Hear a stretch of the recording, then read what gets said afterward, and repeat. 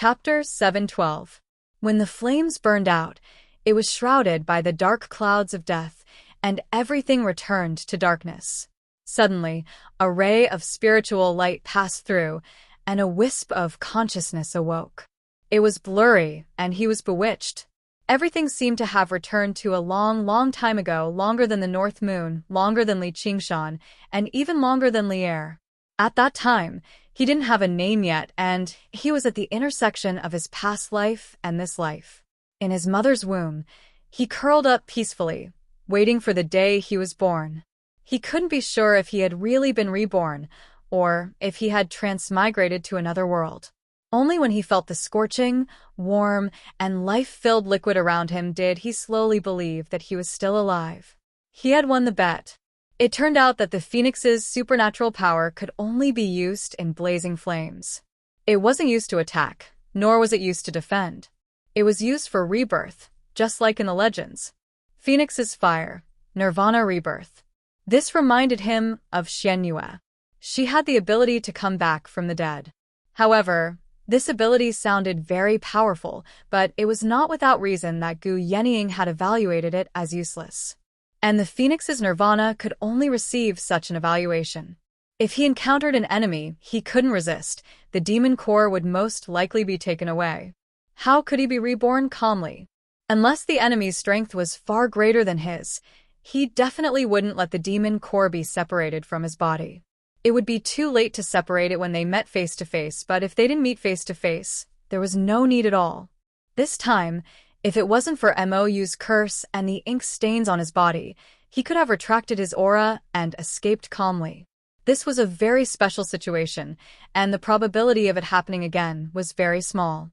No matter what, it had helped him escape once, and he couldn't ask for more. After all, it was the legendary Eternal Life ability, and he had a vague feeling that it wasn't that simple. But what he wanted to know the most was when he would be able to get out of this situation. He wanted to look around, but he couldn't open his eyes. He wanted to stretch his arms and legs, but he couldn't feel them. Helplessly, he discovered that he was also a ball of liquid, and he was in an oval egg, but he wasn't sure if there was egg white and yolk. The so-called, the more you muddle along, the worse you get, was probably referring to this situation. But after muddling along, he became an egg, which was really terrible. Could this be the legendary bastard? Bastard. He cursed in his heart.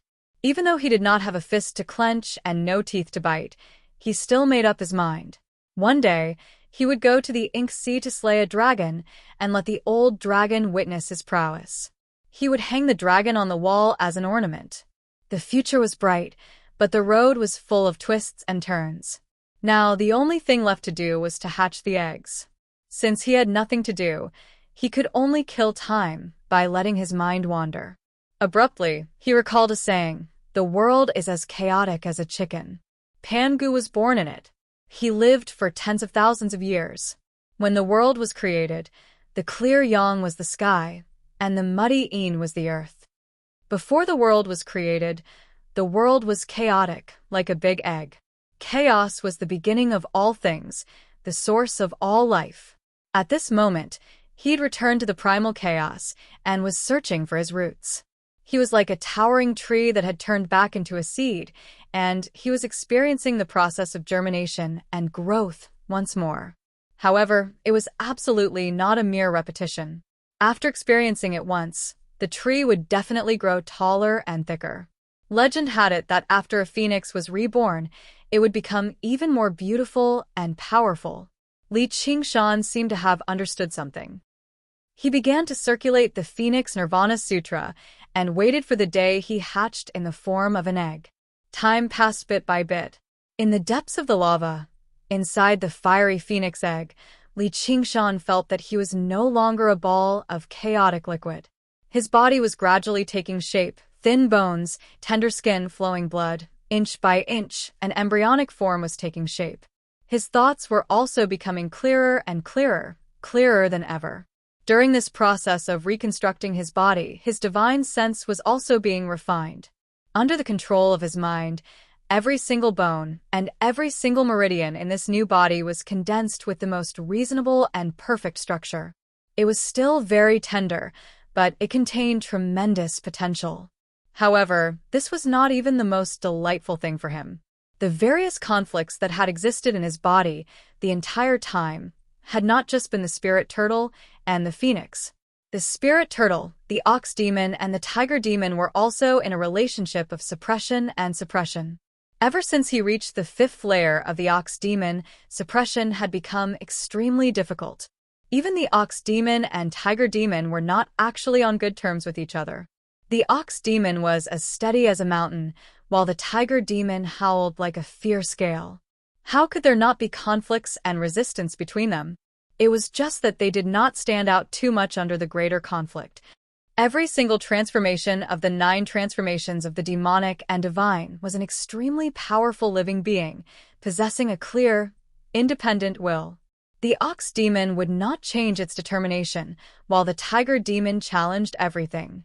The spirit turtle sank into the abyss, while the phoenix soared in the sky. The more powerful they were, the more prominent their differences and conflicts became. When it gave him power and abilities that surpassed other demons, it also led to great internal friction.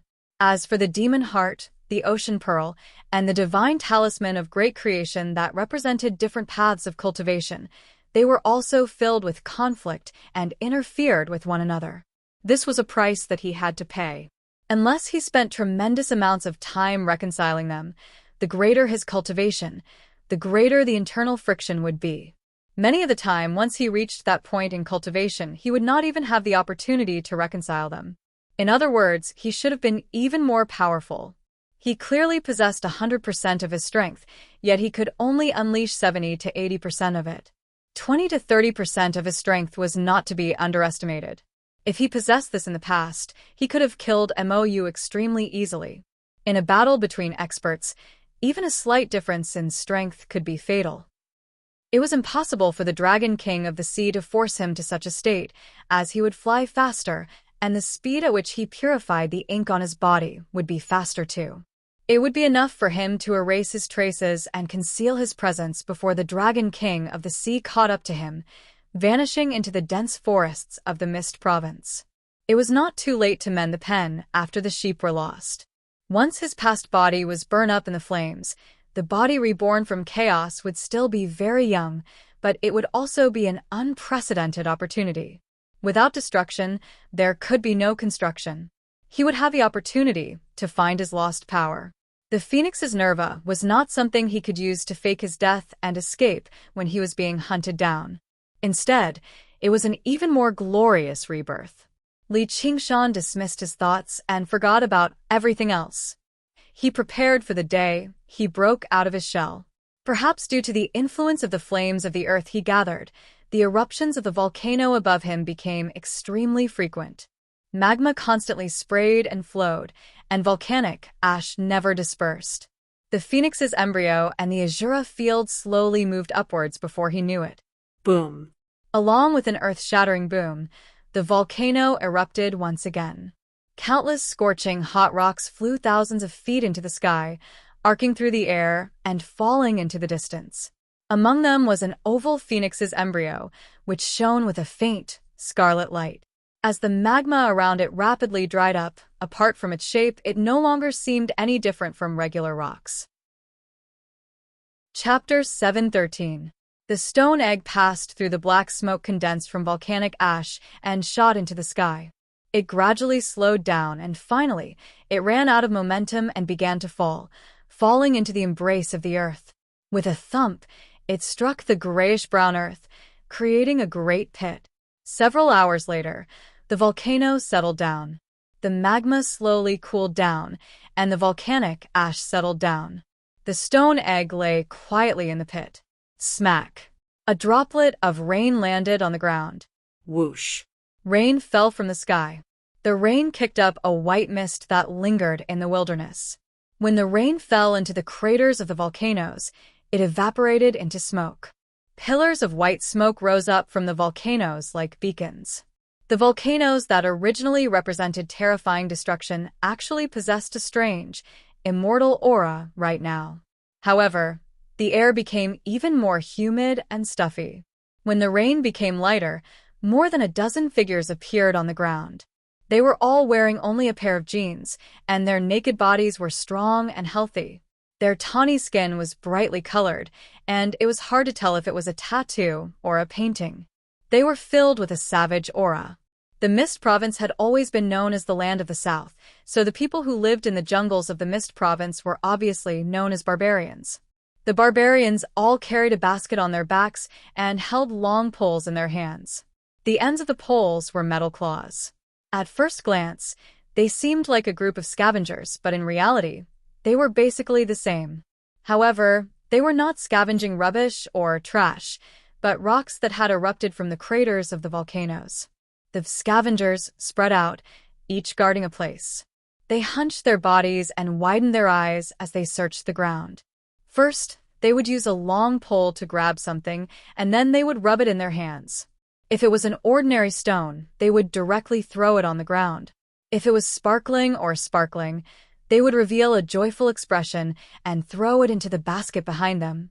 This cluster of volcanoes might be a dangerous place of death, but there were plenty of precious ores as well. The metals that had been tempered by the earth fire were materials for forging divine weapons.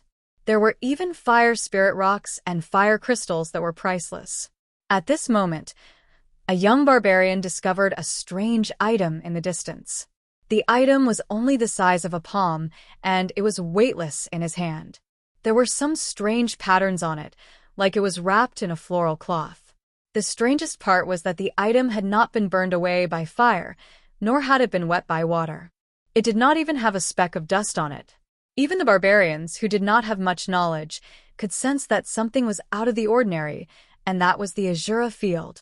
The Azura Field was not far away from the Phoenix Egg, and it was also ejected. However, the Azura Field could now truly be considered an arcane treasure. Its divine splendor was restrained, and no spiritual energy leaked out. Let alone the bodies of mortals, even ordinary cultivators might not be able to see through its effects.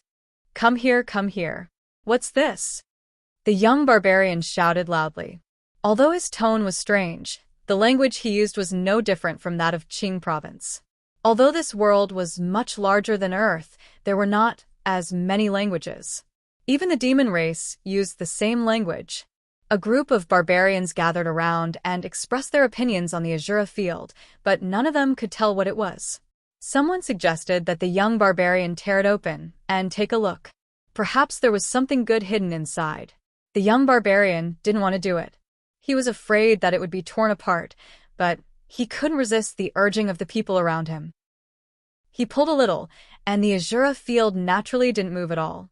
The crowd roared with laughter, laughing at him for not even being able to open a cloth bag. How useless. All of you, shut up. The young barbarian gritted his teeth and used all his strength to pull. However, the Azura Field still didn't move, and the laughter became even more intense. Let me do it.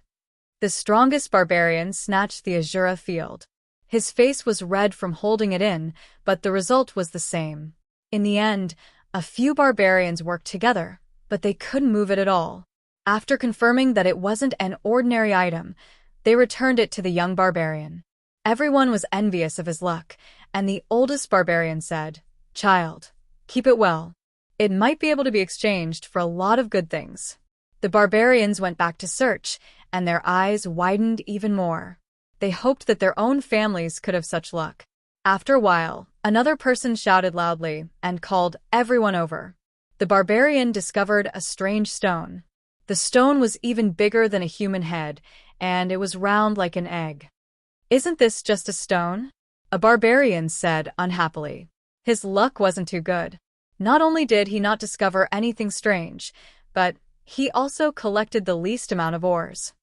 "No, this is an egg. When I picked it up just now, it even moved a little," the barbarian who discovered the stone said with certainty. The two of them argued and almost fought. In the end, they asked the old barbarian to appraise it. He hugged the stone egg and looked at it for a while. According to his many years of experience in picking stones, this was just an ordinary stone formed from lava. It just happened to look like an egg. "Child, don't waste your energy. Throw it away." The crowd dispersed. The barbarian looked at the stone egg in his hand. He still felt that it looked like an egg, or at least it had been an egg before it turned into stone. However, since the old barbarian said it wasn't worth much, he hesitated for a moment and threw it into the stone pit. If he brought this stone egg along, he wouldn't be able to carry many ores. After a while, the ground trembled. Another volcano nearby began to erupt, and the barbarians all fled. Just now, the barbarian who had picked up the stone egg passed by the stone pit and took a look. He stopped and picked up the stone egg, hugging it in his arms. The barbarians retreated to the foot of the mountain, and what appeared before them was a boundless sea.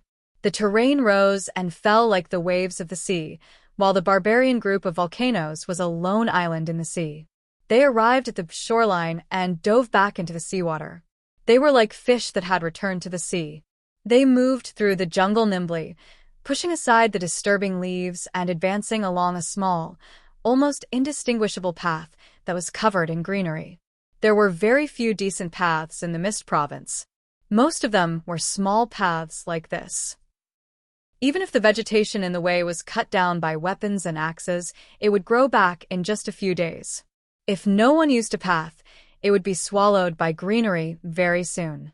Soon, a stockade surrounded by logs appeared in front of them. Everyone heaved a sigh of relief. Forests always contained various dangers, so it was still the village that gave them the most peace of mind. The stone egg and the azura field lay in 2 bamboo baskets as they entered the village of barbarians. A few days later, a group of several dozen people arrived before the village. They were all equipped with weapons, and their attire was no different from that of regular barbarians. Their heads were wrapped in green cloth, and they all carried a pouch on their shoulders. They all gave off a sense of competence. They rode high up on over a dozen pack beasts that resembled neither oxen nor horses. The sturdy pack beasts easily carved out a path through the forest. In particular, the pack beast at the very front was the tallest and strongest. The leader of these people sat on it. He seemed to be in his 40s or 50s. His coarse face was weathered, and his hair that had already begun to turn white was braided into a large braid. His eyes shone brightly, and the pair of large, shiny, golden earrings on his ears were particularly eye-catching. "Open up. The gold's here." Gold earrings bellowed at the top of his lungs like he was singing. His extremely penetrating voice spread through the entire village very soon. "The merchants of Goldie Fort are here. Open up the gate." Shouts rang out from within the village, and the gate suddenly opened. As the merchants lined the path to welcome them, they walked in proudly. The barbarians who had gone to pick up stones laid them out for the merchants to choose. The merchants brought out all sorts of goods to exchange. Gold Earrings was drinking with the old chief when a subordinate suddenly came in and said to him, "Master, go and take a look. We've discovered a wondrous item." "Oh, What wondrous item?" Gold Earrings immediately stood up. Rare ores would appear in these volcanoes from time to time. His mission this time was to circle around these volcanoes and visit over a dozen villages. Then, he would transport the items he exchanged for to Fragrant Flower Market and sell them. He would be able to earn 10 times the profit.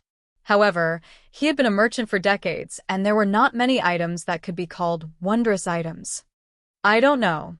It looks like it's woven from cloth, but no one can tell for sure, nor can they tell what it's used for."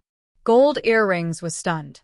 His subordinate was experienced and knowledgeable, but he could not even tell what material it was made of. He could not help but become even more interested. He rushed over to take a look, and his eyes immediately lit up. Although he did not know what it was used for, he could tell from the material that it was not an ordinary item. Could it be a spiritual weapon? Although he had a lot of inner force, he could not see any spiritual light. However, he was prepared. A small bug flew out from the pouch at his waist. The bug flew to the azura field, but there was no reaction. He immediately revealed a disappointed expression. The young barbarian quickly performed. He took out the saber at his waist and slashed at the azura field a few times. Naturally, the azura field remained unscathed. There must be something good inside for it to be wrapped in such a good cloth. "It's worth a lot." Gold Earrings hesitated for a moment. In the end, He spent a jar of salt and a saber to buy this wondrous item of unknown use. This wondrous item had definitely been refined in a special way. He might be able to sell it for a high price in Fragrant Flower Market. Even if he failed, with his silver tongue, he would not suffer a loss. The barbarian hugged the jar of salt and the saber in satisfaction. Just as the merchant group was about to leave, a barbarian rushed out and blocked their way. He raised the stone egg in his hand high. Good egg. Good egg. I don't want a saber. I just want salt.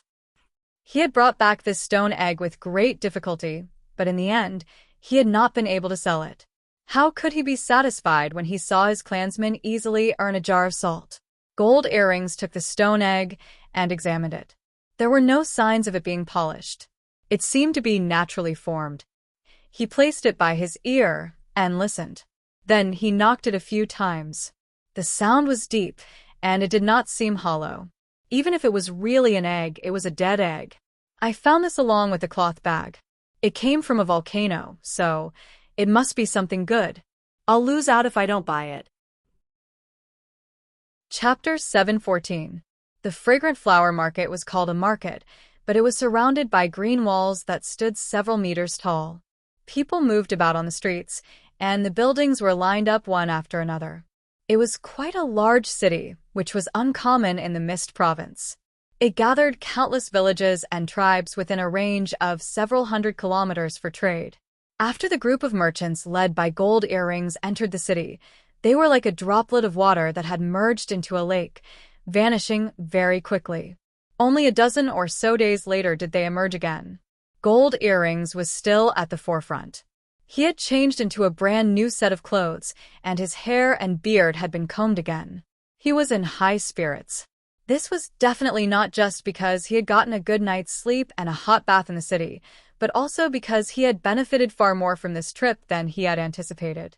That flowery cloth bag of unknown function had actually been sold for a high price of 100 taels of gold during the monthly Fragrant Flower Market's auction.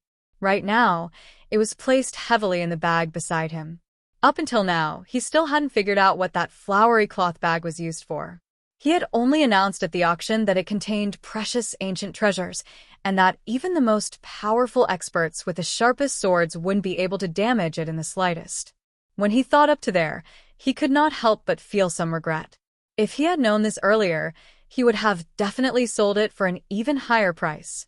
However, none of the people who wanted to buy the bag were people he could afford to offend.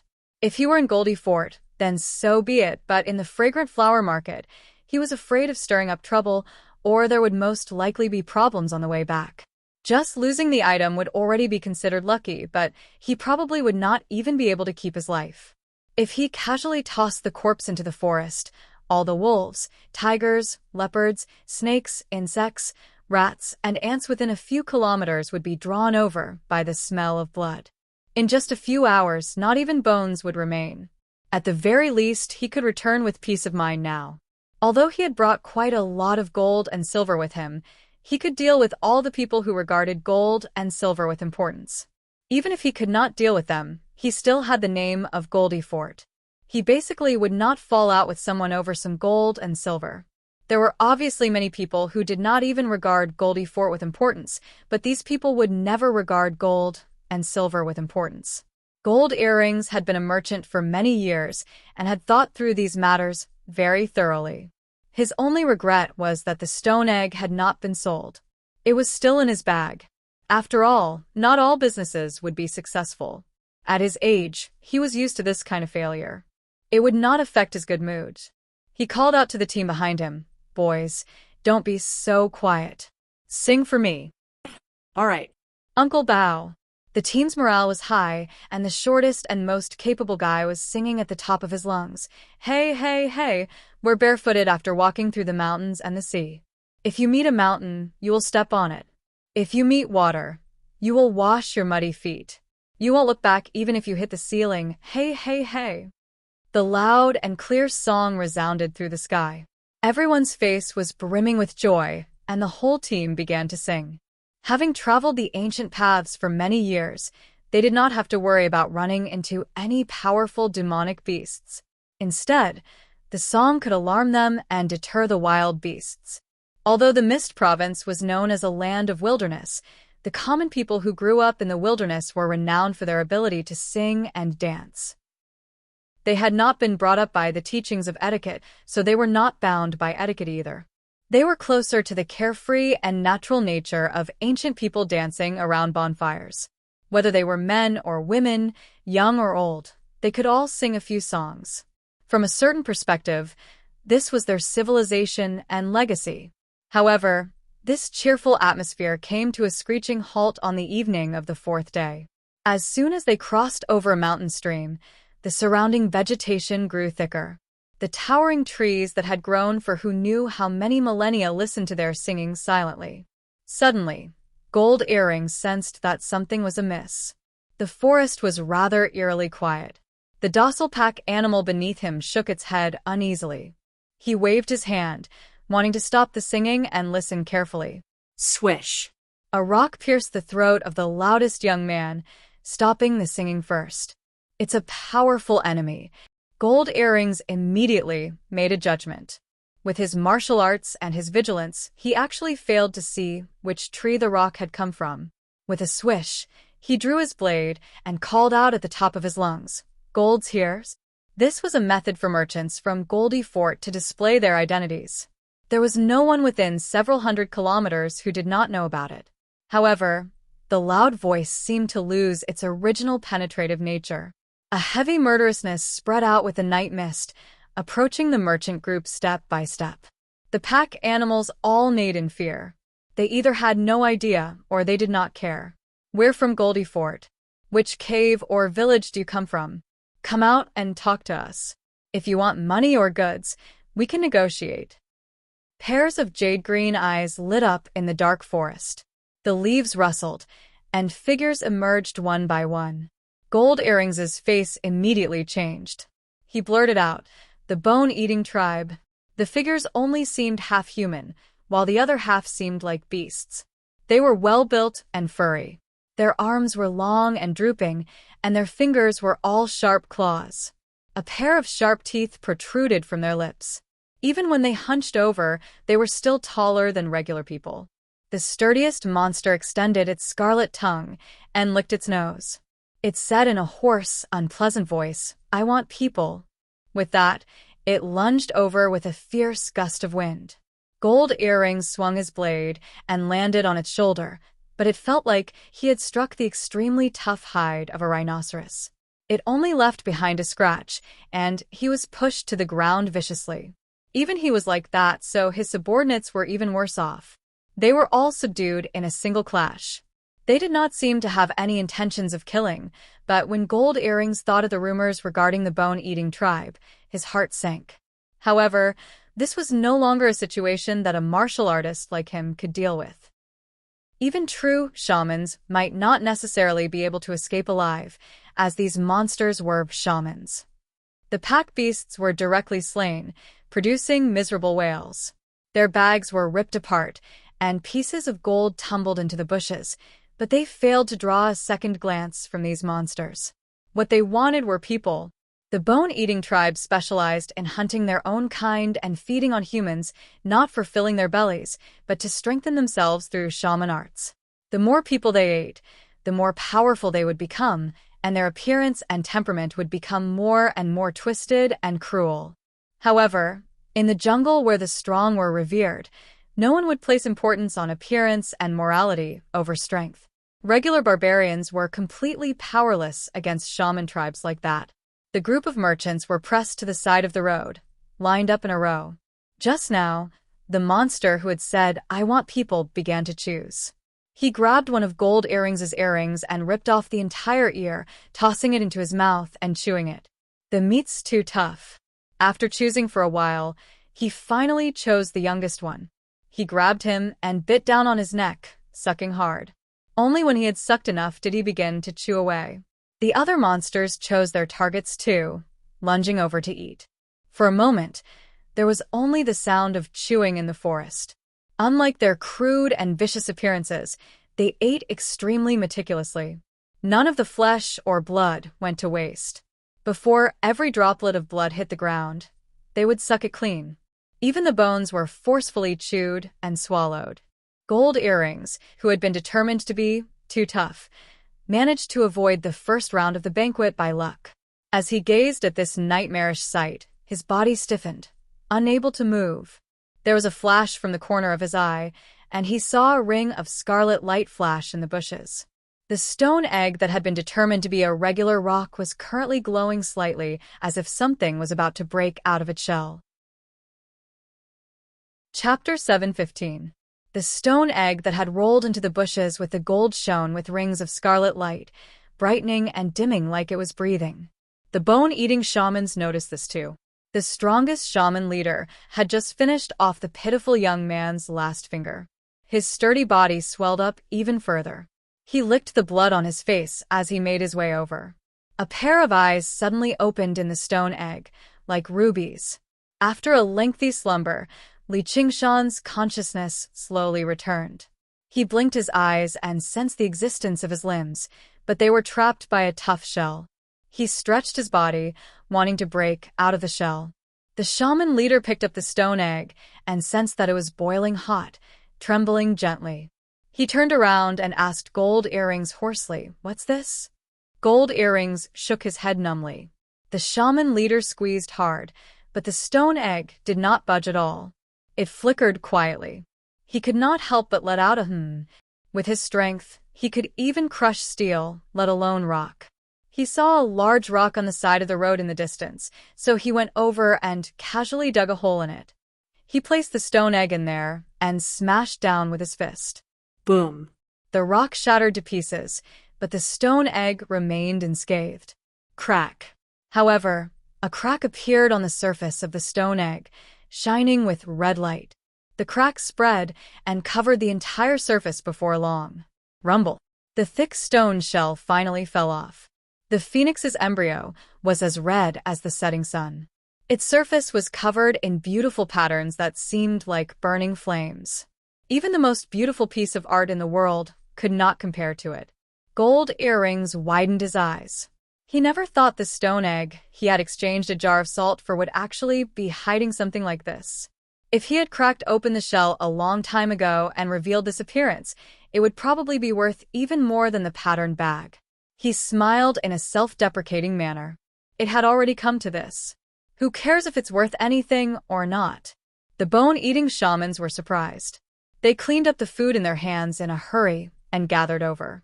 They studied the phoenix's embryo, but they were unable to see the situation inside. However, Li Qingshan saw the vicious faces through the shell. He could not help but feel rather confused. Weren't I in the volcano? Why am I here?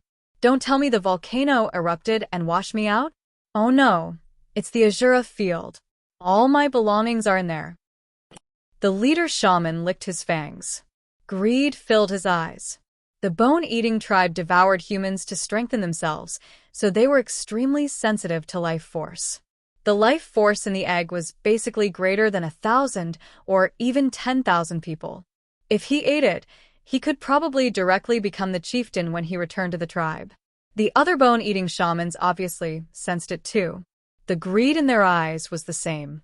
A skinny, little shaman was unable to resist the temptation, extending his hand in an attempt to touch the egg. He was sent flying by the shaman leader with a slap, landing on the ground. His fate was unknown. The shamans immediately stopped acting up, but their eyes remained glued to the phoenix's embryo. Li Qingshan could clearly see the greedy eyes in front of him. He clenched his hands and feet, but he felt that his body was unprecedentedly tender and weak. The monster Dan was still intact, but all the monster aura had been exhausted and could not be used. He couldn't even use his innate divine abilities. The so-called Nirvana rebirth was obviously not about becoming stronger in a short period of time. Instead, it required a process of growth and maturity. He also wanted to make use of this process to adjust the various powers in his body. Right now, he was in his weakest state. After so much difficulty, I managed to escape from the Dragon King of the Sea's pursuit.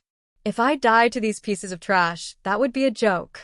Li Qingshan could tell the strength of these bone-eating shamans with a single glance. As humans, they could not reach the sixth layer, and as demons, they could not condense a demon core. Although their bodies were tough, they were at the level of iron plate corpses at most. But right now, he could not even deal with a regular zombie, let alone iron plate corpses. He sensed the scarlet, scorching liquid flowing through his body, which made him purse his lips and smile. The phoenix's embryo suddenly shone brightly.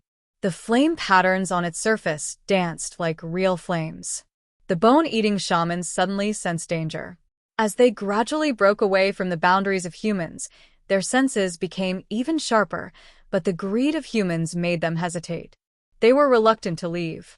Boom. The phoenix's embryo shattered loudly, and violent, scarlet flames surged out violently, swallowing the bone-eating shamans and reducing them to ashes amidst their howls. The liquid in the phoenix's embryo was a tangible product that Li Qingshan had condensed from the fire of the earth, so the power it contained went without saying. It was not something a few shamans could withstand with their bodies. When all the shamans gathered around the phoenix's embryo, gold earrings moved silently. The bone-eating shamans did not believe he had the right to escape, so they did not restrain him. Suddenly, there was a scarlet flash. He reacted quickly, kicking off with his legs and lunging into the distance. He felt a wave of heat rush over from behind, and he slammed into a tree viciously. His vision darkened, and he almost fainted. He immediately bit the tip of his tongue and forcefully woke himself up. He felt his back burn with pain. It was all thanks to the circle of shamans blocking most of the force of the explosion, allowing him to survive. Gold Earrings was about to take off when he glanced back and saw the young shaman who had been sent flying earlier standing a few steps away. He immediately stiffened up and became immobilized. This was not cowardice. He had faced so many life-threatening dangers in his life that he could still smile even if a blade was pressed to his neck. However, he could not resist the sense of fear. It was said that many animals would lose the power to resist when they faced their natural enemies. No matter how vicious a dog was, it would still tremble with its tail between its legs before a dog butcher. These bone-eating shamans were the natural enemies of humans, true butchers of humans. They were only small compared to their own kind. Killing him was still as easy as raising a hand. "Sigh, I've killed these animals. You can say I've gotten my revenge." The jar of salt was worth it. However, the shaman did not even glance at Gold Earrings. A food he could eat at any time was not worth his attention. He focused on the center of the explosion, arching his body and letting out a threatening growl. Who can survive such a violent explosion? Gold Earrings could not help but follow the shaman's gaze. The surrounding trees and grass that had been set alight flickered with fire, but the center of the explosion seemed rather gloomy. All of the flammable vegetation had been reduced to ashes instantly. Vaguely, he made out a very small figure. Don't tell me a monster really did emerge from the egg. Heh, that works too. I'll kill all of these man-eating bastards. Even if I'm killed by a monster, it's better than dying to their hands. Huh? That's Gold Earrings squinted his eyes before snapping them open again. The Mist Province had never lacked mysterious and strange legends, but everything he had experienced tonight was even stranger than the legends. What emerged from the egg was not a monster, but a baby. He seemed like he had just been born. He was only around a foot tall, and his skin was white and rosy, like he was carved from jade. He seemed extremely young, but his scarlet eyes shone with a soul-stirring light. "There's actually another one. How troublesome," Li Qingshan murmured. He discovered his voice was almost like an infant's murmur. With his current strength, he was still not the bone-eating shaman's opponent. The danger had not been resolved yet. However, just how many dangers had he been through, and how many powerful enemies had he faced? He did not care too much about an opponent like that. Under the bone-eating shaman's threatening growl, he glanced over with his scarlet eyes indifferently. All of the bone-eating shaman's hair stood on end. He leapt backwards, pacing around on all fours. He was afraid to make eye contact with the scarlet eyes, but he refused to leave just like this. The heavy aura of life drew him in. Li Qingshan made his way over to the bone-eating shaman. His strides were very small, but he walked with ease and composure, without the slightest fear or hesitation.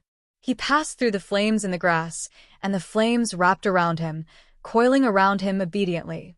The bone-eating shaman staggered backwards. As Li Qingshan advanced, clusters of flames surged over, suddenly turning into a pair of wings of fire and lunging towards the bone-eating shaman. The flames whistled, and whistled like a phoenix spreading its wings. Actually, this was just a bluff. Regular flames were unable to deal much damage to a bone-eating shaman with a tough body. The bone-eating shaman let out a wail and fled in a hurry, vanishing into the jungle in the blink of an eye. Don't tell me this infant is a fire devourer? It's said that fire devourers are born from fire, but I've never heard of them turning into eggs. And it's said that most fire devourers live in the south? Who cares? If the fire devourer pursues the shaman, I'll flee immediately. I didn't think I'd actually make it out alive this time. That's unbelievable. Having survived a desperate situation, Gold Earrings thought happily, but he saw that the fire devourer did not pursue the fleeing bone-eating shaman. Instead, he looked at him and asked with a tender voice, "What's your name?" Gold Earrings almost fell into a state of numbness again. He wanted to act like he had heard and seen nothing. The bone-eating shaman who fled through the jungle saw how Li Qingshan did not pursue him, so he stopped hesitantly.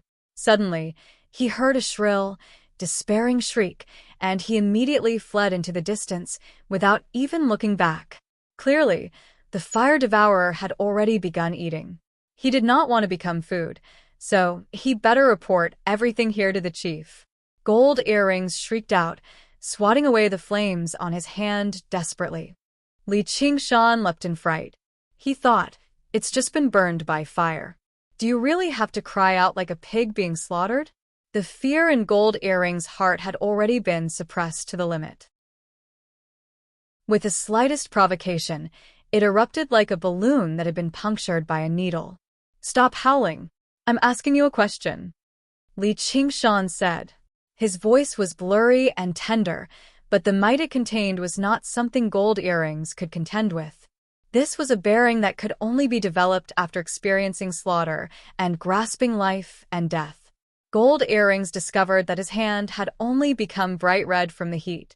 He no longer dared to look down on Li Qingshan. He prostrated on the ground and trembled. "I am Goldie Bao." "That's a good name," Li Qingshan praised without any sincerity. He asked, "Do you want to live or die?" Goldie Bao's desire to live suddenly erupted. He raised his head. "I obviously want to live." Li Qingshan smiled. "Very good. I hate people who don't want to live the most." Chapter 716. Li Qingshan's tone of seniority made Goldie Bao lower himself even more. "I definitely won't become someone that Sir hates." Faced with an existence that could even kill shamans so easily, he dared not disobey him at all. "That's good. Raise your head." Goldie Bao raised his head in a hurry, only to see Li Qingshan holding a piece of eggshell in his tender little hand. "Go find all of these pieces right now." "Yes." Li Qingshan just waited where he was and yawned. After such a short while, he actually felt rather tired and sleepy. He casually tossed the eggshell into his mouth and chewed it a few times with his few baby teeth before swallowing it. A warm stream spread out, rousing his mind. He rubbed his head, and a layer of fine hair sprouted on it. He could not help but grin. His naive and cute appearance made Goldie Bao shiver all over. He ignored his wounds and began searching through the forest in a hurry. Originally, the spiritual fluid in the phoenix's egg was for Li Qingshan to drink so that he could recover a certain amount of strength to crack the eggshell. Afterwards, he would eat the eggshell and he would basically be able to move about freely. He would not be as weak as he was right now. However, he was surrounded by these bone-eating shamans, so he was forced to use the most violent method to detonate the phoenix's egg. The eggshell shattered and scattered in the forest. However, he did not find it to be a pity. As long as he survived the current danger, recovering his strength was only a matter of time. The sky had already completely darkened. The rainforest was humid, so the burning vegetation was extinguished before long, turning into white smoke that merged with the night mist. The heavy smell of blood and the pungent smell of being burnt intertwined, gradually permeating the air. Oh, right, there was also the fragrance of dead pack animals being cooked by the wildfire. Li Qingshan wrinkled his nose. He did not have much experience living in rainforests, but he knew that many wild beasts had already begun hunting at this time of the day. The smell flickered like a beacon in the darkness. The reason why he had not approached it immediately was probably because the aura the strange people had left behind earlier still served as a deterrent. Once the smell gradually dispersed, the danger would grow heavier and heavier. Now that there was no fire to borrow, if a ferocious beast appeared, he really wouldn't be a match for it. And if that one ear saw through his weakness, it would be good enough for him to escape. It was also very likely that he would immediately kill him. Those monsters might return, so they had to leave as soon as possible. The sooner, the better. Fortunately, after the flames were extinguished, the light emitted by the eggshell was particularly eye-catching. Thanks to the dense forest, most of the eggshells did not fly far and were nailed to the trees that blocked the way. Goldie Bao, whom Li Qingshan called One Ear, was rather nimble. Before long, he had collected 5 or 6 eggshells. Li Qingshan threw all of them into his mouth. His body grew a little, his hair became much thicker, and even a few more baby teeth grew out. After waiting for the time it takes for a stick of incense to burn, the eggshells are almost all collected. Li Qingshan has also grown from a newborn baby to a 1-year-old. Goldie Bao was secretly amazed. He thought these eggshells are actually rare spiritual items. I wonder what they'll do if I secretly eat one. That was what he thought, but he dared not actually do it. Even if he did not discover it, the spiritual medicine of others could be his own poison. At this moment, he discovered another eggshell the size of a pinky on the ground. Right when he was about to pick it up, a huge centipede lunged over and ate it. Goldie Bao pulled his hand back in a hurry.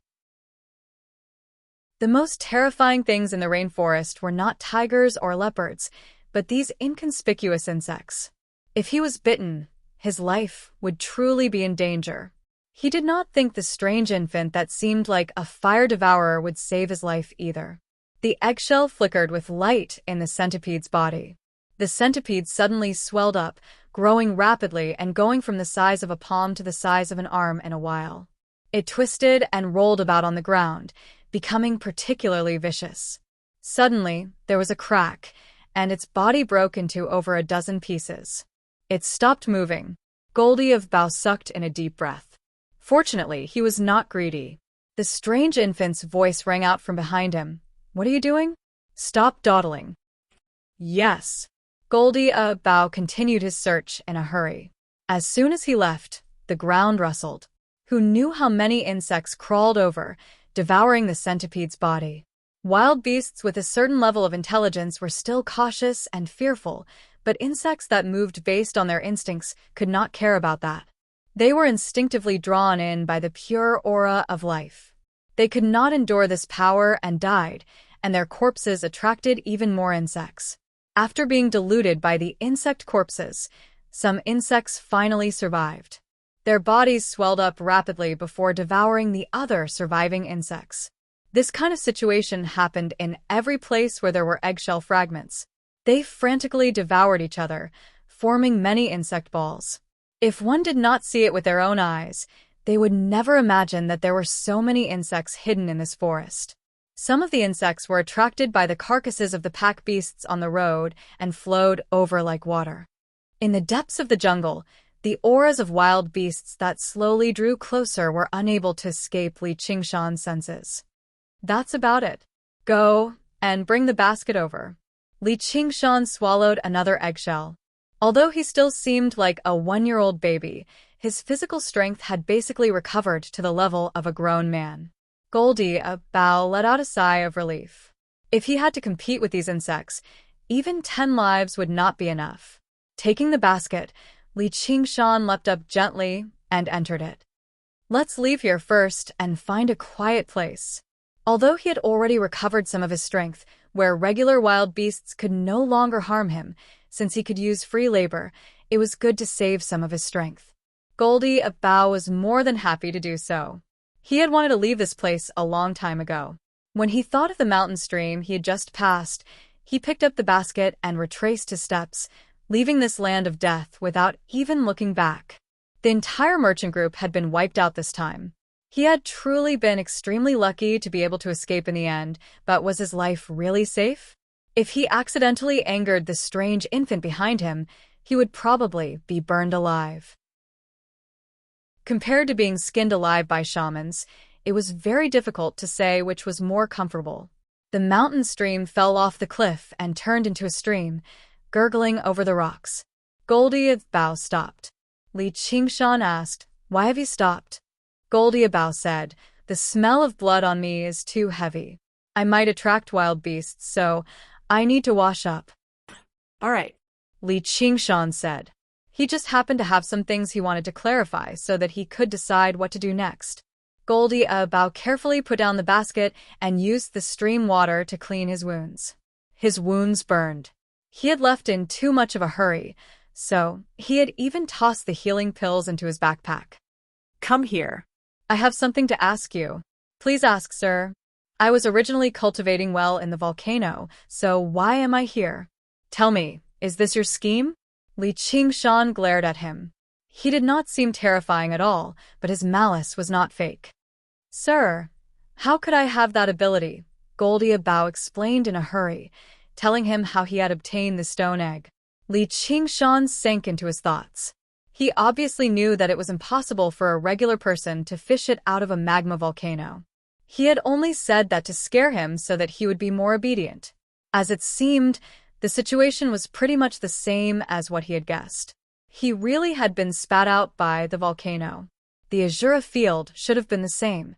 "Then let me ask you, did you see something?" "What is it?" Goldie of Bao thought. "Oh no. Is it that pattern bag?" Li Qingshan described the size of the Azura field. Seeing Goldie of Bao's gaze drift about, his face changed. He called out sternly, "Where is it now?"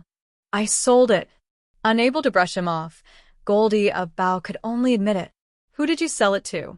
It seems like someone from Blackwater Cave." "Seems like?" "Yes, it's definitely someone from Blackwater Cave." Li Qingshan nodded. It was fine as long as he knew its whereabouts. The Azura field was his most important arcane treasure.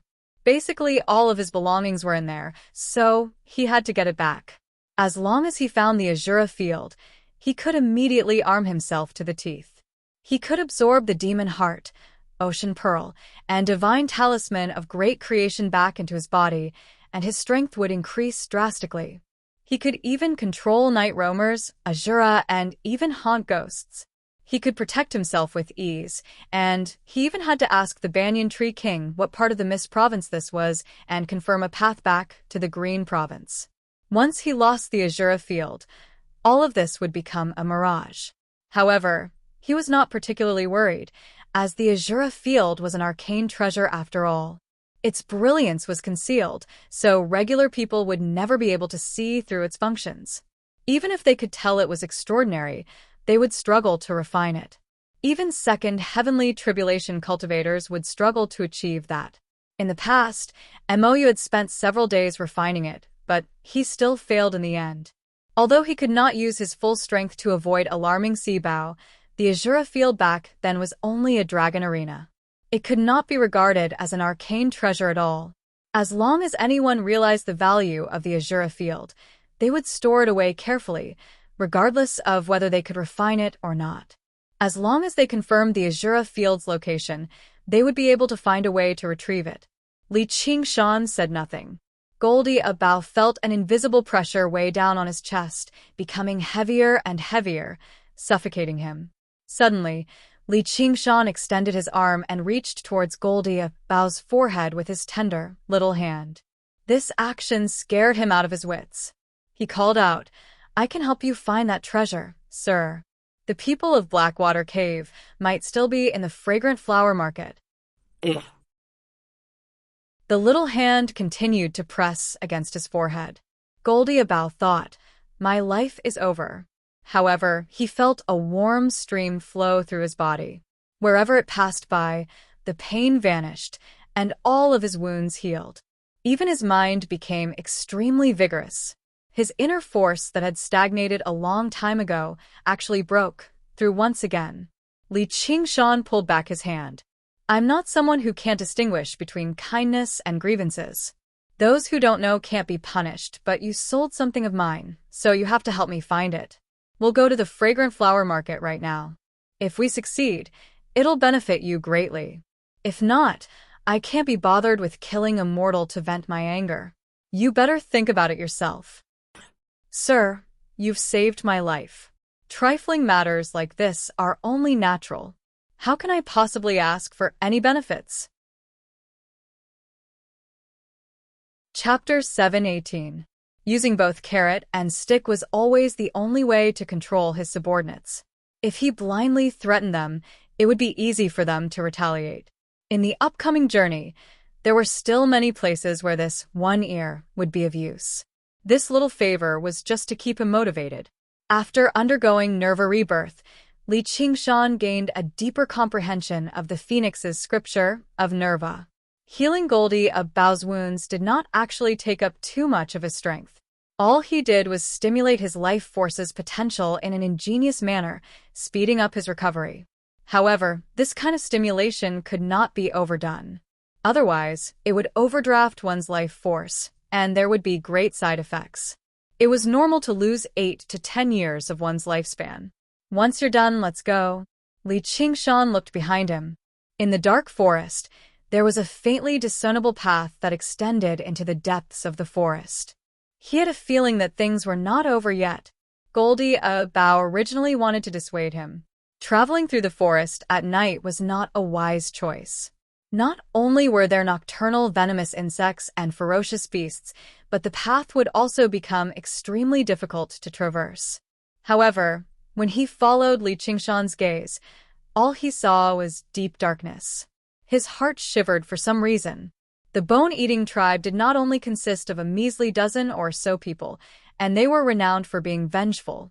If anyone dared to kill their people, not only that person, but even the entire clan would be annihilated. Now that so many people had been injured, they would probably come out in full force to take revenge. A single shaman was already so terrifying. If there were over 100 of them, probably even the strange infant would not be able to stop them. When the words came to his mouth, they became, "Yes, sir." He picked up the bamboo basket and rushed off in the direction of the fragrant flower market. As long as he made it there, he would receive the protection of the fragrant flower clan. Even the bone-eating tribe would not dare to act recklessly. A gust of wind blew through the sea of trees, rustling loudly, like the waves of the sea. Tens of thousands of tree branches waved, and the tree seemed to have turned into a monster that wanted to devour people. Goldie Bao widened his eyes, but he could only barely make out the surroundings within a few steps. The intertwined roots on the ground could easily become a tripping trap if one was not careful. He gathered his inner force and tried to walk as softly as possible to avoid alerting the sharp ears in the forest. Fortunately, he had traveled this trade route for decades. Even if he closed his eyes, he could still picture every twist and turn in his heart. This was a road that had been paved with countless lives. There were far fewer venomous insects here than in the forest, but he still had to be careful of a venomous scorpion or a venomous snake dangling down from the branches. Unlike the tense Goldie Bao, Li Qingshan laid in the bamboo basket leisurely with his arms as a pillow, breathing in the humid, hot, yet extremely fresh air as he listened to the wind blowing through the sea of trees. Great waves were set off. He could also hear even more To. and to and sound. He could and sound. He could even to. And let. It wasn't just the trees. Every single plant was reaching higher into the sky. He know to grow. He know not. No, not to. Not to and all. Him. He, and were not to. He. There was no need for him to cultivate arduously and walk the troublesome path of the past all over again. All he had to do was patiently wait for him to grow up and balance the multiple powers in his body during this process. He smiled. He could just treat it as a holiday. He just had no idea when he would be able to return to the Green Province. North Moon's death had probably already caused a very great disturbance. However, to most people, it was just a casual conversation after a meal.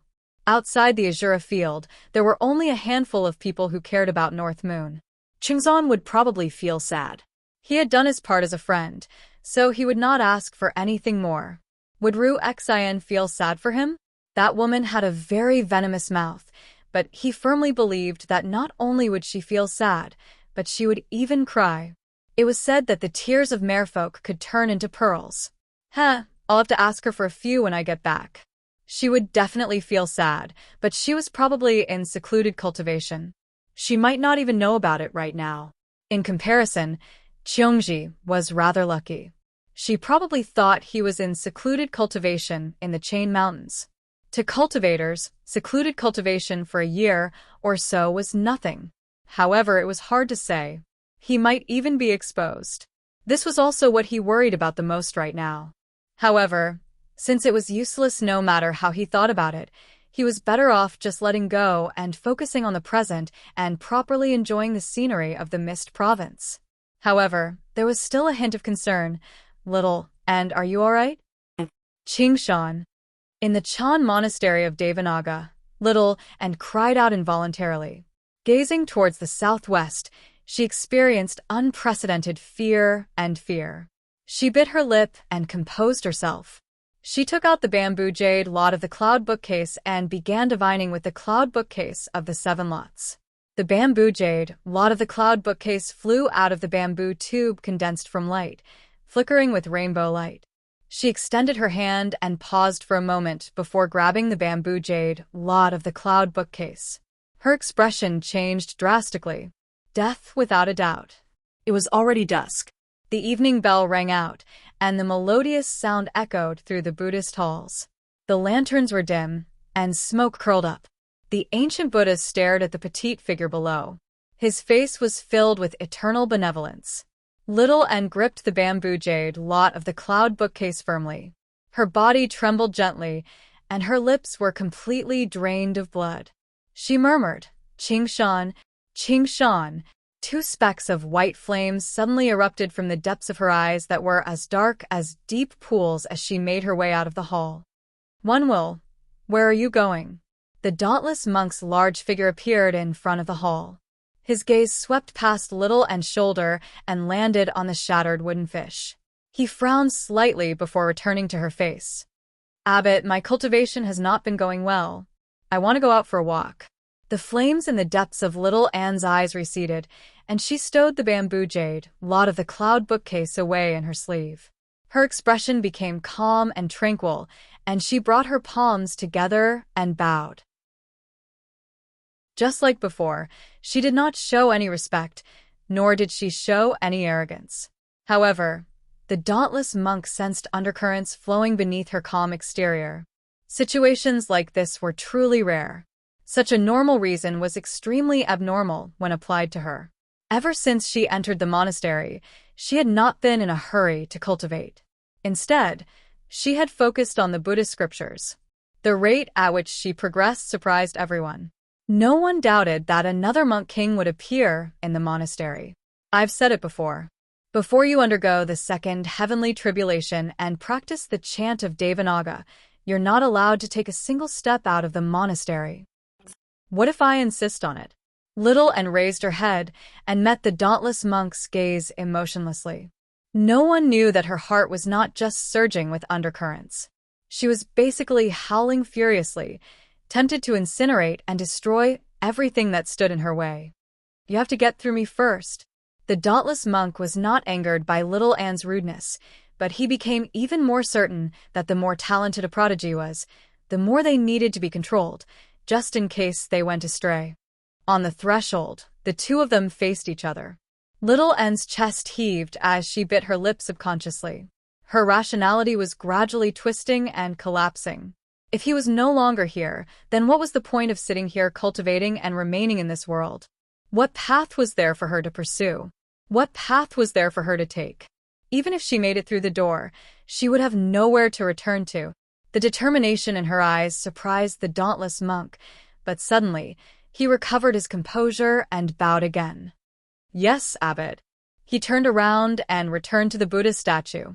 He sat down on the cushion and took out another wooden fish, continuing to strike it.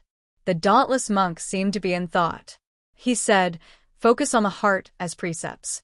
From precepts comes composure, and from composure comes wisdom. Your Dharma name is one will, but that doesn't mean you can stubbornly do everything.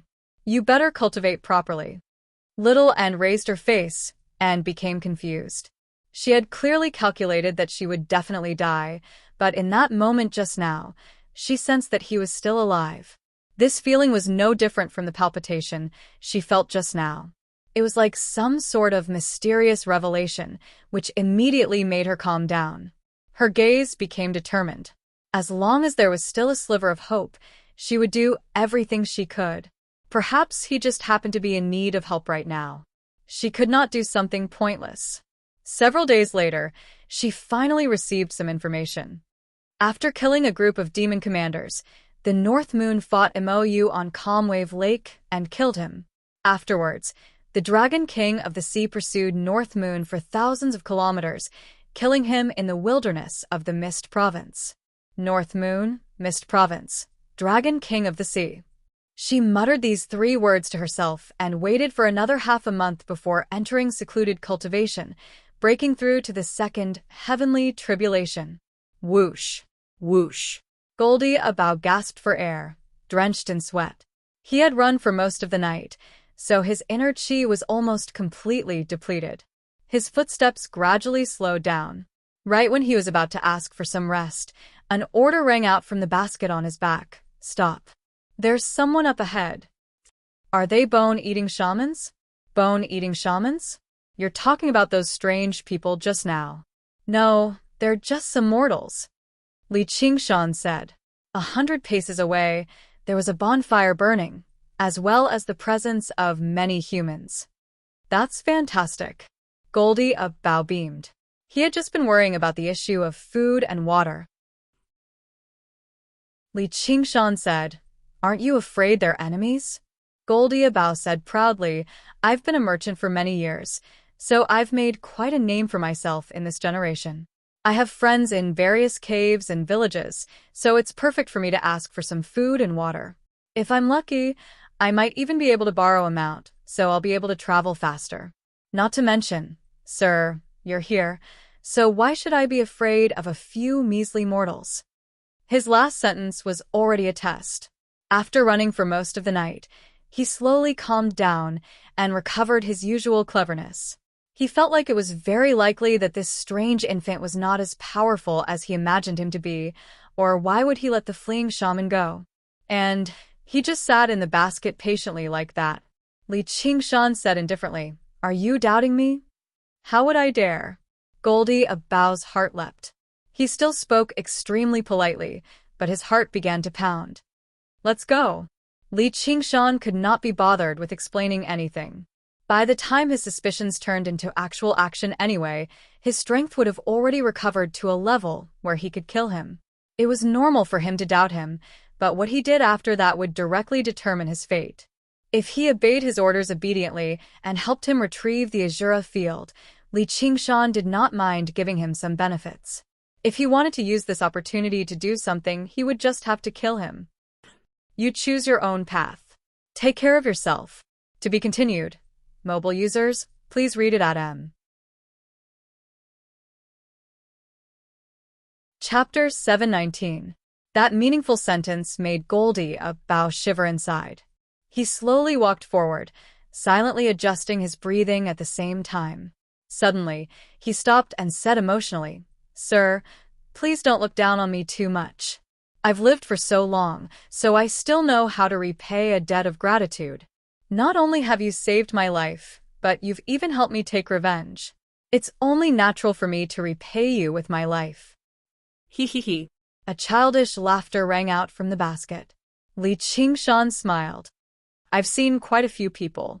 Some are smart, some are stupid, some are cunning, some are loyal, and unknowingly, I've developed a knack for judging people. If I really want you to repay me with your life, You probably won't do it no matter what. Goldia Bao's expression stiffened. He felt rather awkward. He had indeed only said this after careful consideration. No matter what choice he made in the future, he had to obtain this strange infant's trust as much as possible. If it really was a dead end, he definitely would not take it. In this sea of trees, survival would always be the most important. Compared to revenge and repaying a debt of gratitude, it was all secondary. Li Qingshan said, "Since you're a merchant, let's talk business. If this deal goes through, the benefits will be 100 times, 1,000 times better than that 100 taels of gold. I can guarantee that you won't have to do this for the rest of your life. If it doesn't work out, even if you don't want to repay me with your life, it's not up to you." Then, in other words, we're partners in business. May I ask for Sir's great name? Goldia Bao laughed dryly, but he was greatly moved inside. Just call me a you. Li Qingshan considered it. Originally, he wanted to make up a fake name, but he really did not have much talent for names, so he just used his real name and covered it up slightly. Yes, Sir Yu. Speaking of which, our fort has someone called Goldia Yu. Goldia Bao thought, this name sure is ordinary enough. I can tell it's a fake name with a single glance. Barbarians did not have much talent for names either. They often used the name of the village as their surname, and their names would be a Bao, a Lan, or something like that. There were many a Yu, both male and female. What a coincidence. We're almost there. I don't want to see anyone, so you go deal with them. Goldia Bao had already seen the flickering firelight in the forest. He felt that his strength had recovered slightly, so he strode over. Who are you? One of them shouted in a low voice and pulled out his saber. The people around the bonfire woke up and immediately took out their weapons. I'm Goldia Bao. Is that Huangliang Fei from Huangliang Beach up ahead? Goldia Bao was overjoyed when he heard the voice. It just so happened that he knew someone. Is that Uncle Puff from Gold Fort? Please come over. We just said that you made a fortune in the fragrant flower market. Why are you here? Huang Liangfei stowed his blade away and invited Goldia Bao over to the campfire. He saw that his clothes were tattered and covered in blood. He was even missing an ear. He could not help but become surprised. What's going on? Where are the others? Sigh. We've been robbed. Goldia Bao glanced around. There were 8 of them, but it was a pity that they did not have pack beasts. After all, they were not specialized merchants. Who is so audacious to dare rob the caravan of Goldie Fort? The bone-eating tribe. Goldia Bao spat out 4 words, and everyone's expression changed. Huang Liangfei asked, the bone-eating tribe is up ahead. Goldia Bao told him what had happened, but he skipped over the matters related to Li Qingshan. He only said that a powerful vicious beast had thrown a wrench into their plans, which was why they managed to escape. This is the retribution of those monsters, and it's also because you've done good deeds, receiving the blessings of the Bodhisattva. Come, eat something. Only then did Huang Liangfei stop worrying. He did not doubt what he said.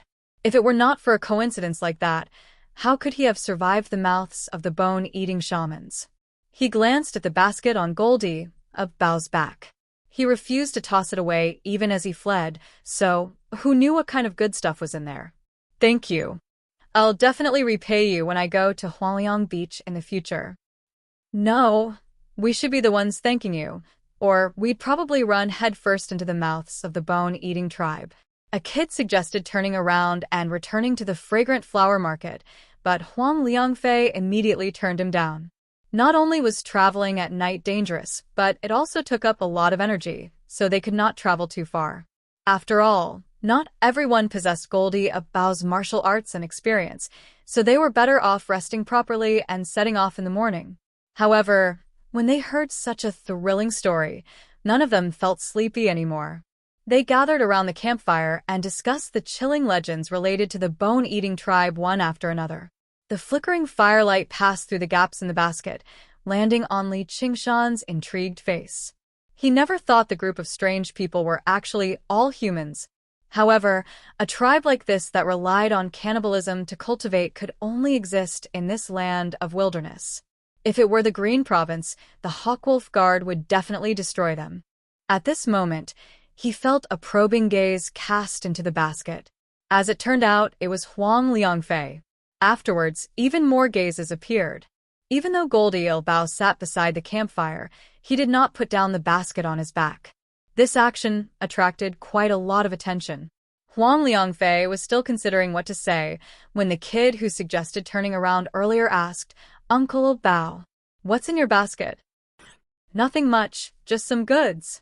Goldie Bao sensed the gazes in the surroundings begin to change slightly. He thought, "Oh no, I actually missed out on this." If he said there was nothing important in the basket right now, probably no one would believe him apart from the naive kid who had asked about it. Unless Sir Yu walked out himself for them to see, but Sir Yu clearly had no intentions of doing that. Li Qingshan sat in the basket calmly and sneered slightly. He just happened to find this labor not strong enough. Huang Liangfei exchanged glances with his companions. He had heard that Goldie Bao had earned 100 taels of gold from selling a wondrous item in the fragrant flower market this time. Coupled with the ores, it was quite a bountiful harvest. Was it all in the basket? Only the kid failed to sense the change in the atmosphere at all. He asked about the appearance of the bone-eating people in fear and excitement. Normally, not a lot of people would target a merchant group. Even if the ambush succeeded, the revenge of Goldie Fort would be no laughing matter. Now that Goldie Bao was in such a sorry state, Huang Liangfei was confident he could kill him alone, and no one would know he had come here. The people of Goldie Fort would only think the bone-eating people had eaten him clean. He could obtain what was in the basket on his back without any risk at all. This was an extremely rare opportunity. Malice permeated the surroundings of the campfire. Goldie Bao suddenly fell silent, lowering his head and trembling all over. A sliver of contempt flashed through Huang Liangfei's eyes. He never thought an old merchant like him would actually become so frightened. He crouched down and said hypocritically, "Uncle Bao, are you fine?" Goldie Bao said nothing. It was not that he did not want to speak, but that he was unable to. At this moment, a small hand passed through the gap in the basket and pressed against his back gently. Streams of heat flowed through his body, and all of his blood began to boil. Endless power seemed to surge out of his body, filling every inch of his body. Huang Liangfei's hand had already reached for the hilt of his blade. Goldie Bao suddenly raised his head. His face was bright red, and he seemed even more vicious. He grabbed Huang Liangfei by the neck and was about to crush it hard when a tender voice rang out from the basket, "Don't kill him." Goldie Bao struck Huang Liangfei's chest with a backhand. With a thump, Huang Liangfei's ribs cracked, and he was sent flying. Only now did he return to his senses. He was utterly shocked. Since when did his martial arts become so powerful? "There's a child in the basket?" "Uncle Bao, what are you doing?" The kid said in surprise, but his voice was drowned out by the roars of his companions. Clang. The barbarians all drew their blades and swung them at Goldie Bao. A gust of wind blew over, and the campfire danced wildly. Their shadows blurred about, like ghosts. Goldie Bao punched out with both fists and sent another 2 barbarians flying, but he was unable to avoid the other blades. A few fire snakes suddenly surged out of the campfire, shooting towards the barbarians' eyes. Fire. Arg. Although the barbarians were fierce, they subconsciously covered their eyes when their vitals were suddenly injured, letting out miserable cries. How could Goldie Bao let go of an opportunity like this? He swung his fists and legs, knocking all the barbarians from Huangliang Beach to the ground. Although he did not kill them because of Li Qingshan's orders, they were all heavily injured and had their bones broken. In the time it took for a spark to fly off, the clash had already ended. Goldie Bao looked at his hands. He struggled to believe that this was his own strength. He felt like he had not even used his full strength. Don't celebrate too early. Be careful of shortening your lifespan. Li Qingshan leapt out of the basket. Arg. Shortening my lifespan? I've completely unleashed all the potential in your body. If you wait for this to subside, you might even die. Li Qingshan sniggered. You dash. Goldie Bao's face changed. His excitement immediately turned into fury, but when he met the scarlet eyes, He dropped to his knees with a plop and called out, "Please save me, Sir Yu." Since he was bold enough to say it, he was clearly not afraid of him learning about it. Li Qingshan smiled in satisfaction. If he dared to stab him with a single sentence, then he would have to consider switching labors. He made his way over to the campfire and extended his fingers. The flames transformed into various shapes and sizes. "You don't mind eating people, do you?" Arg. Goldie Bao looked at the barbarians on the ground. "You don't want me to kill them? Don't tell me you want me to be like the bone-eating tribe." He gritted his teeth. "I don't mind." "Sir Yu, do you know the shaman arts of the bone-eating tribe?" As long as he could survive, he was willing to do anything. "That's good. I don't know any shaman arts, but I've gained some inspiration. Pull that guy surnamed Huang over." Yes. Goldie Bao pressed Huang Liangfei before Li Qingshan. Li Qingshan pressed his hand against his forehead. Huang Liangfei, who was originally on the brink of death, began to put up a violent struggle before suddenly collapsing and becoming motionless. Li Qingshan held a bright red ball of flames in his hand. This was all of the life force in his body, or in other words, it was the fire of life. The very nature of the bone-eating tribe's cannibalism was to devour this life force. This power was far too impure to him and completely useless, but to mortals, it was without a doubt a complete supplement. "Open your mouth." He flicked it gently, and the flames flew towards Goldie Bao's mouth. Goldie Bao opened his mouth in a hurry and felt a warm stream flow into his stomach, spreading out and rousing his spirits. "Thank you, Sir Yu." Li Qingshan nodded. Danger was approaching, so he would just nurture this only subordinate of his a little, just in case he was useless when it mattered. Chapter 720. The night deepened, and the smell of blood became even heavier. The corpse of a pack animal collapsed in the center of the path, but no vicious beasts approached it the entire time. They paced around in the distance before fleeing into the depths of the jungle in fright. The murky eyes of a pack animal suddenly twitched, and a black insect crawled out before turning around and burrowing back in. The pack animal's colossal body was riddled with wormholes of various sizes, revealing bloody, white bones. A huge, colorful spider monopolized the pack animal's body, plunging its mouth into the skull and sucking away the brain. Insects of various sizes had already completely taken over this place. They were everywhere on the ground and in the sky, as if they were the masters of the jungle. Specks of green light suddenly lit up in the darkness. They were pairs of eyes.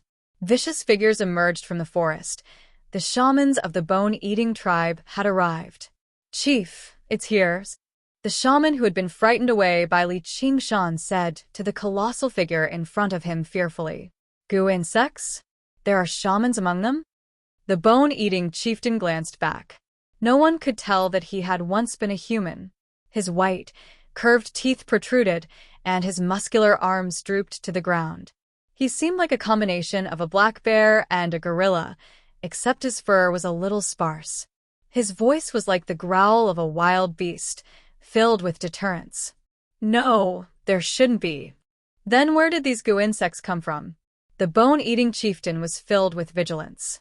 If it were not for shamans, how could they gather so many goo insects in such a short time? Although the bone-eating tribe was definitely the most vicious predator in this rainforest, the lessons of his ancestors prevented him from underestimating other shamans. These insects aren't under anyone's control. They taste quite nice," said a bone-eating shaman with a head of white hair. Unlike other bone-eating shamans, he was extremely skinny. If it were not for his vicious face, he seemed like a regular old man at first glance. He held a cane in one hand, and there was a shriveled human head at the top of the cane. He grabbed an insect the size of a forearm in his other hand, shoving it into his mouth and biting it. With a spurt, yellow-green juice spurted out. He was satisfied. "Shaman priest, what do you think is going on?" the bone-eating chieftain asked. His voice was filled with respect. Even barbarian tribes had shaman priests. Their status was only second to the chief, or even higher. They grasped divination, sacrifices, healing, and so on. They were a symbol of power in shaman tribes. They must have been attracted by something. After eating that thing, they became so big in such a short period of time. The bone-eating shaman priest gestured with his long, withered hands. Suddenly, he swung his staff and smacked the shaman's head forcefully. "You bastard! You said the baby was born from an egg." "Yes, yes, yes, which priest? It's an eggshell. Look around. There might be fragments." The bone-eating chieftain wrinkled his nose and glanced around. He arrived in front of a large tree and plunged his claws into it viciously, digging out the tree core. After crushing it, a scarlet fragment the size of a grain of rice appeared. The dense aura of life within it surprised him. It was no wonder these insects could grow so large in such a short amount of time.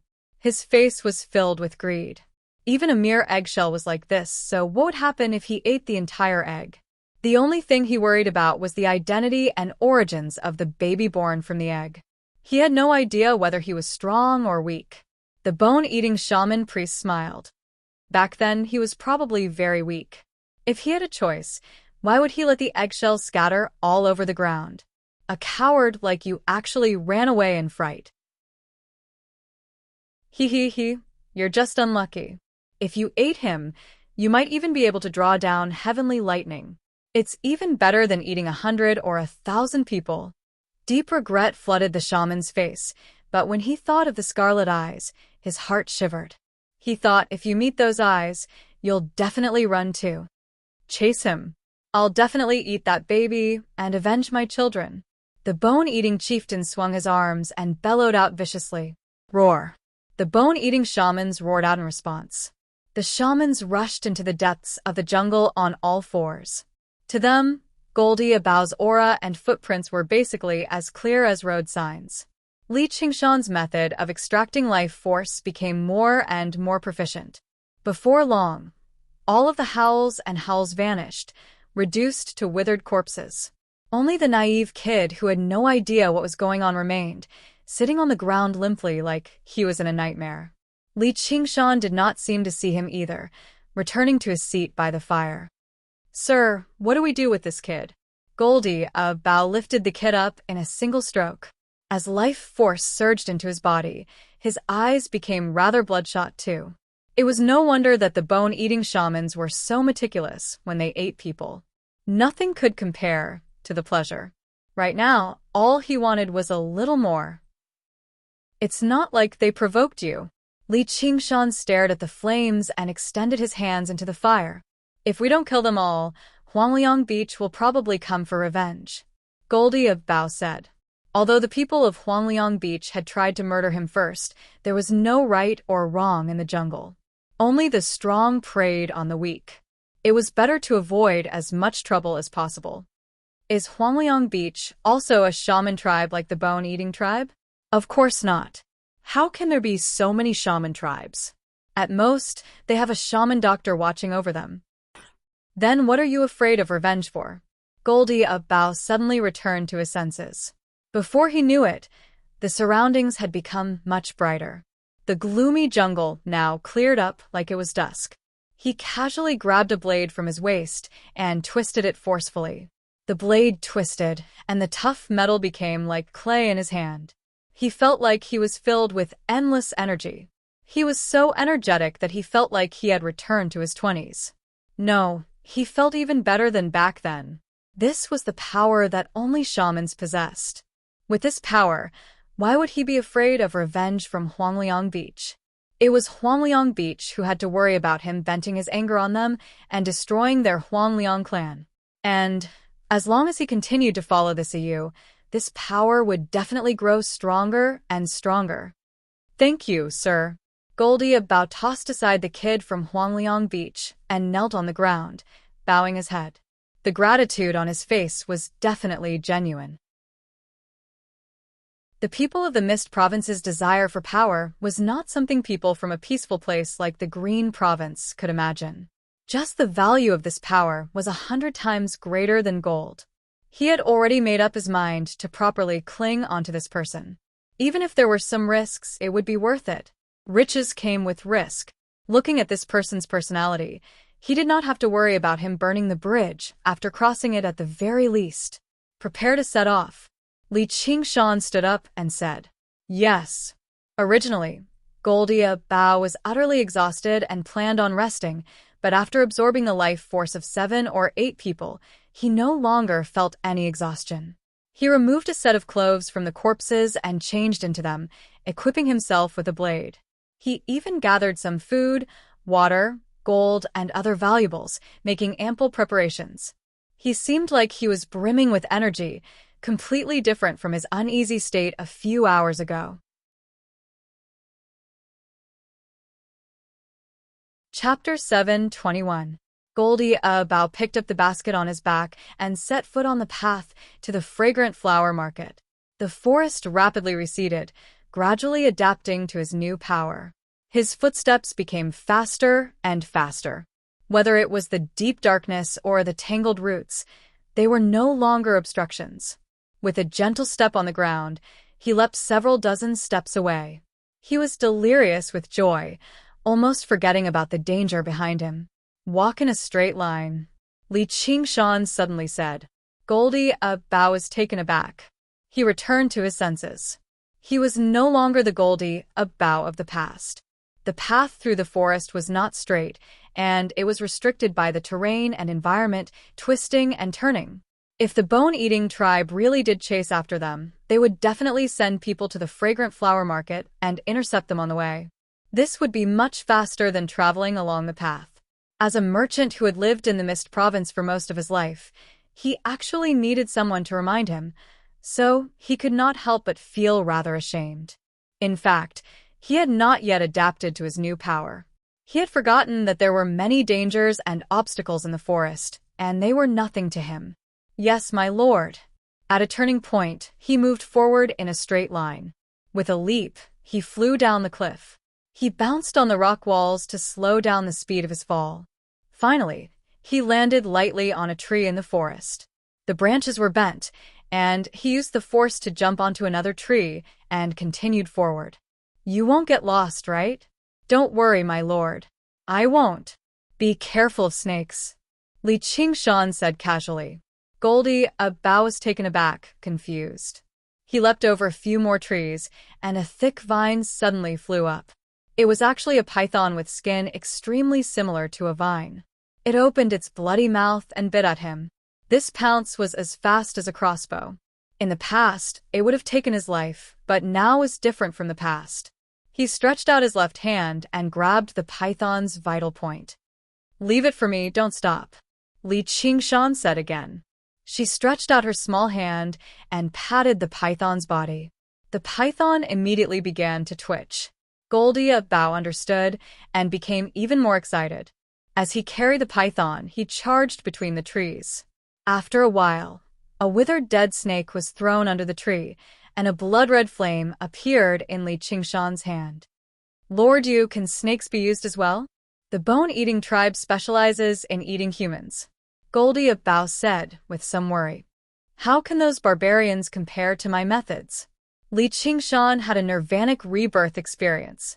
Having truly comprehended life and death, the life force he extracted was extremely pure. The wondrous power of the phoenix could not be compared to shaman tribes that inherited primitive shaman arts.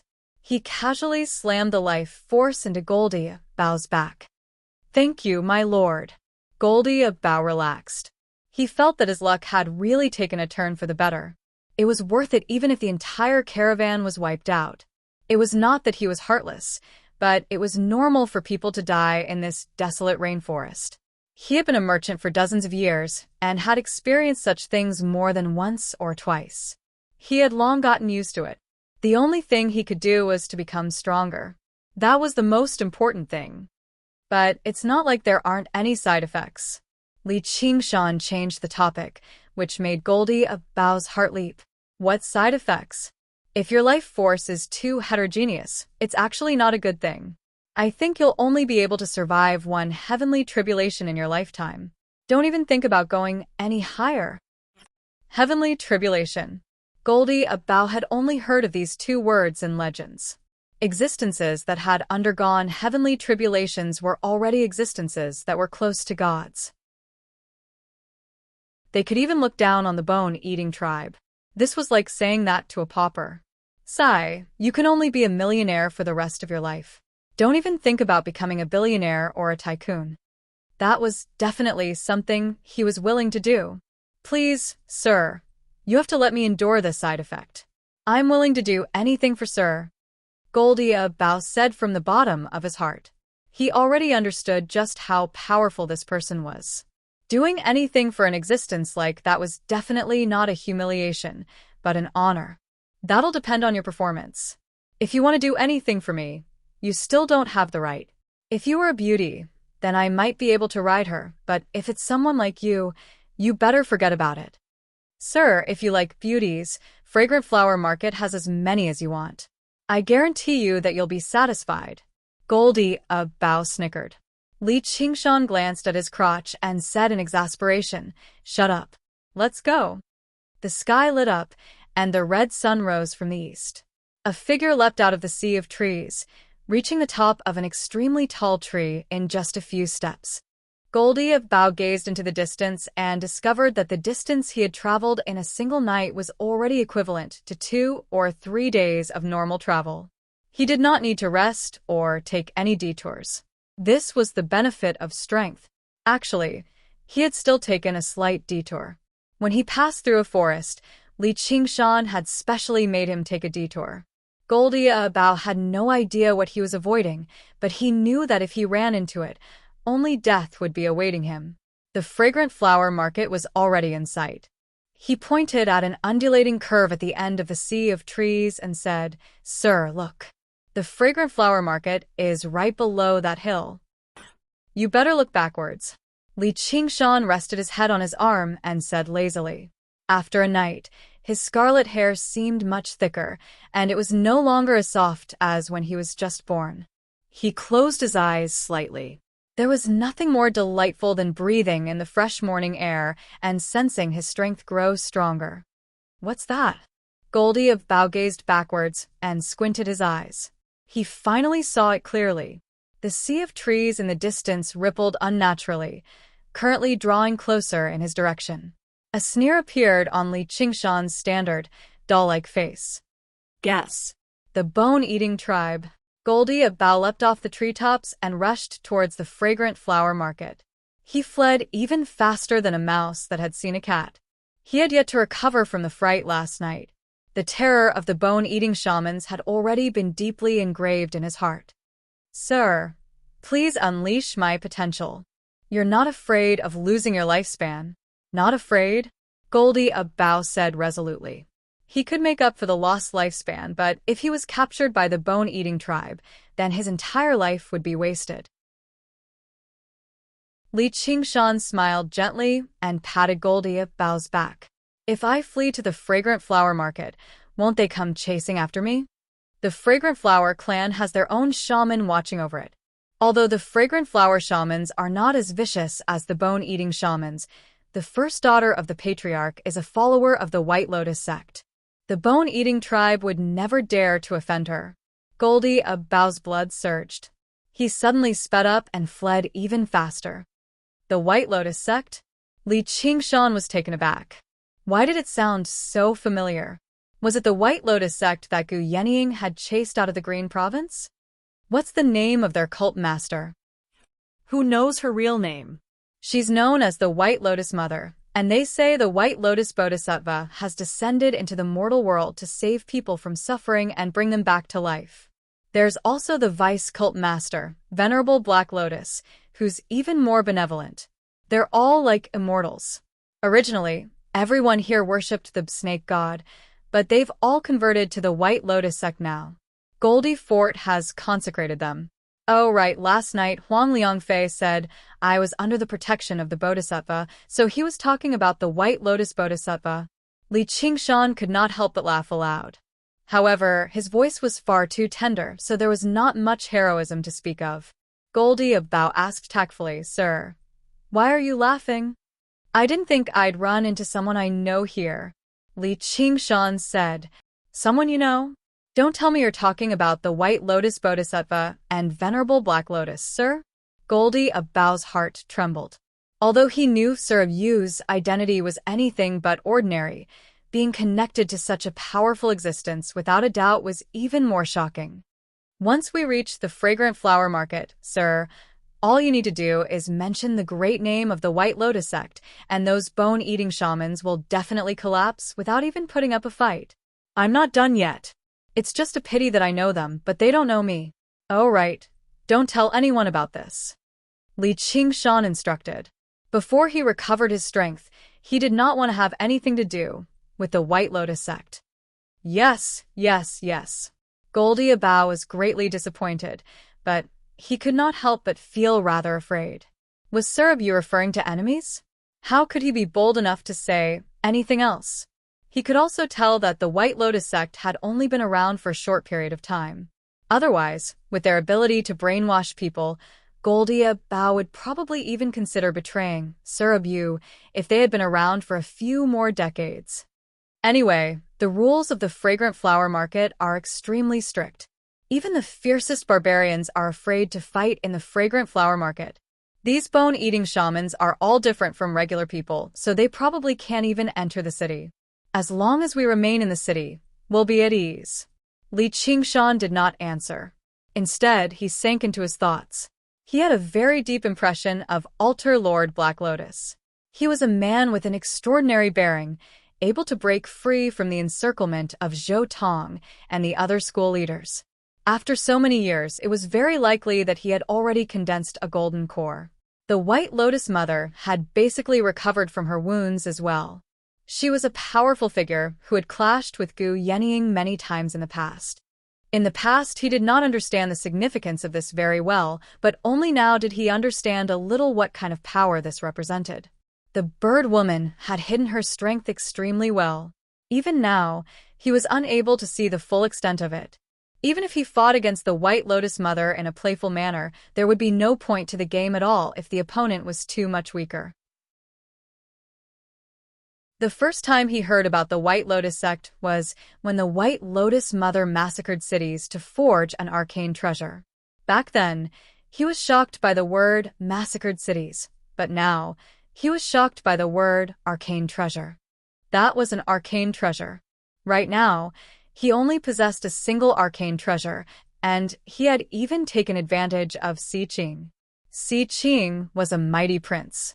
One of his main reasons for coming to the Rui Commandery was to forge the Dragon Arena into an Azura field, a true arcane treasure. It was not necessarily a coincidence that he had barged into the territory of the White Lotus sect this time. With the two of them working together, without the suppression of the Hawkwolf Guard and Orthodox sects, it was far too easy for them to influence a range of several thousand kilometers. When considering how sparsely populated the Mist Province was, this range might be even greater.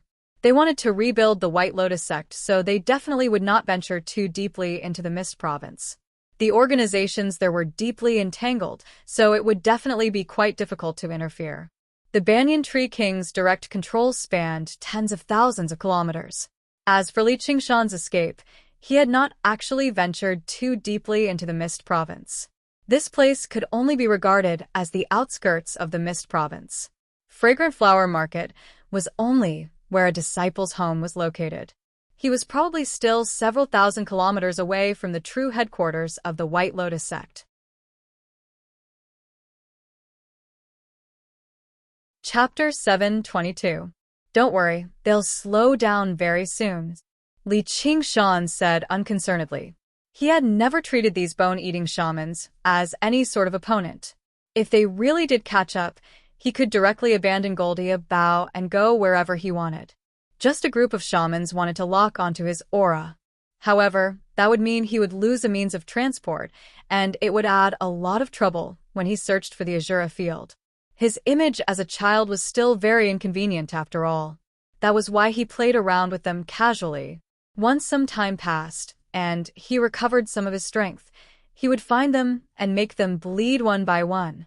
Sure enough, the bone-eating shaman stopped. They had no idea what had happened. Goldie Abao's heart skipped a beat. It's the place we circled around. A large, colorful toad currently sat by the side of the pond, blocking the path of the bone-eating shamans. It gave off faint demon chi as it stared at them firmly with its bubble-like eyes. We're finally back. Standing in front of the city gates of the fragrant flower market, Goldie Ajbao let out a long sigh. He dared not stay any longer, entering the city quickly. A while later, the bone-eating shamans rushed over too, hiding in the jungle and gazing at the city gates from afar. They were all extremely furious. They had killed the toad monster after so much difficulty, and they even lost 2 clansmen for it. Poisonous gas invaded their bodies, melting them into a pile of mush in the blink of an eye. They could not even eat them. "Chief, they've entered the city. What do we do?" The bone-eating chieftain's expression was twisted. He was tempted to immediately charge in, capture the barbarian from Goldie Fort, skin him alive, and swallow the infant alive. If this were a few years ago, he definitely would have done that. The Fragrant Flower clan had some strength, but they were not bold enough to do anything to them. However, he could not do that now. The damned women of the Fragrant Flower clan have allied themselves with the White Lotus sect. "We can't barge in," the bone-eating shaman priest said. He knew the bone-eating tribe could run amok in this rainforest, but compared to the White Lotus sect, they were just a bug that could be crushed at any time. When the White Lotus sect first established a branch, many shaman tribes that refused to submit were destroyed in a single night. The bone-eating tribe could remain safe not because they were powerful. It was the exact opposite because they were too weak. They did not even have a single person who had undergone the heavenly tribulation. The White Lotus sect did not take them seriously at all. If they wanted to live long, they had to understand that there were some things that they could not provoke. The bone-eating chieftain looked back suddenly and said sternly, "Eating chieftain, dawn of me, of course. Of course not. Once night falls, we'll sneak into the city, capture the person, and leave. I doubt those damned women will fall out with us over this. At most, we'll just give in to them first. As long as you eat the baby and undergo the heavenly tribulation, you'll become an altar lord of the White Lotus cult, and the Fragrant Flower Market will belong to our bone-eating tribe." The teeth said of. The shans the bone teat and tea of. All right. The bone-eating shamans roused up. However, unbeknownst to them, Li Qingshan heard everything from the basket on his back. He murmured, "They sure know how to court death." "What's wrong, sir?" Goldie Abao's ears twitched, and he asked softly. Li Qingshan repeated the bone-eating shaman's conversation, and Goldie Abao paled in fright. Originally, he thought the bone-eating shamans would back off in the face of difficulty as long as they entered the Fragrant Flower Market, but he never thought they would be willing to take such a great risk.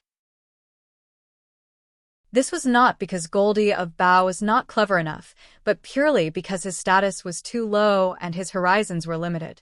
In the world he lived in the past, no barbarian tribe was bold enough to behave atrociously in the Fragrant Flower Market, or only death would await them. As a result, he developed the misconception that the bone-eating tribe was afraid of entering the city. And he never imagined just how great of a temptation Li Qingshan was to the bone-eating tribe. "What do we do?" "No, we need to go to the Fragrant Flower Market and ask for protection," Goldie Abao said. The Fragrant Flower Market was in the center of the Fragrant Flower Market, where the Fragrant Flower clan resided. "What right do you have to ask for their protection?" "As long as the bone-eating tribe is willing to pay the price, the Fragrant Flower clan will probably sell you off immediately," Li Qingshan said in disdain. Goldie Abao had obtained some life force, but he had only barely surpassed the realm of mortals. Compared to the entire cultivation community, he was at the very bottom. Faced with the pressure of the bone-eating tribe, the Fragrant Flower clan would do everything in their power to protect him unless he was called Xianghua Bao. Goldie Abao was speechless. Then let's keep running. I can guarantee you that you won't be able to escape more than 10 kilometers. Goldie Abao paled. Originally, he thought he had escaped with his life, but he never thought he would fall into a trap of death. As soon as he thought about how the people of the bone-eating tribe were waiting outside the city and would come for his puny life once night fell, the clamor in the surroundings completely failed to give him any sense of safety. And we still have to find the people of Blackwater Cave. What are you running for? Turn left up ahead, Li Qingshan said. Goldie Bao listened to how relaxed he was and eased up slightly. He turned left. Sir, you've come to Fragrant Flower Market before. Yeah. Didn't I come with you once when I was still in the egg? After undergoing nerve rebirth, Li Qingshan's body was still very feeble, but his senses were even sharper than before. Throughout the entire Fragrant Flower Market, even the fluttering of a flying insect could not escape his ears. People flowed to and fro on the streets. The sounds of hawkers constantly rang out, and the fragrance of roasted meat constantly entered his nose. The city was not large, but it seemed very prosperous. Barbarians dressed in various strange clothes and spoke with different accents gathered here from everywhere, which made Li Qingshan feel like he was on a cultural tour. He admired the culture and scenery of the Mist Province with great interest. Goldie Bao was not in such a good mood. He walked around in a hurry for a while, and a wondrous fragrance appeared. The entire street was filled with spice stores. Spices were essential resources in the Mist Province. They could ward off plagues, miasma, venomous insects, and so on. The Fragrant Flower Clan was renowned for their ability to make spices. Go in and buy a few spices commonly used by barbarians. Under Li Qingshan's guidance, Goldie Bao wandered around the city, basically going through every single street. In the end, he stood in front of a hot spring with the new clothes he had bought. Fragrant Flower Market was close to the volcanoes, so it was very easy to carve out a hot spring. Goldie Bao immediately understood. He wanted him to wash off his scent before covering it with spices. No matter how sensitive the bone-eating shaman's noses were, it would be very difficult for them to find him among so many people in the city. Goldie Bao submerged his exhausted body in the scorching hot spring and immediately felt all of his pores moan in comfort. He called out, "Sir, aren't you going to wash up?" Li Qingshan stood beside the hot spring with his hands on his hips. "I'll give you 100 seconds. Once you're clean, get your ass up here. I still have things to do." "What other things?" "I've been chased for so long. So, it's about time for me to teach them a lesson. How am I supposed to be the bone-eating shaman's opponent?" Goldie Bao smiled bitterly. His strength had skyrocketed, but he did not lose his head. "Not now, but you'll be tonight." The corner of Li Qingshan's lips curled up.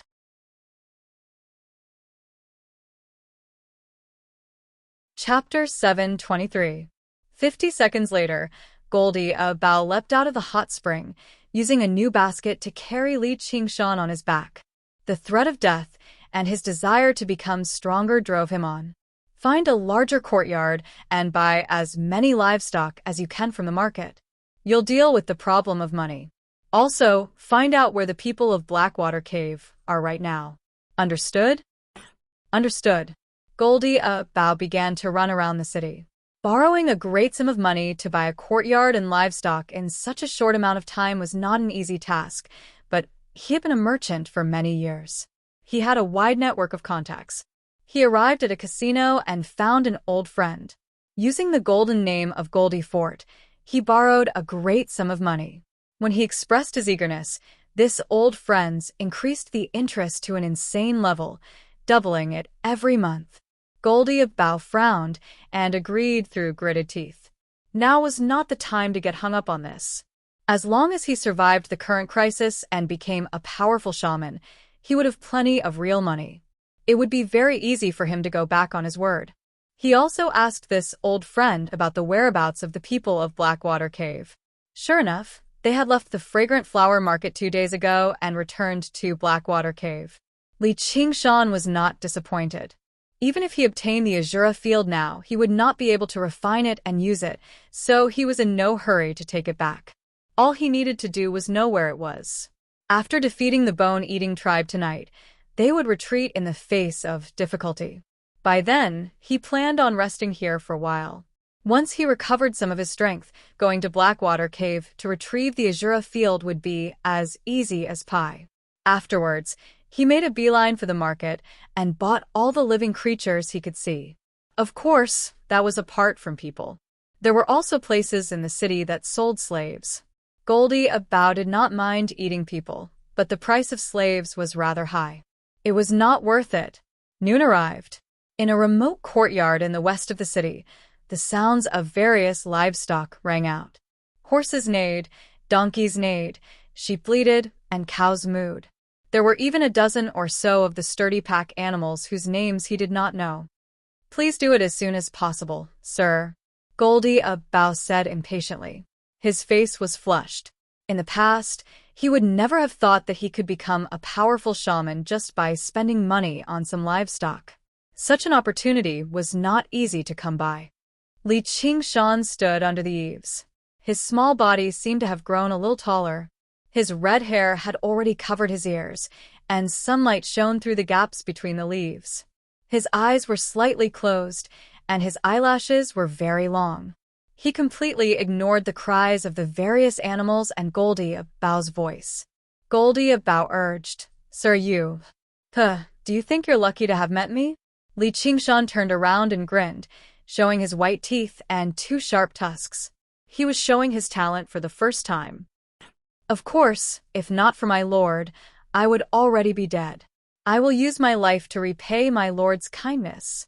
There might be some danger tonight."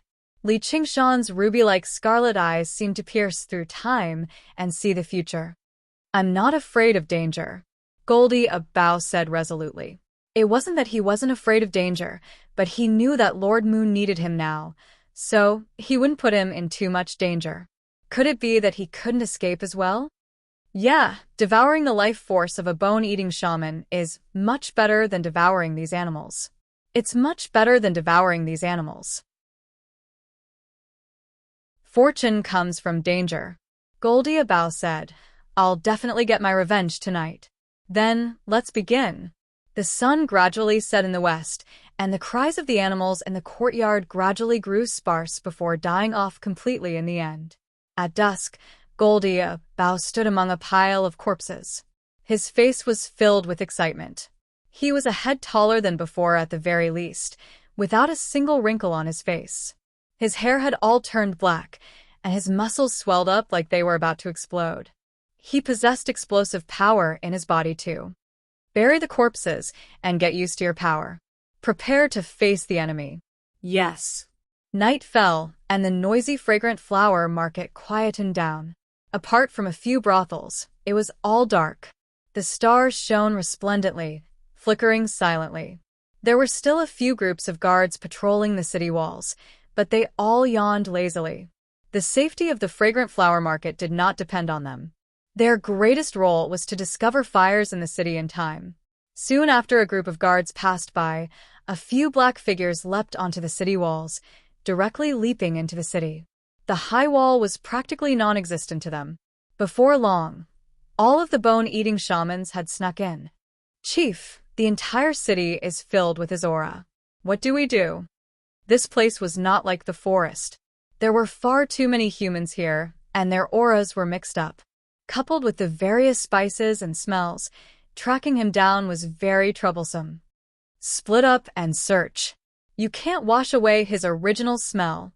The bone-eating chieftain gave an order, and the shamans dispersed to search. The fragrant flower market was not large. There were only 4 main streets, distributed in a triangular shape. With the sensitive sense of smell of the bone-eating shamans, they could search through the entire area with around 100 people.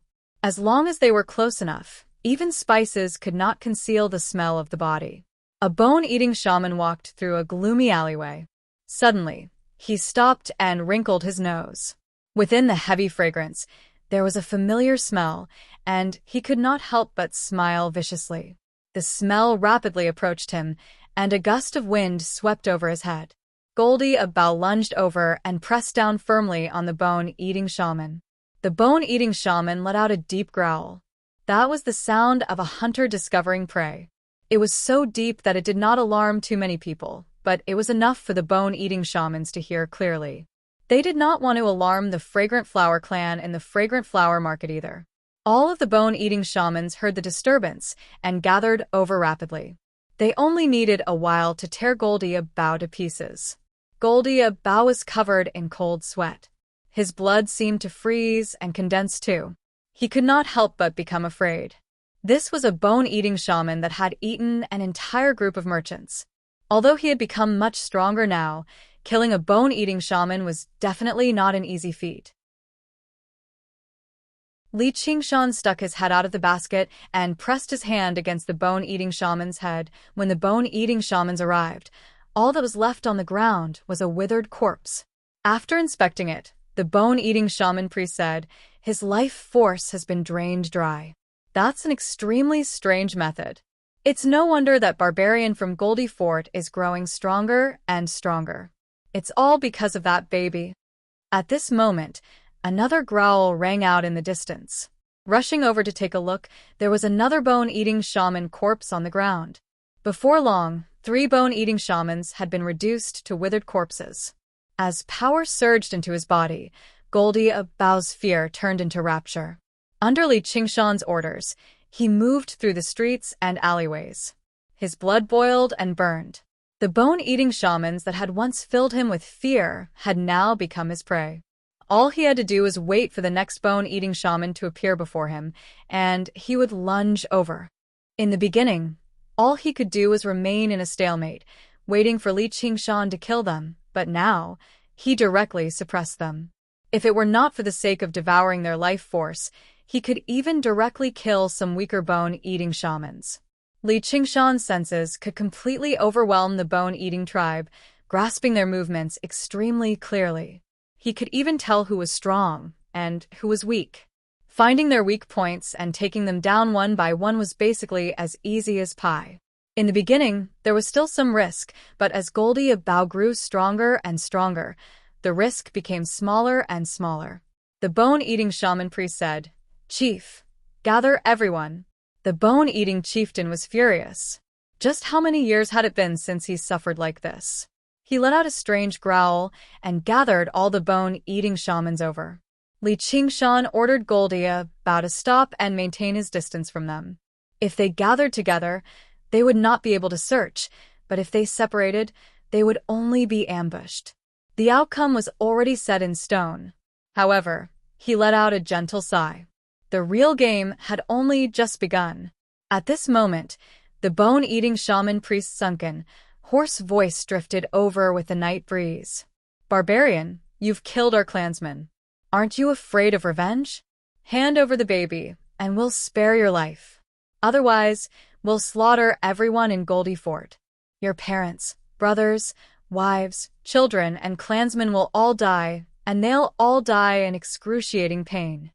The voice was not loud, but it was extremely clear in the quiet city. Goldia Bao's hearing had already become extremely sharp, so his face immediately changed. All of his joy vanished. Although Goldie Fort was watched over by the shaman priest, it definitely could not stop the bone-eating tribe from mobilizing in full strength. Li Qingshan thought, sure enough, all the bad people in the world are basically the same. They can't deal with you, so they'll use the people around you to threaten you. When Goldia Bao embarked on the path of opposing the bone-eating tribe, this was a problem he would definitely face. You don't have to be afraid of him. He's very weak right now. He's not your opponent. Hand him over to us, and you won't have to worry about any revenge. I'll give you 10 seconds to consider. If you don't respond, we'll turn around and go to Goldie Fort right now. 10. The bone-eating shaman priest's voice rose and fell, filled with strange temptation and pressure. "Sir, what do we do?" Goldia Bao said with difficulty, but he also understood that if he really had the ability to kill this group of bone-eating shamans, there would be no need for him to launch a sneak attack at all. Li Qingshan said calmly, "There's nothing we can do right now. We still don't have the power to face them openly right now, but you better think it through. You've killed their people, so will they really spare you and your clansmen? If it weren't for you, why would I? If it weren't for me, you'd be dead already. It's not like I'm the one who wants to kill your clansmen either." Li Qingshan interrupted him and shook his head. He was still a merchant after all. If he were a warrior, he would definitely fight to the end and use threats against threats. His several decades as a merchant had made him even more shrewd than regular barbarians, making him understand how to go with the flow and avoid harm, but it had also made him lose his bravery. "Sorry, I've misspoken," Li Qingshan said. "There's no need to apologize. I understand your difficulties. You've chosen your own path. If you want to sell me out, I won't hate you." At this moment, the bone-eating shaman priest had already reached 5, 4, 3, 2, 1. "All right, I'll hand him over to you. You're not allowed to come over or I'll kill him and you won't get anything. You must swear in the name of your ancestors that you will never harm me or my clansmen."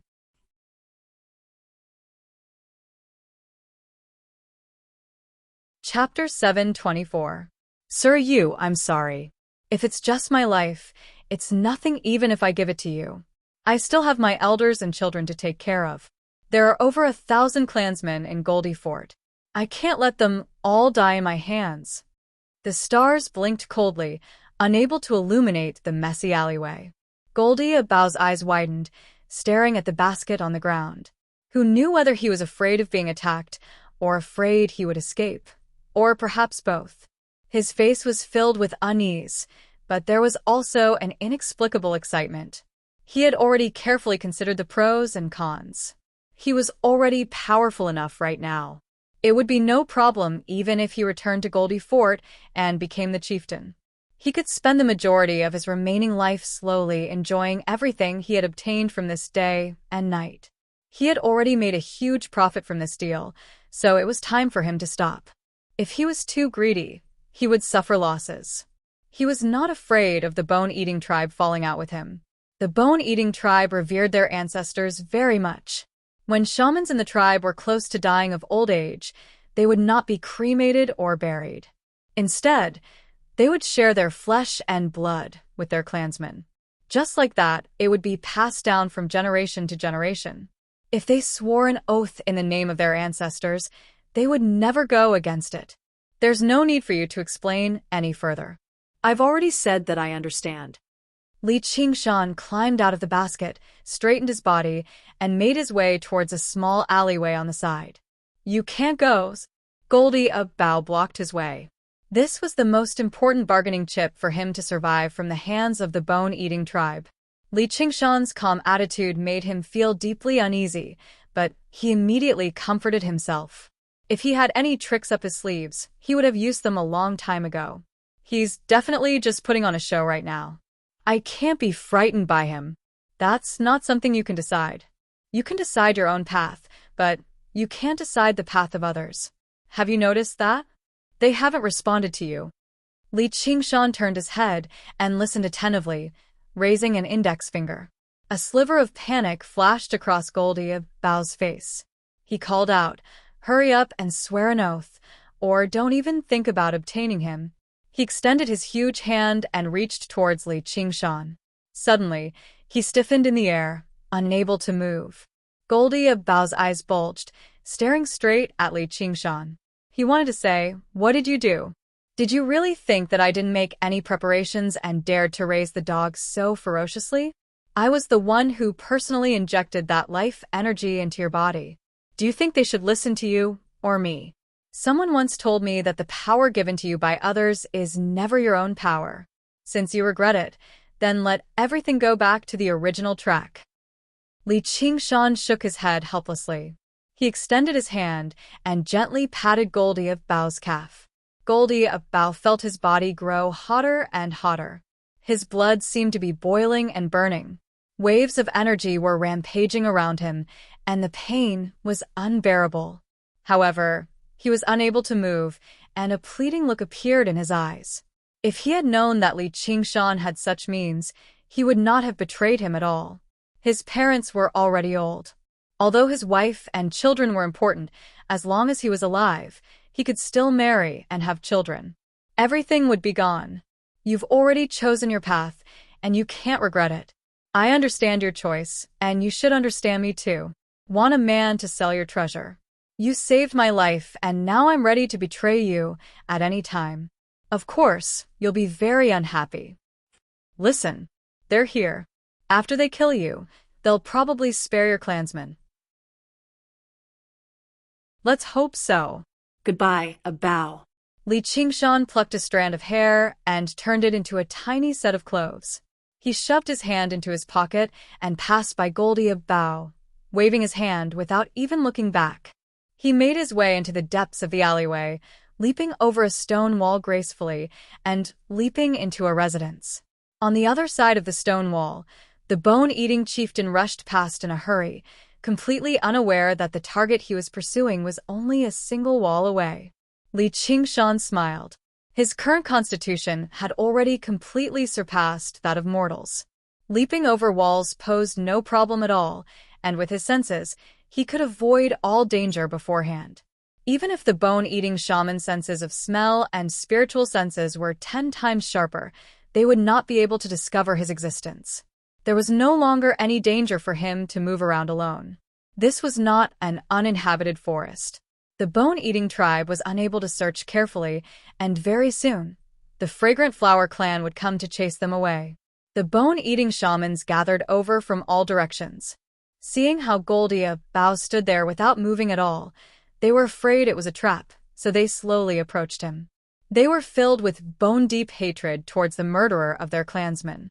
Goldie a Bao was filled with regret. Everything he went through during the day and night was like a strange, motley dream. Now that he had woken up from the dream, he felt like he had returned to that evening yesterday. Death approached him, and he was powerless to resist. Suddenly, he understood the meaning behind Li Qingshan's words. Since you've regretted it, then let everything return to its original trajectory. According to the original trajectory, he would die in the mouths of the bone-eating tribe. No. I don't want to die. Goldie a Bao roared inside. His eyes became bloodshot and scarlet red, and his consciousness gradually blurred. His heartbeat was as dense as a drum, as if it was about to burst out of his chest and leap out of his body. His bones creaked, and his skin turned scarlet red. His body swelled up, actually growing another foot taller. The color of his skin changed a few times before becoming an earthen yellow in the end, rough like the skin of a pack animal. Snake scales grew on his neck, and goat horns grew on his head. His nose became especially large, stretching out his facial features. Various animal characteristics appeared on his body, making him even stranger and more twisted than the bone-eating shamans. Chief, the basket is empty. The baby has vanished. A bone-eating shaman kicked the basket. The bone-eating chieftain frowned and asked, Shaman priest, what's going on? The bone-eating shaman priest studied Goldie a Bao. Looks like it's the baby's doing. What a good move. The power in his body has lost control. Oh no! Kill him. A furious roar rushed into the air, echoing through the entire Fragrant Flower market.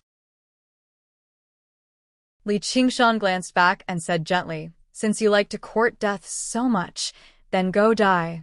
Afterwards, he continued on his way, crossing over wall after wall. His destination was actually the Fragrant Flower market. Boom. Goldie a Bao swung his hand, and a bone-eating shaman flew out, smashing through 3 walls consecutively. Blood flowed from all his orifices, and his body twisted. He was no longer alive.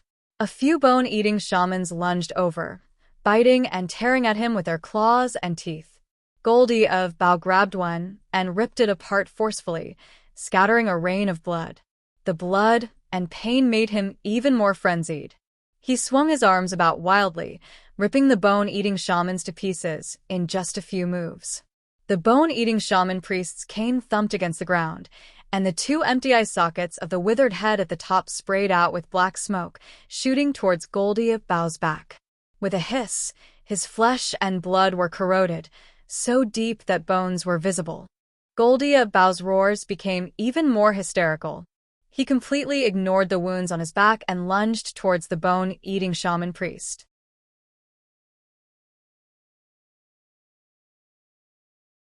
Chapter 725. Goldie a Bao grabbed the 2 bone-eating shamans and swung them around madly, like weapons, constantly letting out meaningless roars and bellows. Walls shattered one after another, and residences collapsed loudly. Cries rose and fell. Just like how a single person risked his life, even 10 people would struggle to stop him. With the bone-eating shamans around him, they were like a pack of wolves surrounding a furious black bear. Their sharp teeth and claws struggled to do anything. The slightest carelessness could lead to a single insta-kill. All of you back up. I'll stop him. The bone-eating chieftain bellowed out. His eyes basically spat fire when he realized this was the end of the chase. Clang, clang, clang, clang, clang. The urgent sound of gongs and drums rang out from the city walls. The guards called out loudly, "The bone-eating barbarians are here! The bone-eating barbarians are here!" Countless people roused from their sleep. The entire fragrant flower market was completely alarmed. At this moment, Li Qingshan had already arrived before the fragrant flower market. The square was brightly lit, filled with a hubbub of voices. A while later, there was a rumble, and the door opened. A group of people hurried over to where the battle had taken place. In the lead was a beautiful woman with a pretty face. Behind her were all women too, both young women and old women. Li Qingshan had heard from Goldie about that the Fragrant Flower tribe was a matriarchal clan. The people in charge were all women. This aspect was very similar to the night roamers, and the reason was basically the same. The cultivation methods passed down in the tribe were more suitable for women to practice. In this world, the strong obviously had the final say. The beautiful woman in the lead sensed something. She turned her gaze, casting it into the gloomy alleyway, but she saw nothing. She could not afford to think too much about it. She became worried inside. The bone-eating tribe has actually snuck into the city at night. Are they going to declare war? Li Qingshan had already leapt over the high walls and entered the fragrant flower market. His footsteps were light and silent, and he passed through the garden swiftly. The people in the market had all been mobilized. The guards had become extremely lax. He made his way straight in and arrived in the central courtyard. There was a steaming hot spring, and there was a large fake mountain fountain in the center. An exotic fragrance drifted through the air. Those who can usually bathe here must be people with extremely great status in the Fragrant Flower clan. Perhaps it's the woman I saw earlier. However, he didn't come here to steal a woman. Even if he really wanted to, right now he was willing but unable. He was choosing a suitable hiding place. If the bone-eating tribe really did reach an agreement with the Fragrant Flower tribe and conduct a large-scale search of the city, they definitely would not be able to find this place. According to his perception, there was a hollow space in the rockery. He jumped into the hot spring. He swam to the bottom of the rockery and found a small cave. The entrance of the cave was only the size of a rubber ball. Ordinary people would not be able to enter, but he was only a foot-long baby now, so he easily entered the cave. Zhang Xian heaved a sigh of relief. After bathing in the hot spring with Goldie Bao, he found the hot spring to be very nice. The underground river boiled with the flames of the earth, a display of the two powers of the world. It was beneficial for comprehending the fusion of fire and water. Of course, the most important thing was to be comfortable. His body was submerged in the hot spring, and the steam was rising, making him sleepy. He yawned and laid down with his arms as a pillow. He believed that no one would be able to find him here. He just needed to have a good sleep and wait for him to grow up. He gently closed his eyes. Early the next morning, amidst the drifting mist, the fragrant flower market gradually became noisy. Everyone who saw each other was discussing what had happened last night. Just what happened last night?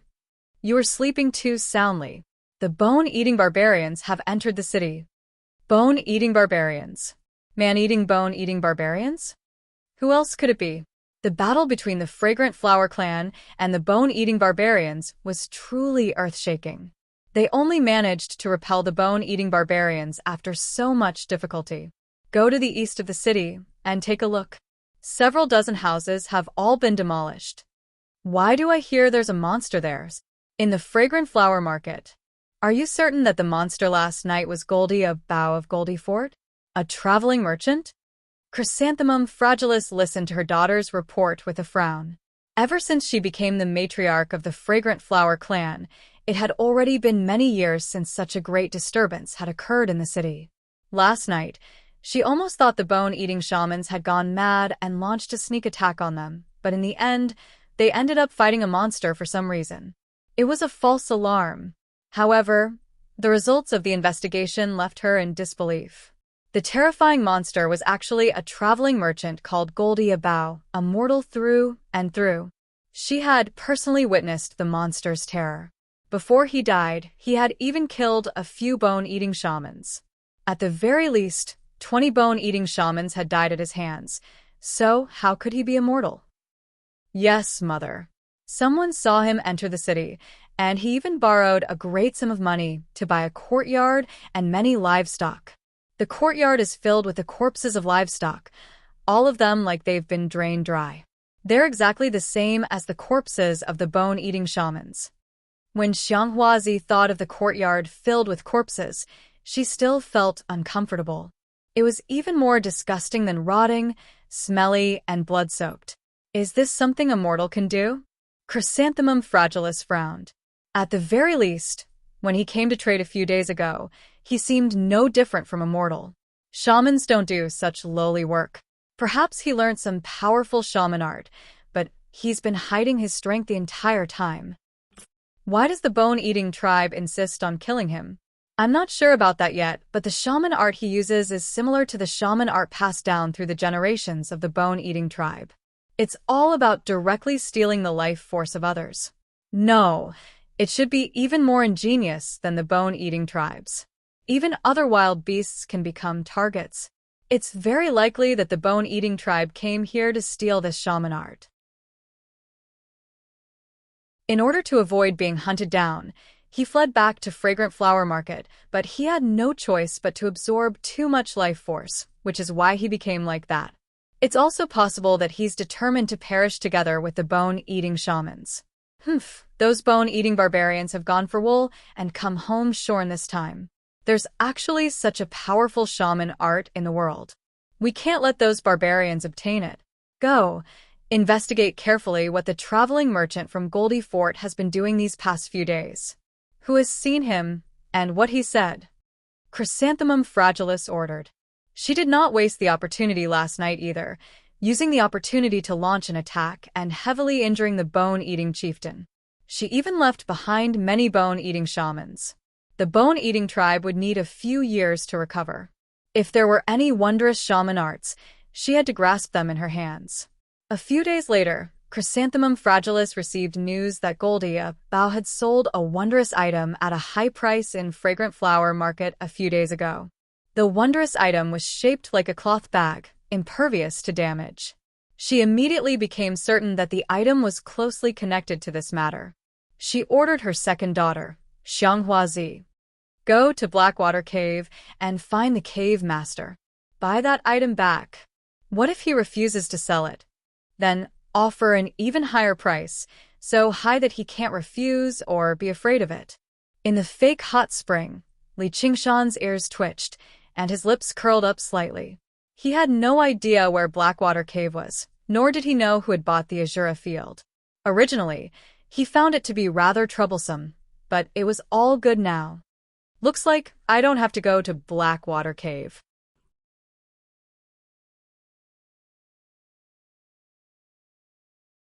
Chapter 726. Several days later, Chrysanthemum Fragilis obtained what she wanted. She fiddled with the Azura field, constantly releasing her true chi to test it.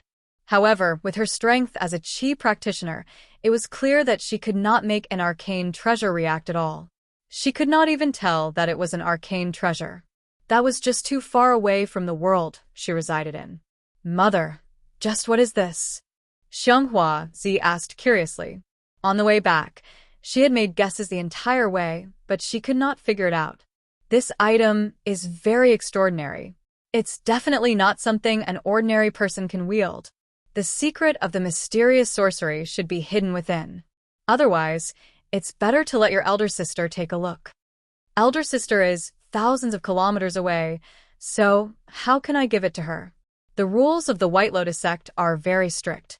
I can't have her rush back just for a random item. If mother is useless, it's better to bestow it to me. Xianghuazi's eyes spun. When it came to her elder sister, Xianghua Hong, even if it was a piece of trash, she would still fight for it. Since you brought it back, you should take it. Chrysanthemum Fragilis considered it. Her elder daughter, Xianghua Hong, was already a disciple of the White Lotus sect. She had a great future ahead of her, so she did not lack this item. In the past few years, it had been her second daughter, Xianghua Zi, who had been running errands for her. Both her hands were flesh, so she could not favor one over the other. After all, her second daughter would enter the White Lotus sect sooner or later. She would eventually be able to unravel the secret of this item and obtain the mysterious sorcery within. Xianghua Zi happily accepted the Azura field. In the hot spring 300 meters away, Li Qingshan closed his eyes in relief. Although he could consider stealing the Azura field right now, the risk was too great, so there was no need. He would have a good sleep, recover 10 to 20% of his strength, and take it in front of everyone. A few hours later, Xianghua Man noticed that her guess was completely wrong. The mysterious shaman art had nothing to do with this flower print bag. She frowned as she looked at the young man in ragged clothes that seemed like a beggar, and asked, "You're from Huangliang Beach?" "Why, yes. You're saying that you were ambushed by Goldie a Bao and an infant. Everyone died, and you were the only one who escaped? Why would they let you go? And why did you flee back to Fragrant Flower Market instead of Huangliang Beach? Explain everything clearly to me. If there's even a single lie, humph." The young man recounted the nightmarish experience again as he constantly trembled. After Goldie a Bao and Li Qingshan left, he set off as well. His luck was very good. The bone-eating tribe had been drawn away from the main path, allowing him to escape. He spent a few days before fleeing back to the Fragrant Flower Market. He was furious, so he purposefully announced how Goldie a Bao had killed their people in the bustling market. He wanted the various tribes to know what Goldie a Bao was like. However, not long after, he was targeted by the people of the Fragrant Flower clan. After careful questioning, he was brought to the Fragrant Flower House, reported to Xianghua Zi, and finally brought to Chrysanthemum Fragilis. A baby with red hair and red eyes. Is it the fire devourers? Chrysanthemum Fragilis frowned deeply. Xianghua Zi, who was beside her, asked, "Zi, has Fragrant Flower City ever seen a baby like this?" Xianghua Zi said, "Definitely not, or I would definitely know about it. That baby is anything but simple. He only used a few days to turn a mortal into such a vicious monster. He might be hiding somewhere. Send people to search carefully. Don't miss a single corner. I'd like to see him." "Yes, mother." "Then what do we do with this kid?" "Just kill him." Chrysanthemum Fragilis spoke as if she was crushing a bedbug. He was just an insignificant little barbarian, anyway. If we let him spread this nonsense, who knows what kind of trouble he'll cause. The flower beds just happened to be in need of some fertilizer. The young man completely failed to respond. A beautiful, noble female matriarch like her actually wanted him dead, so casually. Xianghua Zi clapped her hands, and two bare-chested, sturdy guards immediately walked in. They did not give him the opportunity to beg for mercy or curse at all, cleanly slicing through his neck. With a crack, his neck bone snapped, and they dragged the corpse away. Xianghua Zi ordered people to search through the city, but the result was nothing. Perhaps the baby had already left the Fragrant Flower Market, or perhaps he was already dead, eaten clean by the rats in the gutters. It was also possible that he had been roasted by unscrupulous merchants. Time passed quickly, and Chrysanthemum Fragilis gradually cast this matter to the back of her mind. After who knew how long, Li Qingshan opened his eyes again. The light in his scarlet eyes was withdrawn, and his scarlet hair fell to his shoulders. It had already hardened. As his body grew, the space in the fake mountain became rather narrow. He glanced at his hand that had grown much larger, smiled, and clenched it firmly. He no longer felt so weak and powerless. He exhaled deeply. He had finally recovered some strength. He could go out and do some things he needed to do. He sucked in another deep breath, but it was not just air that gushed into his mouth. There was also surging spiritual qi of the world. Under the impetus of the spiritual qi, the demon core began to spin slowly. Although he had only recovered to the realm of demons, he could already use 3 abilities, which were the spirit turtle's profound shell, the tremors of the ox demon, and the tiger demon's breath. Of course, theoretically, there was also the phoenix's nerva, but he probably could not use it a second time in his current state. But that was enough. Li Qingshan strode over. Before the rocks of the fake mountain could even touch his skin, they were all reduced to dust. His usage of the power of tremors was becoming more and more flexible. Ah! A woman's cry rang out by his ear. She was nearby. Li Qingshan smiled. He could see the person he wanted to see as soon as he woke up, and he could even enjoy some benefits. As it seemed, after so many days of bad luck, his luck was finally turning for the better. Apart from cultivating, the thing that Chrysanthemum Fragilis loved to do the most was soak in the hot spring. The large hot spring in the courtyard was designed for her alone. Apart from her, no one was allowed to pollute the water, or only death awaited them. They would be buried in the flower beds and used as fertilizer. Beautiful purple and red flower petals floated on the surface of the water. She was standing comfortably in the water, her graceful figure faintly discernible in the mist. Her hands were gently caressing her delicate skin, plump and smooth lower abdomen. Although she already had 3 daughters, she was still able to make any man go crazy. Not only was she a beauty, but she was also the matriarch of the Fragrant Flower clan, who stood above all but one. She was very satisfied with her life, but just as she was admiring herself, she suddenly felt the surface of the water ripple. The fake mountain trembled slightly, and the surging spiritual qi of the world surged into it madly, as if something was trying to break free. Even though she was experienced and knowledgeable, she couldn't help but let out a cry of surprise. However, she immediately calmed down, and true qi coiled around her hands. She stared fixedly at the fake mountain. "What is it?" Come out. Just as she finished speaking, a figure walked out from the fake mountain. At first glance, it was only a child about 5 or 6 years old. His red hair hung down to his shoulders, and his face was handsome. There was an innocent smile on his face, revealing 2 small canine teeth. He didn't seem to be the least bit threatening.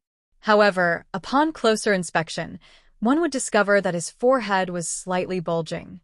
His 10 fingernails were not ordinary nails, but rather sharp claws. His pair of crimson-red eyes were incomparably deep. His gaze seemed to have substance as it swept across her naked body. His gaze was filled with aggression, and it was definitely not the gaze of a child. "Who are you?"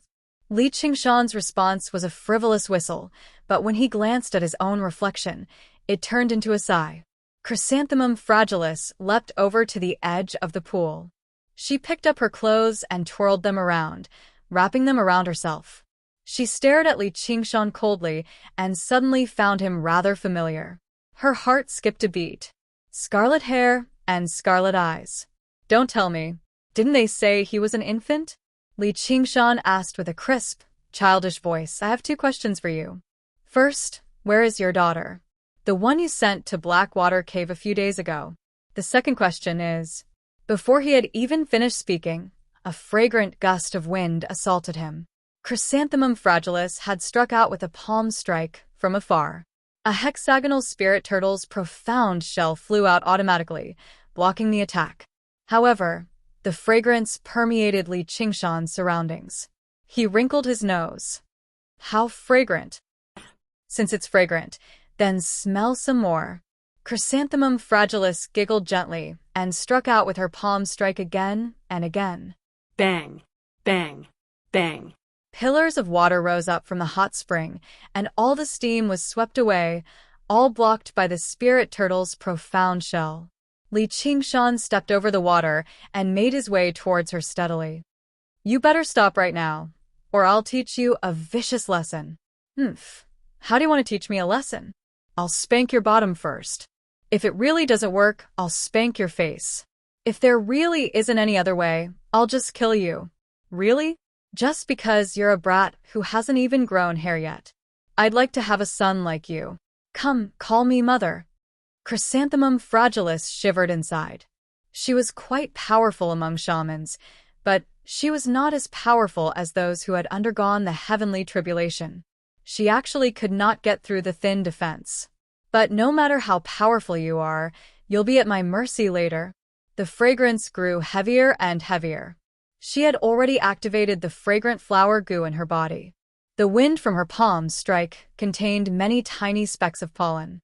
As long as someone came in contact with it, they would definitely become limp and powerless, completely at her mercy, let alone directly inhale it. Do you know what it means to curse someone without exposing their shortcomings? If I don't beat you up until you call me father, I'll write my name backwards. With a flash, Li Qingshan appeared before Chrysanthemum Fragilis and casually slapped her flat abdomen. It was not that he wanted to act like a hooligan, but he was limited by his height. Chrysanthemum Fragilis did not fly away. Instead, she shuddered and directly collapsed on the ground. She felt every single bone in her body tremble, and the true qi in her dantian had been shaken to pieces. She had clearly inhaled his pollen, yet there was no response at all. She immediately understood the unimaginably great disparity between their strength. Actually, from the perspective of cultivation alone, Li Qingshan had only just condensed his demon core. If it were many years ago when he had just condensed his demon core, even if he could defeat Chrysanthemum Fragilis, it would still be a bitter struggle. It would never be as easy as it was now. During the past few days of hiding in the fake mountain, he did not just sleep. Instead, he focused all of his attention on his body, balancing these for completely different powers. He had already begun to see results. Right now, he was more than 10 times stronger than when he had just become a demon. And just a casual strike from him contained many years of battle experience. His grasp of timing and control over his strength were all extremely exquisite. How could the leader of a small tribe in the wilderness be his opponent? The second question is, where is the bone-eating tribe?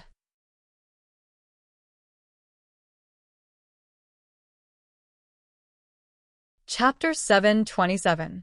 Chrysanthemum Fragilis said, "Why are you looking for the bone-eating tribe? I'm going to invite them to tea. What's that got to do with you? Anyway, if you don't answer these two questions, I'll first kill you, then kill you. This place is so big anyway, so there's bound to be someone who knows." Xianghua Man's heart tightened. Though his threat was close to a joke, and the appearance of a child could only be called cute and not terrifying, it was precisely this kind of disrespectful attitude that caused her to recall how she normally treated those mortals. That was how she didn't take her life seriously at all. If she were to infuriate him today, she would probably really be met with a fatal disaster. He revealed an amiable smile.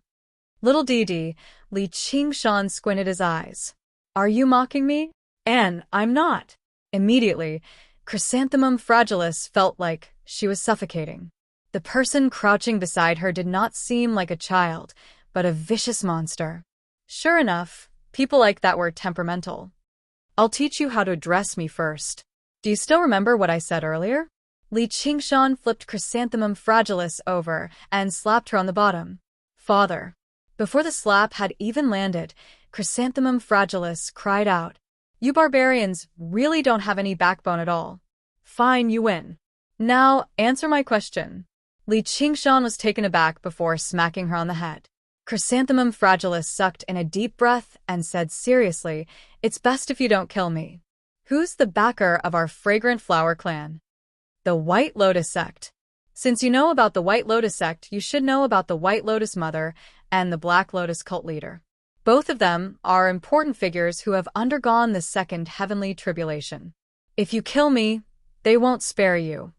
If you were the White Lotus Mother, I'd leave right now, but it's a pity that you're the damned leader of a barbarian tribe. You're not even a disciple of the White Lotus Sect." Li Qingshan sneered.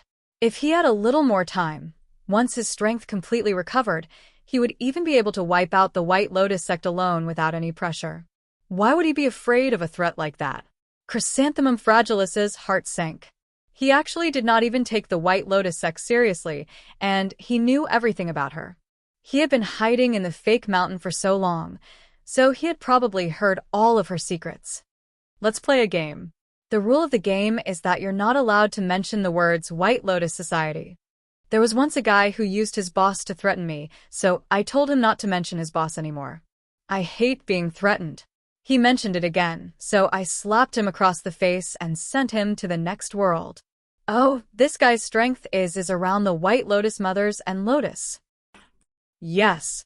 Chrysanthemum Fragilis nodded in a hurry, but she did not believe him at all. Someone on the same level as the White Lotus Mother was already unimaginably powerful, so just what kind of existence would his boss be? Do you really think I've grown up scared? If you understand, then get your daughter to come over immediately. My second daughter, Z, has already arrived, Chrysanthemum Fragilis snorted gently. What's wrong with you? You won't let me say those 3 words. She's gone to the White Lotus sect? What's she doing? She's already become a disciple of the White Lotus sect. Chrysanthemum Fragilis responded extremely quickly. Don't tell me he's come for that wondrous item of unknown use? What? Write a letter and tell her to come back. New disciples are forbidden from contacting the outside world for 3 years. Li Qingshan kicked Chrysanthemum Fragilis. I wonder if she'll come back to attend your funeral if you die. I'm telling the truth. If you don't believe me, you're welcome to ask someone else. If I'm lying, I'm willing to die. I can tell you where she is. Li Qingshan sat down on Chrysanthemum Fragilis and leaned on his hand, sighing. And here I thought my luck had turned for the better. Whatever, I'll just treat it as switching from Blackwater Cave to the White Lotus sect. Anyway, I'll have to pay a visit. A strange scene appeared next to the hot spring. A voluptuous, beautiful woman was lying on the ground. Although she was wearing a muslin dress, it was soaked by the steam and was almost naked. A 5- or 6-year-old child was sitting on top of her, sighing in distress. You should know where the bone-eating tribe is, right? Li Qingshan decided to get revenge first. He was in no hurry to find the Azura field. It was not like he could use an arcane treasure with his current cultivation anyway. I know. Let me go, and I'll bring the map over. Chrysanthemum Fragilis beamed inside. As long as she could send away this wretch, anything could be discussed. Afterwards, she immediately reported this to the White Lotus sect. The best outcome would be to perish together with the bone-eating barbarians. The bone-eating tribe isn't that easy to infiltrate. If you want to die, that's up to you. Why are you looking for a map? Just bring me there. I'll take you there? No, Chrysanthemum Fragilis turned him down in a hurry, but when she met Li Qingshan's scarlet eyes, she was unable to say anything else. Right now, the enemy was powerful while she was weak, so there was no room for her to turn him down. I can take you there. Can you let me put on some clothes? No problem. Li Qingshan stood up. Chrysanthemum Fragilis arrived beside a clothes rack and took off her wet clothes first before slowly putting them back on. She racked her brains anxiously for a plan. What do I do? Run? She glanced at the child who squatted beside the hot spring and played with the water, and she immediately dismissed this thought. He was not by her side, which meant he was not afraid of her running away. Call for reinforcements to attack. She would probably be killed before reinforcements could even arrive. Hurry up. I'll give you 5 seconds. Li Qingshan held a ball of water in his left hand and a ball of fire in his right before combining them, merging the water and fire. Under his current state, the spirit turtle and phoenix were both equivalent to the first layer. This was the first time the 2 powers had truly achieved equilibrium. Water and fire supported each other, reinforcing and countering each other. He felt an unprecedented harmony. The tiger demon and ox demon had both become docile. Chrysanthemum Fragilis made her way over in a hurry and smiled. The journey is long, sir. Why don't you eat something first before setting off? Our fragrant flower house's fragrant flower wine is renowned for its fragrance, and we have various delicacies too. Li Qingshan pursed his lips. He was rather tempted. It must have been a very long time since he had eaten. The taste in his mouth was almost bland. Although he no longer needed to eat to survive now, this was one of the great joys of life. Food and lust were part of human nature. He could not do anything about lust right now, so he could only start with food first. Since he was traveling, he obviously had to try the delicacies of various places. Don't waste time. Once we return from destroying the bone-eating tribe, you can slowly serve me. Chrysanthemum Fragilis called out, but if the two of us go to the bone-eating tribe, we'll be heading to our deaths. Please let me gather people. I'm willing to assist you in your crusade against the bone-eating tribe, sir. Don't worry, you won't have to do anything when the time comes. You can just watch from one side. I'm the most generous person. As long as you take me over, there'll be even more benefits for you when the time comes. Chrysanthemum Fragilis did not want this benefit, and she even wanted to turn it down. Li Qingshan said indifferently, if you really don't want to go, I won't force you. I'll go. 2 hours later, the two of them silently left the fragrant flower market on the pack beast. In order to fool others, the pack beast was only a regular pack beast. It moved slowly, but this method was the most efficient when it came to long journeys. Li Qingshan had plenty of time right now. If he traveled for a few more days, he could recover a little more strength. He sat at the front comfortably, resting his head between two plum mounds. A fragrance lingered in the air as he admired the scenery of the Mist Province along the way. It was quite an enjoyable experience. Chrysanthemum Fragilis was not in such a good mood, and she spoke even more carefully than she did in the fragrant flower market. She trembled in fear, afraid that she would anger him with something. She did not want to die outside for no reason at all. 8 days later. Hee hee, you little pervert, you're touching me again.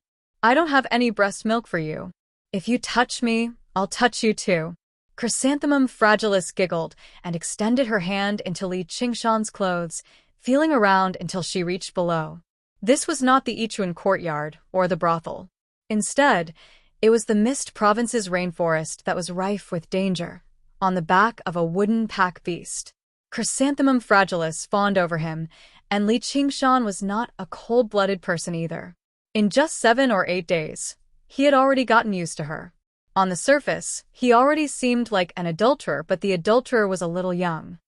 Let go of me, Li Qingshan said helplessly. In the beginning, he thought she was purposefully fawning over him, but he never thought this woman would actually become addicted to him over the past few days. She would kiss and touch him whenever she had the opportunity. It was no longer clear who was taking advantage of who, but he felt like he was losing out a little, especially when his private parts had been grabbed. He's still too young. Who knows when he'll grow up a little? Chrysanthemum Fragilis giggled. She had also understood that Li Qingshan was clear-headed. He would not lose his temper over a small joke like this. Only at a time like this could she see his helplessness and let out a sigh of relief. She found it even more delightful, like touching a tiger's bottom.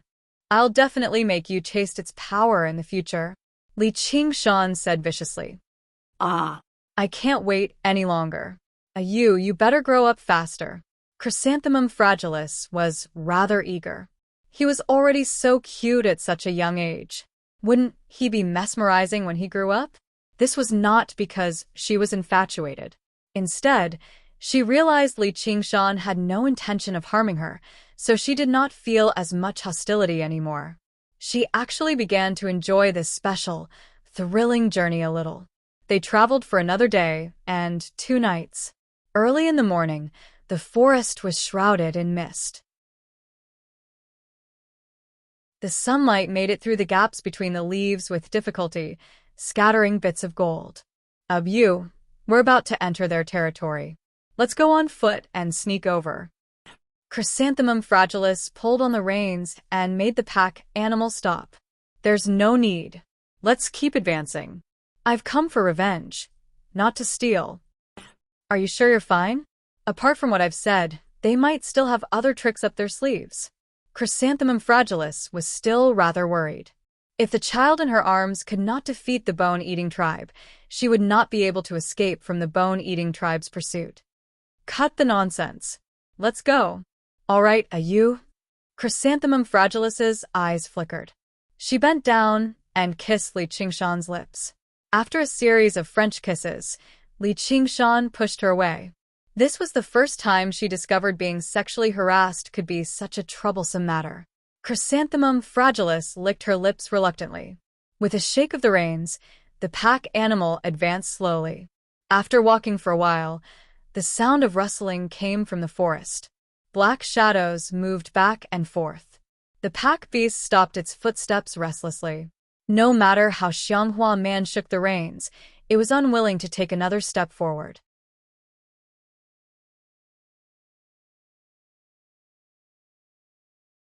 Chapter 728. The bone-eating tribe that countless barbarians treated as a land of death seemed no different from any other stronghold in nature. It did not give off an evil, bloody aura. The bamboo buildings constructed from verdant bamboo instead gave off quite the ambience, which made Li Qingshan think of Cloudwisp Island. However, the people who emerged from the bamboo buildings were bone-eating shamans that seemed inhuman. There were men and women, large and small, but they were all vicious. Bone-eating shamans began eating humans from a young age to increase their strength. The children who could not practice shaman arts through cannibalism would become food for other shamans.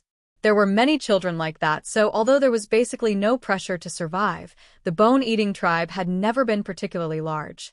They were not like regular shaman tribes, which still developed with shamans as the core and mortals as the foundation. The jungle behind them rustled, and several dozen shamans emerged, surrounding the two people on the pack animal. Chrysanthemum Fragilis, how dare you come to my place? Do you really think I'm afraid of eating you just because you have the White Lotus sect? The bone-eating chieftain stared at Chrysanthemum Fragilis on the pack animal in hatred, extending his long, scarlet tongue and licking his claws. He could still clearly remember the losses he suffered in the fragrant flower market. Chrysanthemum Fragilis's heart trembled slightly. She subconsciously tightened her embrace of Li Qingshan and sneered. I've come today to claim your lives. The bone-eating chieftain laughed madly, and the bone-eating shamans all snickered strangely too. Only the bone-eating shaman priest who arrived afterwards frowned firmly, his gaze landing on Li Qingshan. Oi, so you're their leaders? Li Qingshan broke free from Chrysanthemum Fragilis's embrace and stood on the pack animal's head, pointing at the bone-eating chieftain and yelling. The bone-eating chieftain said, How bold of you, kid, to actually speak to me like that. Your flesh sure seems very tender. I'll make it perfect for eating you raw and drinking later. Li Qingshan smiled. You've chased me for so long, yet you don't even know who I am? I'm chasing you? The bone-eating chieftain was filled with doubt. Chief, he's that infant. The bone-eating shaman priest arrived beside the bone-eating chieftain with his cane and said with a deep, hoarse voice, It's you. The bone-eating chieftain was mildly taken aback, and his laughter became even louder. All right, thank you for your protection, ancestor. I've been looking for you for so long, yet you've delivered yourself to me today. I didn't think there'd be something so good in the world. Do you know that the bone-eating tribe lost several dozen clansmen because of you? Their voices were filled with bone-deep hatred, as if Li Qingshan had committed a grave mistake by not obediently giving himself to them. Li Qingshan sneered and shook his head. No, no, no. Not 40. He paused for a moment. All of them. Capture him. The bone-eating chieftain roared furiously. Several hundred bone-eating shamans surged over together, letting out furious roars that sounded like the wails of ghosts and the howls of wolves. It was quite a harrowing disturbance. Chrysanthemum Fragilis paled. Li Qingshan leapt up gently, flying over the bone-eating shamans and landing on a bamboo building. He turned around and pointed a finger, just happening to touch the head of a charging shaman. The power of tremors erupted. With a crack, the shaman's spine snapped, and he fell powerlessly. Li Qingshan could already wield the power of tremors with ease. Originally, he could have shattered his heart. The reason why he spared his life was only because he had a use for him. Over a dozen claws took advantage of this opportunity to reach towards him. The vicious smile he had just revealed stiffened. With a series of cracks, 7 or 8 of them fell off the bamboo building together. None of them actually managed to see what kind of attack Li Qingshan had used to attack them. Li Qingshan leapt off the bamboo building and landed in the densest area of the bone-eating shamans. He shuttled around and unleashed the power of tremors at will. As long as he touched the bodies of the bone-eating shamans gently, their bones would shatter. In the blink of an eye, a swathe of the bone-eating shamans collapsed. After reaching a certain level of skill, it could completely become overwhelming power. Be careful. He has demonic arts. Don't touch him. But if they did not touch him, how were they supposed to capture him? The bone-eating shamans all retreated. Although they possessed a murderous nature that did not fear death, they had no idea what to do when faced with an opponent like that. He really is strong enough. Chrysanthemum Fragilis was overjoyed. The bone-eating shamans who originally surrounded her eagerly all had their attention drawn away by him. How could she let go of an opportunity like this? With a bellow, she swung her palm and powered the fragrant flower goo. A fragrant breeze drifted through the air. The pack animal beneath him directly collapsed to the ground, while the shamans nearby tottered on the verge of collapse too. The bone-eating shaman priest's cane paused, and the shriveled head at the top opened its empty eye sockets. Two wisps of black smoke twisted together, turning into the shape of a two-headed snake that bit towards Chrysanthemum Fragilis. Chrysanthemum Fragilis slapped the snake's head away with a palm strike. She refused to continue fighting, leaping backwards. Kill him! Kill him! Don't hold back. The bone-eating chieftain bellowed out and charged towards Li Qingshan at the very front. His colossal body was like a speeding chariot. He threw a punch, and the wind whistled like a cannonball had been fired. Li Qingshan stood where he was without moving at all. The wind from the punch surged into his face, and his scarlet hair ruffled. He turned to his side with a smile and threw a punch. Die! The bone-eating chieftain ravished with joy. Their sizes differed by more than 10 times, and the fist was even larger than his head. The punch was enough to crush him to a pulp. Bang! The two fists collided. Li Qingshan's chubby little fist sank deeply into the bone-eating chieftain's huge, black, hairy hand. Li Qingshan's tiny body did not sway at all. Instead, the colossal bone-eating chieftain was sent flying. His arm was flung away, becoming as limp as a noodle. Even his entire right shoulder had caved in, knocking over a group of bone-eating shamans.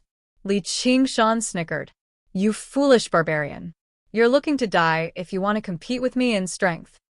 He seemed tiny, but if he reverted to his original form, he would be 2 or 3 meters tall at the very least. Their proportions were completely reversed. Unfortunately, the bone-eating chieftain's body was much tougher than regular bone-eating shamans, so he failed to snap his spine in a single strike. Li Qingshan was just about to follow up with another attack when he suddenly stopped and looked back. The two-headed snake condensed from black smoke had silently slithered over from behind, suddenly opening its mouth and biting towards him. Tiger Demon's breath. A gust of wind from Li Qingshan's breath tore the two-headed snake to pieces. It followed the black smoke and directly pierced the bone-eating shaman priest who had launched a sneak attack. Chief, go to the altar and ask for the power of the ancestors. The bone-eating shaman priest coughed up blood and bellowed, This is a disaster that will wipe out the entire tribe. Stop him. The bone-eating chieftain ordered loudly. Clutching his crippled arm, he rushed towards the stronghold. He was filled with regret and resentment. His losses in the fragrant flower market had already made him feel extremely pained, but he never thought he would actually provoke something so terrifying. However, as long as he asked for the power of the ancestors, he would definitely be able to kill him, devour his flesh and blood, and undergo the heavenly tribulation. The bone-eating shamans charged over fearlessly, wanting to use their lives to buy time for the bone-eating chieftain. Li Qingshan stomped his right foot and leapt up. The shamans leapt up and swung their claws with him, but they missed. They all raised their heads and extended their arms, waiting for him to fall. Be careful, Chrysanthemum Fragilis cried out. Her voice was filled with concern. If it were not for the fact that she hid in the distance on a tree, ready to retreat at any time, perhaps Li Qingshan would feel a little grateful. When he looked down, he saw many ferocious faces and mouths full of fangs. Li Qingshan smiled. A pair of glorious wings suddenly unfurled on his back, and he grew several meters taller again. His scarlet eyes locked onto the bone-eating chieftain's back, leaving behind a scarlet streak of light as he swooped down like an eagle swooping down to a rabbit. He did not have the time to see what trump cards these barbarians had, or perhaps they were putting on an act and looking down on others just because he was strong enough. Even a lion would use its full strength to catch a rabbit. He only had a single objective here: annihilate the entire tribe. And the simpler and easier it was, the better. A gust of wind swept over from behind, and the bone-eating chieftain suddenly looked back. Before he could even respond, Li Qingshan had planted a foot on his back. With a series of cracks, his spine broke inch by inch, and he collapsed on the ground, completely immobilized. He let out a howl of despair. Both the chieftain and the shaman priest had been defeated, so the morale of the bone-eating shamans plummeted. Li Qingshan did not stop at all, using the force of the stomp to fly back. With the assistance of his wings, he moved even faster, leaving behind a trail of fire. Wherever he passed by, the shamans all collapsed. I'll lend you a hand," Chrysanthemum Fragilis called out and leapt down from the tree, powering the fragrant flower goo as hard as she could. A fragrant wind drifted through the air, which was extremely effective against regular bone-eating shamans. Li Qingshan specially targeted the stronger shamans, and they all fell in a single strike. A while later, not a single bone-eating shaman remained standing. None of them managed to escape. Chrysanthemum Fragilis's face flushed with excitement, along with a sense of disbelief. The powerful bone-eating tribe was finished just like that. It was unimaginably easy. She raised her hand, about to unleash a massacre. "Stop," Li Qingshan called out. "Why?" "I told you, I have a gift for you." Under Chrysanthemum Fragilis's surprised gaze, Li Qingshan unfurled his wings and walked past the bone-eating shamans one by one. Blood-red flames flew out of their bodies, and they shriveled up like they had been sucked dry. The bone-eating chieftain was utterly furious. "Stop. If you want to kill me. Spare my clansmen." Li Qingshan snickered. "I couldn't tell, but you're quite loyal. Don't worry, none of you can escape." The bone-eating shaman priest said, "Spare my life, and I'm willing to be your servant. I'll tell you where the wealth of the bone-eating tribe is hidden. I can even help you obtain the power of your ancestors." The bone-eating chieftain roared, "You traitors!" The bone-eating shamans roared too, "Traitor? You sure are a clever person." Li Qingshan arrived before the bone-eating shaman priest and picked up his cane, twirling it around in his hand. "Though I already have a servant, so forget about you." An extremely weak, bright red flame flew out. A while later, all of the bone-eating shamans had their life force drained away, reduced to a pile of withered corpses. Li Qingshan held a flame of life that was around the size of his head in his right hand. He smiled at Chrysanthemum Fragilis and said, "Come, have a taste of the feast I've made for you." Although they had been getting along quite well in the past few days, this was called being prepared. He did not want someone to secretly leak this matter to the White Lotus sect. "I don't want to." Chrysanthemum Fragilis recalled the monster the merchant had turned into and retreated in fright. Li Qingshan smiled. "You have to be an obedient daughter."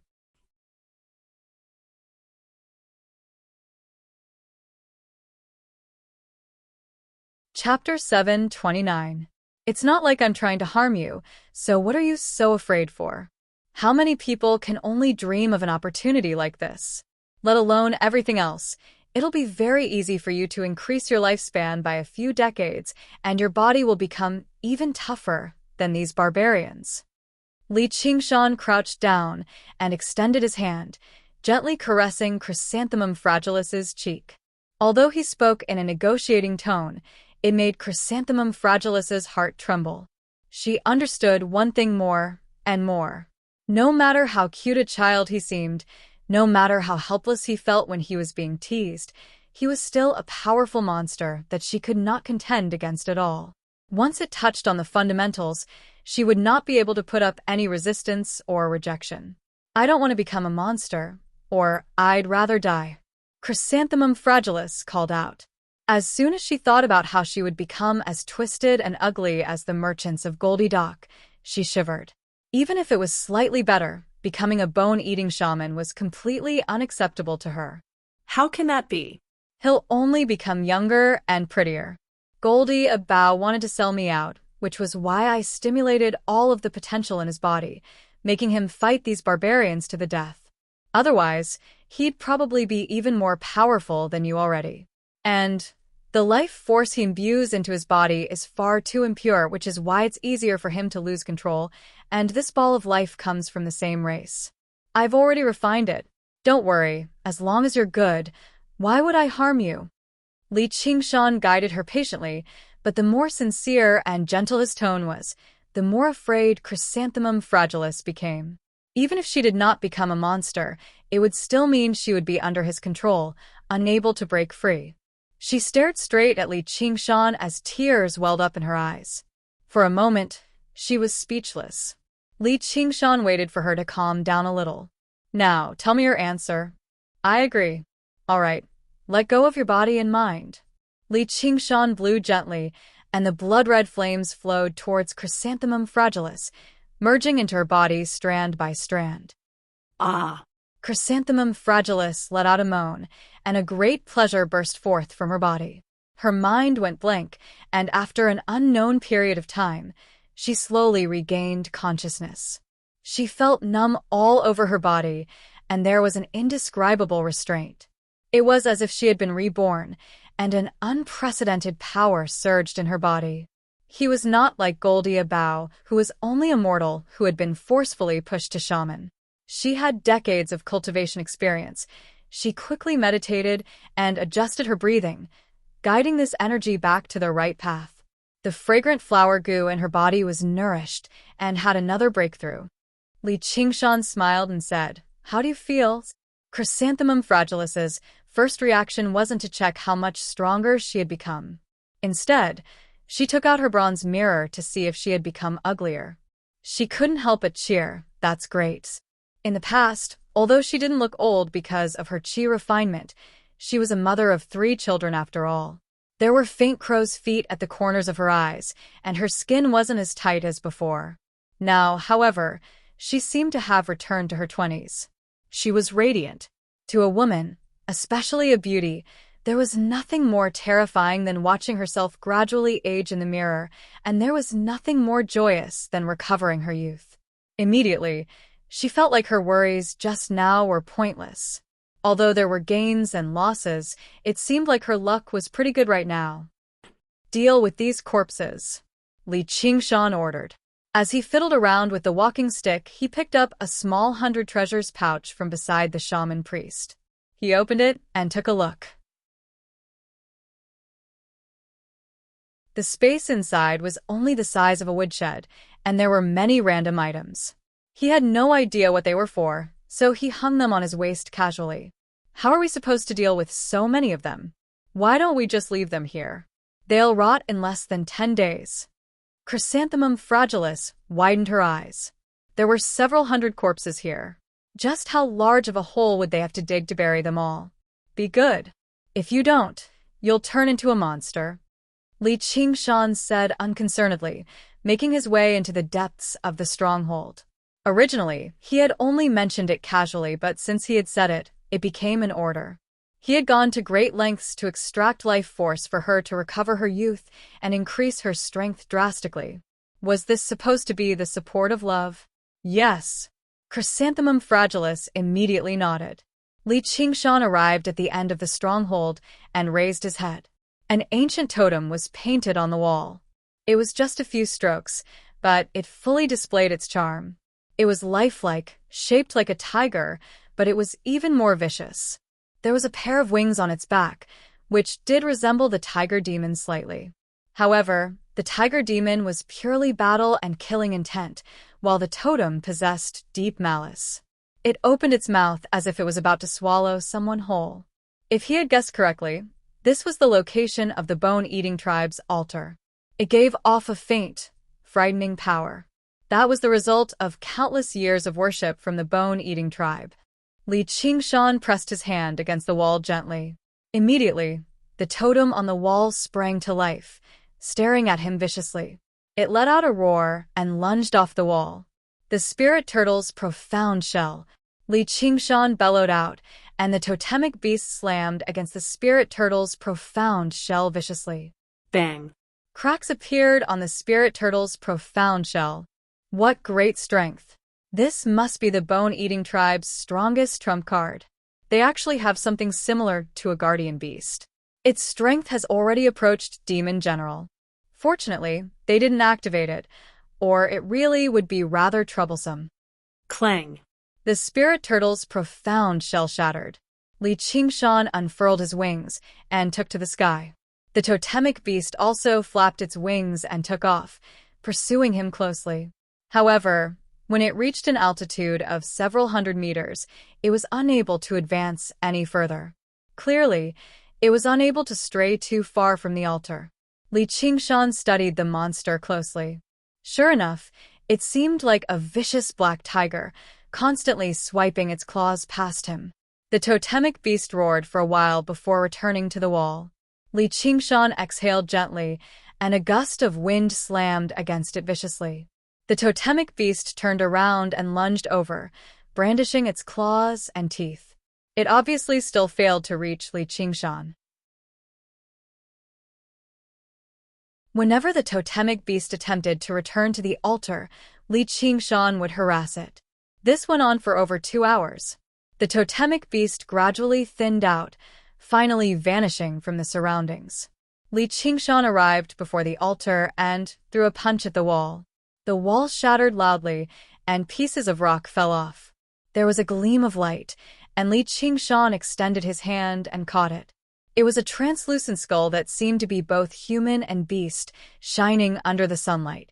He had sensed something was hidden in the altar a long time ago, which was why he went to the trouble of dealing with the totemic beast. He looked back and asked, "What's this?" "This is the skull of the ancestor of the bone-eating tribe." Chrysanthemum Fragilis happened to make her way over. "Don't they say they eat their ancestors?" "This is a bone-eating shaman that has undergone the heavenly tribulation. It's probably just too tough such that no one can bite through it." "Are there other bone-eating tribes?" Li Qingshan brought the skull to the tip of his nose and sniffed it gently, sinking into his thoughts. Of course. Bone-eating barbarians are everywhere in the Mist Province. There are tribes of various sizes.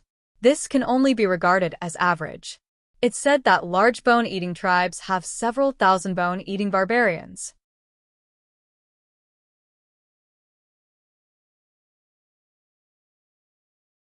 Chapter 730.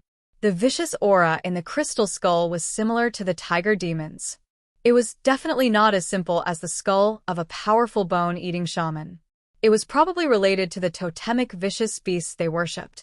Apart from the second, third, and fourth layers of the phoenix transformation, Li Qingshan had to practice next, as well as the fifth layer of the tiger demon. Once he harmonized the various powers in his body and completed these 2 targets, even if he ran into the Dragon King of the Sea again, he would be able to advance and retreat with ease. As a result, even if it was even slightly related to his cultivation, he would place great importance on it. "What's the name of the totemic beast they worship?" Chrysanthemum Fragilis said, "Cheongqi. It's a vicious beast that likes to eat humans. All of the bone-eating tribes worship it. Legend has it that in ancient times, a tribe discovered a dead Cheongqi. After eating its flesh and blood, it became a powerful shaman of immense strength. It specialized in feeding on its own kind, producing countless bone-eating tribes." Cheongqi. Li Qingshan's gaze shifted in thought, landing on Chrysanthemum Fragilis. "Have you done what I told you to do? There are so many corpses. There's no need to deal with them at all. Spare me, you." Chrysanthemum Fragilis had already been the matriarch for many years, so why would she be willing to do such menial work? After a while, she ran out of patience, so she just sat on the ground and watched Li Qingshan fight the totemic beast. Go. "I don't want to." Chrysanthemum Fragilis said in a spoiled manner. Since she could not use force, she would use force. She would still be able to achieve her objective. She was already considering how she could use his power to obtain even more benefits. Li Qingshan snapped his fingers, and Chrysanthemum Fragilis collapsed on the ground. Her blood surged as if she had been placed in a fire to roast, but she could not utter a single word.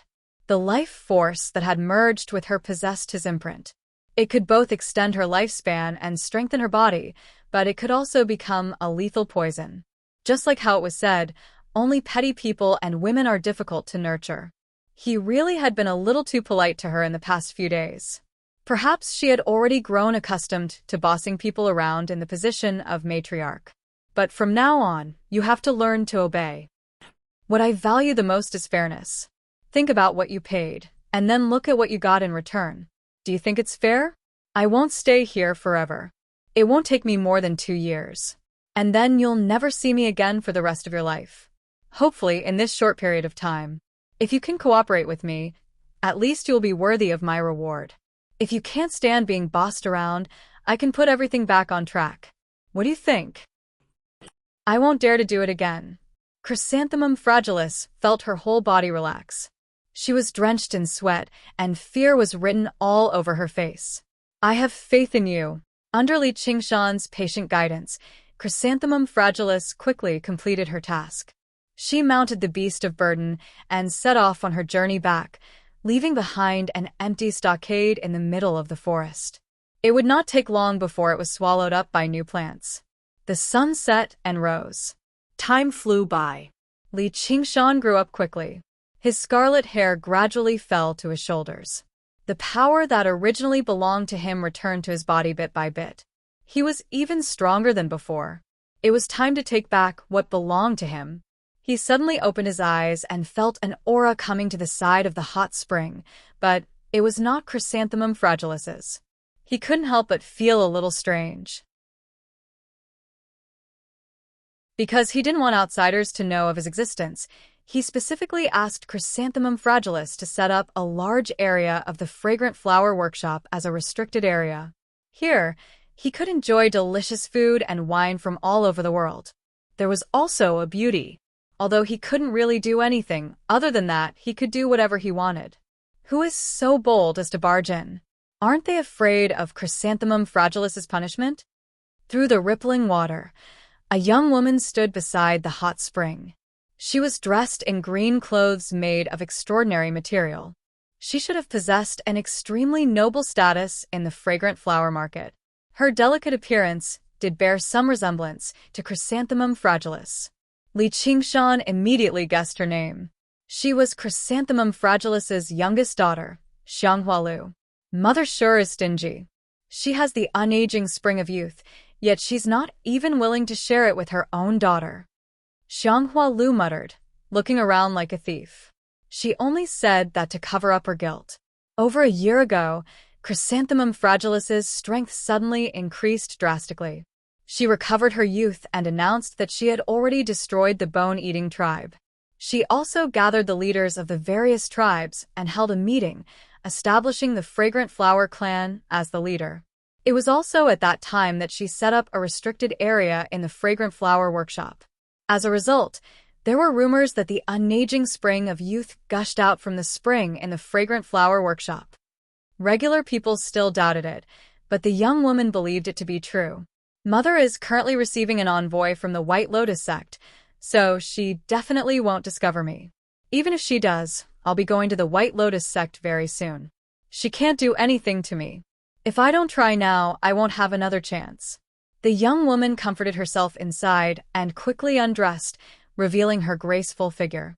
She tested the water temperature with the tip of her foot first before slipping into the water, like a fish. Didn't you say you're only 13? You sure have developed quite well. Li Qingshan evaluated in admiration. The women of the Mist Province developed early. Many of them married at this age, but they aged especially quickly too. If they were mortals who did not practice internal martial arts or qi practitioners, they would age rapidly once they reached 30 or 40. By the time they reached 40 or 50, they would be like old women. I'm going to be traveling with her very soon. The arrival of the envoy from the White Lotus sect was actually because he had urged Chrysanthemum Fragilis to request the White Lotus sect to recruit a group of followers from the fragrant flower market. He planned on using this opportunity to infiltrate the White Lotus sect and take back the Azura field. Although he could take it back openly once his strength completely recovered, he really did not want to wait any longer. He did not want the news that North Moon was still alive to reach the Dragon King of the Sea's ears. Xianghua Lu lay comfortably in the hot spring, as if the water really did have the miraculous effect of restoring youth. She immediately cast all of her worries to the back of her head and gradually became spirited. She dove into the water and began swimming. Suddenly, she discovered a pair of scarlet eyes staring straight at her. Gurgle! Xianghua Lu let out a cry of surprise and turned into a bubble. She swung her slender legs and quickly retreated to the edge of the hot spring. She covered her chest with one hand and shouted, "Who are you? Come out." A moment later, a small figure rose up from the water. His black eyes were clear and spirited, and his wet black hair hung down to his shoulders. It was Li Qingshan who had concealed his demonic characteristics. Whether it was his sharp teeth, claws, or the sharp horns on his head, they were all gone. He looked like a child of 11 or 12 years old. What a beautiful child! Xianghua Lu exclaimed in her heart and relaxed her guard. Who are you? Are you my mother's lover? As she spoke, she began to laugh. How could it be? He was still so young. Lover. Li Qingshan thought, she really is precocious. However, in the Fragrant Flower clan, it was really common for powerful women to find a few lovers. The little girl did not even try to hide it. Have you also come to steal the Fountain of Youth? How dare you?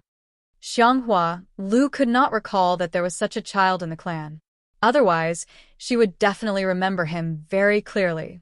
Thus, she guessed that his goal was the same as hers. She flipped her palm and wanted to restrain him, but then she thought of something else. If I capture him and give him to my mother, wouldn't I also be exposed? Xianghua Lu, you can't be so stupid. If such a beautiful child becomes fertilizer, that would be too much of a pity.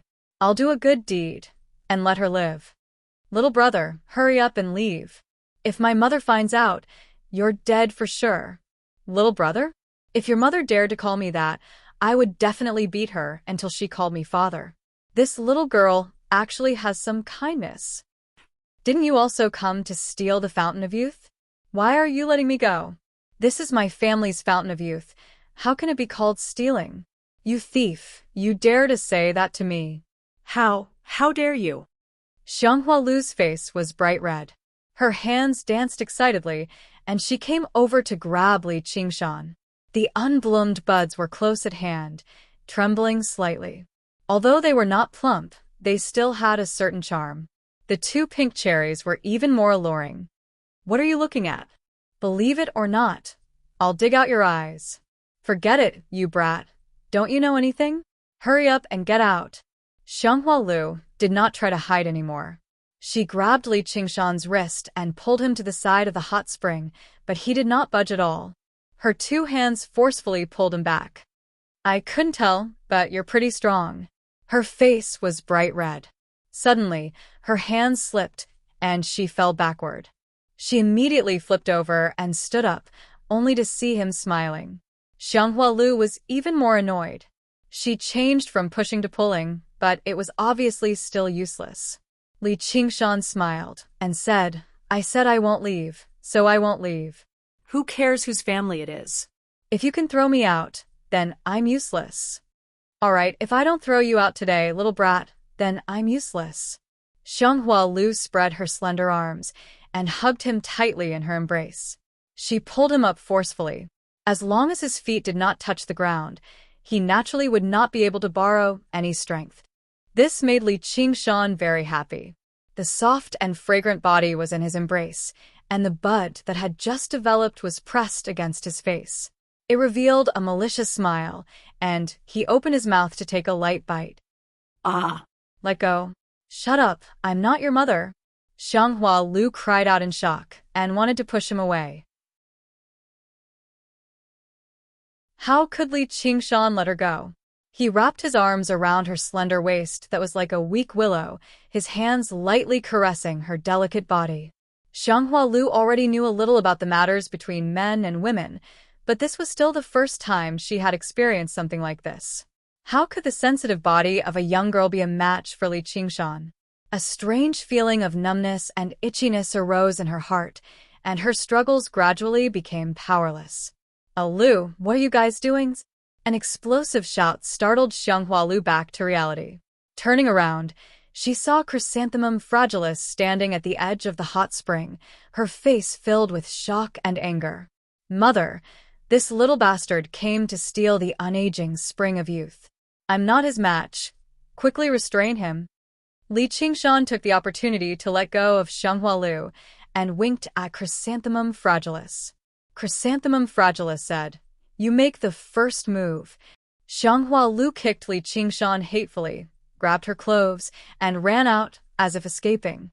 Li Qingshan spread his hands. "Since we're traveling together, let's get to know each other first. When can we set off?" "Probably in less than 10 days. We can set off." "Good. You'll get what you want very soon, and you won't have to listen to my orders anymore.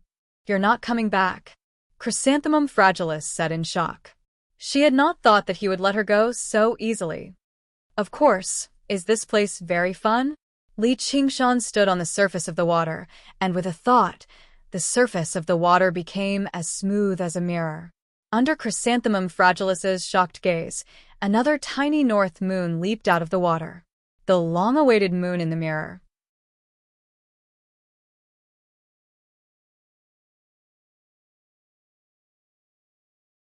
Chapter 731. Gusts of wind surged, turning into a pair of semi-transparent wings on Li Qingshan's back. The wings of wind that he had not seen in a very long time. The fierce wind kicked up a huge wave in the hot spring. With a sudden flap of the wings, he rushed into the air and dove into the depths of the clouds in the blink of an eye. The fragrant flower house was as small as a mustard seed, blurry in the endless sea of trees. He cast his gaze towards the north again and whistled off. Although he was unable to borrow the atmospheric winds because his strength had yet to fully recover, he still maintained a straight line and constantly flapped his wings, moving faster and faster, leaving behind a spiral stream of air. With this innate ability, even a distance of 5,000 kilometers was nothing. It would take him a day or two at most to reach the border between the Mist Province and the Green Province. Afterwards, he would confirm his bearings and fly off in the direction of the Rui Commandery.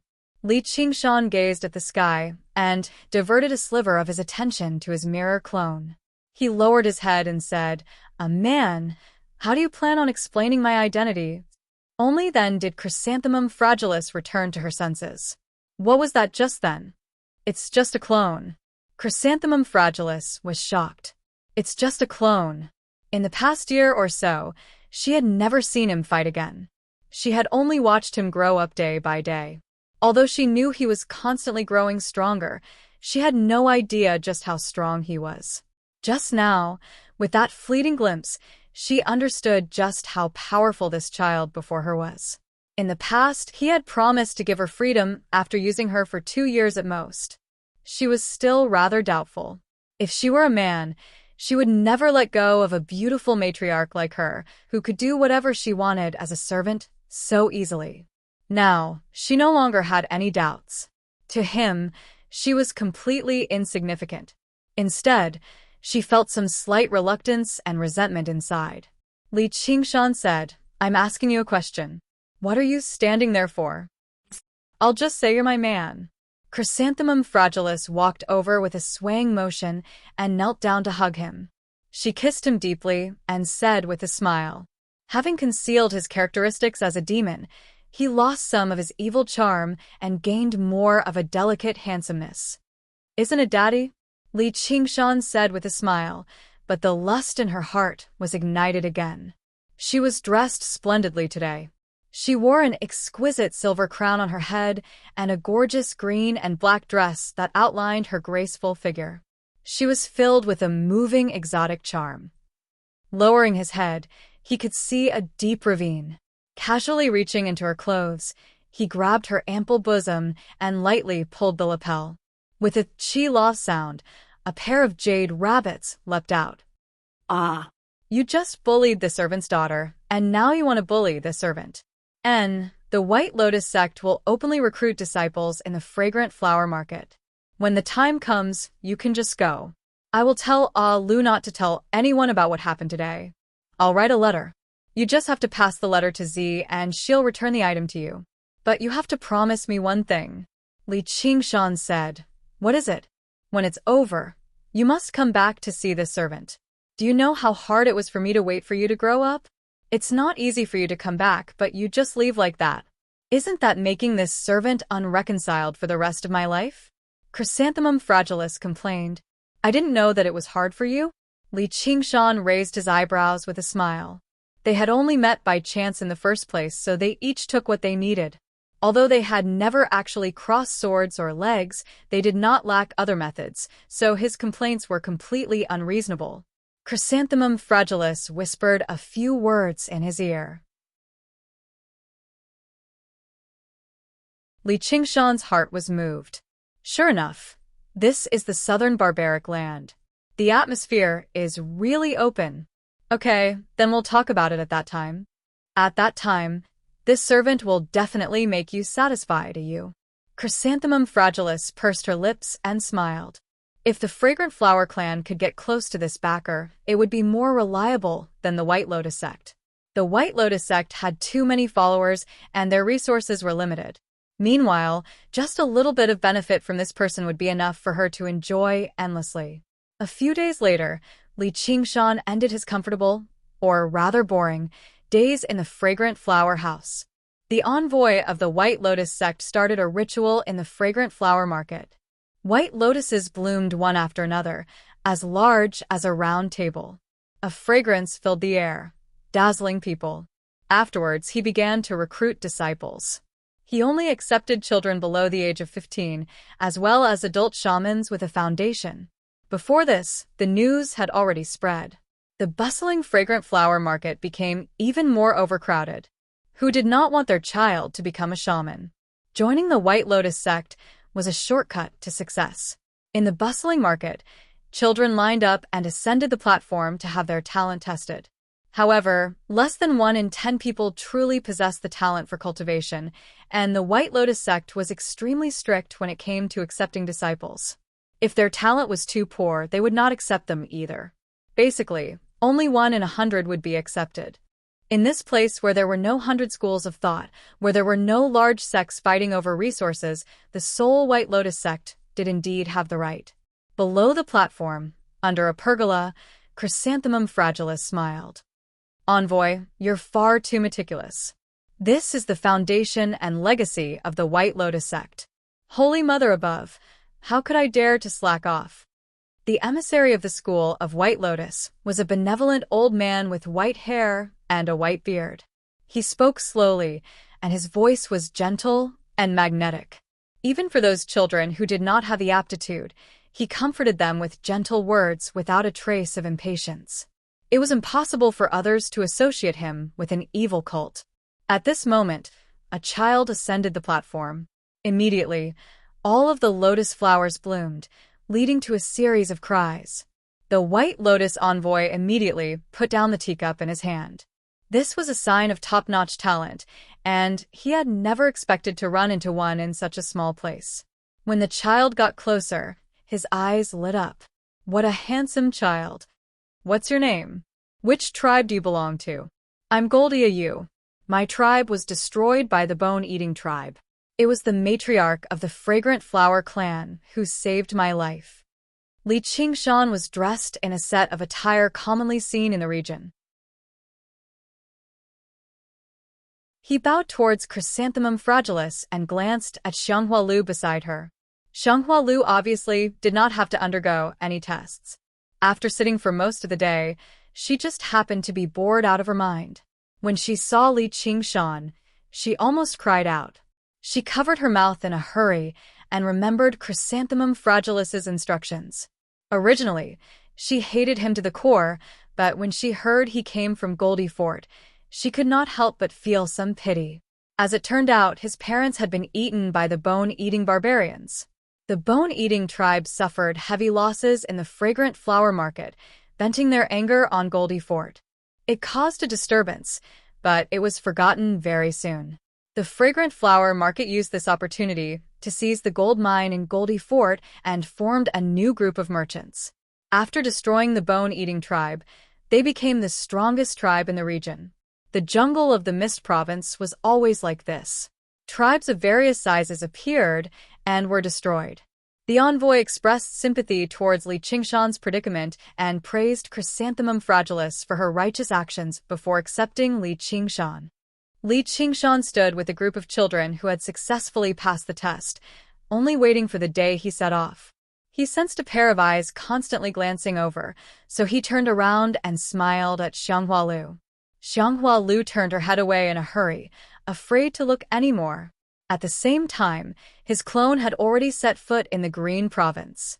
However, after entering the Green Province, he became a little more careful, flying above the clouds as much as possible. When there were no clouds, he would find a way to hide himself. He did not want the Dragon King of the Sea to know he was still alive. When Li Qingshan was about to set off for a branch of the White Lotus sect with the envoy, the familiar landscape began to enter his view. It had been almost 3 years. He was finally back. Li Qingshan arrived in the Chain Mountains first. The formation was still in place, undamaged. He let out a sigh of relief. As it seemed, his identity had not been exposed, or his dwelling would have never been preserved in such a stable manner. Gu Yenying and Hua Sengzan had been quite nice. They did not divulge his secret just because they received news of his death. As long as they did not say anything, no one would disturb his secluded cultivation. Even Han Qiongji would not. To cultivators, cultivation was the most important. Secluded cultivation without emerging meant they had reached a critical juncture. Cultivation itself was extremely time-consuming. The higher one's cultivation, the more so it was. Entering secluded cultivation for 2 or 3 years was nothing strange. There were also quite a few people who lamented that the lifespans of cultivators were long, far greater than mortals, but the amount of time they truly enjoyed life in the world might not even be as long as mortals. However, the people who said that would never be willing to become mortals. Is Little and still not back? Has he undergone the heavenly tribulation, or is he currently learning the chant of Devanaga? Li Qingshan then turned around to Ru Xian's dwelling. The stone door was firmly shut. He called out a few times, but there was no response. Right when he was about to leave, he suddenly glanced below his feet and could not help but be surprised. The ground outside the dwelling was actually covered in moss, which also meant she was either in secluded cultivation, isolated from the outside world, or she had not returned to the dwelling for a very long time. People came and went in Clear River City. It was just as bustling as before. The entrance to the Hawkwolf Guard was just as deserted as before. In a room at the top of the building, Hua Qinglu leaned on her hand as she listened to the reports of a Scarlet Wolf Guard quietly. She had used a few years to consolidate her various comprehensions from the wisdom imbuement, adapting to the status and identity of a foundation establishment cultivator. She seemed to possess the bearing of a superior. However, from outside the window, Li Qingshan could not help but find her slightly unfamiliar. Compared to her, Chrysanthemum Fragilis, who he did not have any feelings for, seemed closer and more familiar. After all, it had been a few years. There was a reason why the cultivation community was apathetic towards human relationships. If it were not for the fact that cultivators all had impressive memories, there would probably be cases where they would forget the names of their friends and family after emerging from secluded cultivation.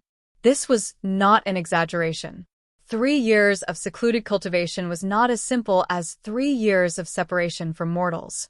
Every time they entered secluded cultivation, they would cast aside all external matters and delve into the profound world of cultivation. It was said that there were cultivators who would go into secluded cultivation for a decade and come out forgetting their names. Others would tell them who they were, but they would find the name very unfamiliar, so they would give themselves a new name.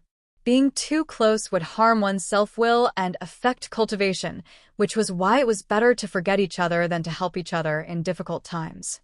From a certain perspective, the reason why Li Qingshan could remain so close to Little and was because Little and did not have any pursuits of her own.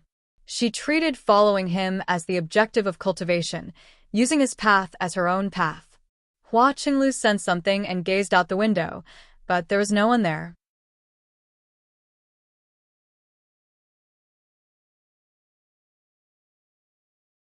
Chapter 732. Hua Qinglu suddenly looked back, but she saw nothing. A stream of wind circled around behind her, and she shivered inside. What speed! The opponent was not weak, but he had not launched an attack. He did not seem to have any ill intentions. Thus, she stood still and quietly used her divine sense to ask, "Who are you?" "I'm an old friend of your brother's." Li Qingshan used the spirit turtle's profound shell to block Xi Qinglu's soul sense. "I know all of my brother's friends." Hua Qinglu suddenly turned around, and flowing wind flew behind her again. "I don't have a sneaky friend like you. It seems that there are also people I don't know. Men have a lot of secrets. In short, I want to meet him and ask him some things." "My brother is meditating in the soaring Dawn Mountain."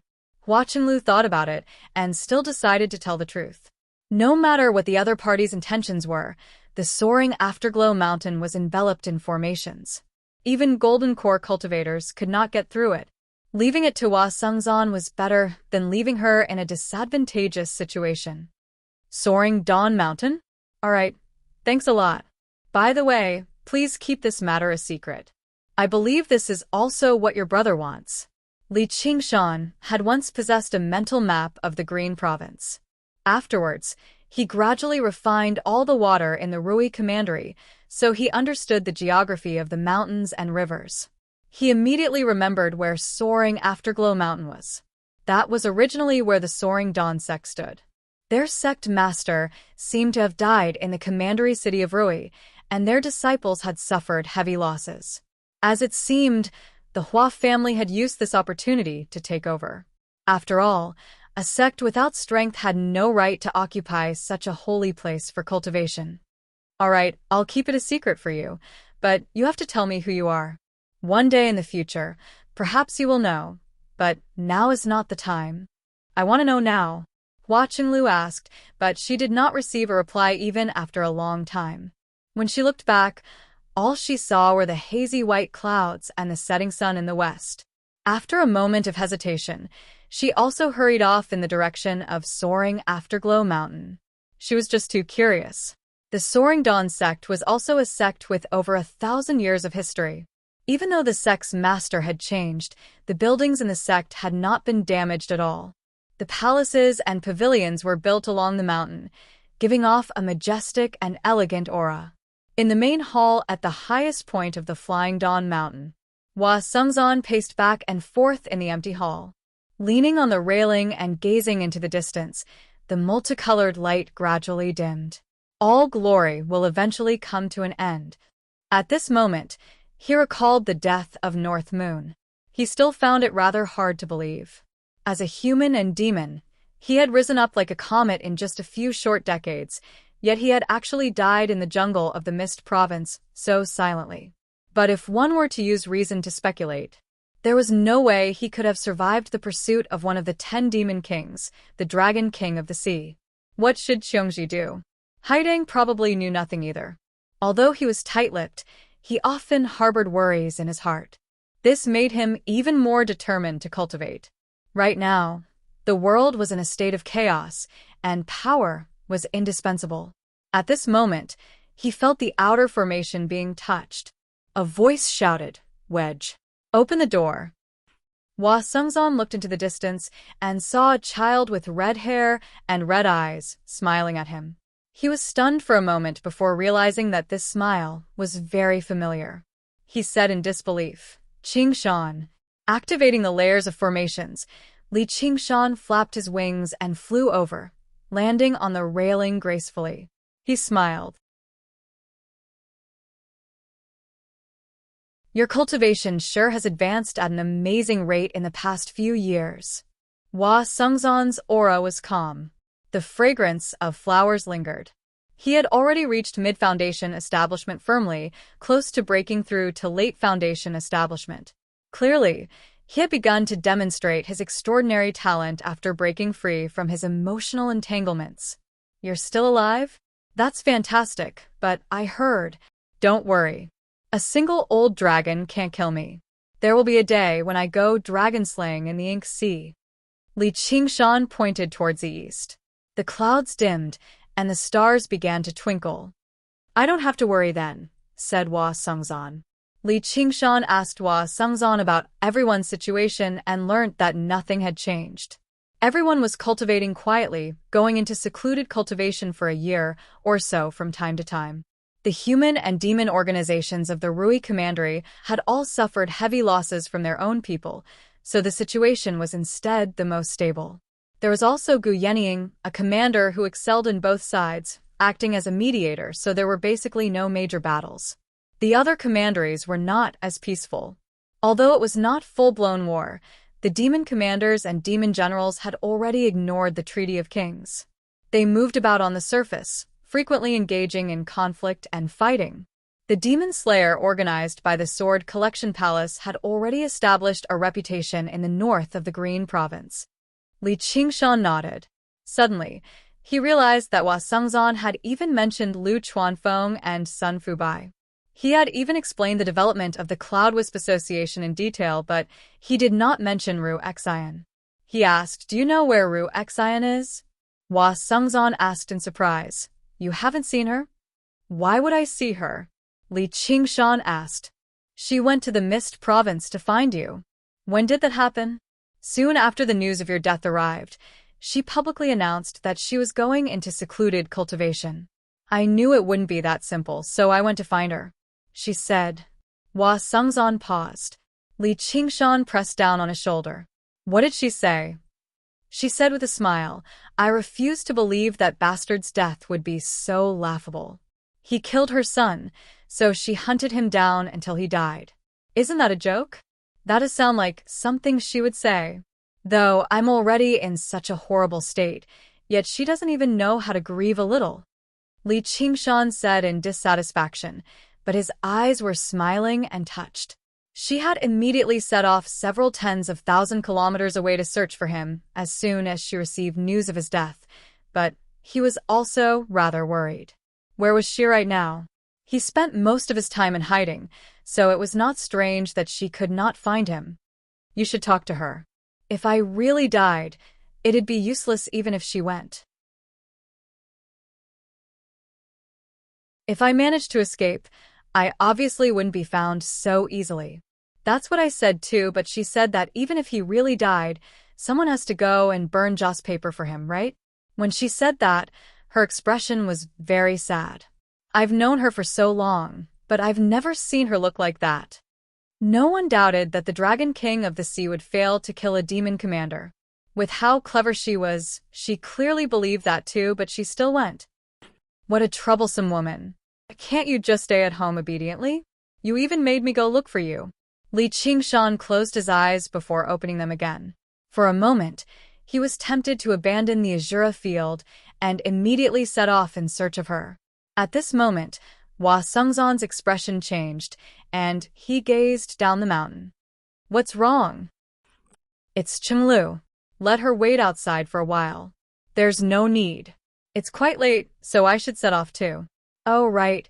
Why don't you find a master and become a disciple? Don't tell me you want to undergo the second heavenly tribulation and re-establish the Soaring Dawn sect as the sect master?" "I'm not as powerful as you. I want to go to the Sword Collection Palace and become a disciple after I break through to late foundation establishment." "You want to join the Sword Collection Palace?" "If I want to find a master, it obviously has to be a great cultivator who has undergone the third heavenly tribulation. Of the three great sects of the Green Province, I can't just become a monk or go to the Umbral Een sect in the south."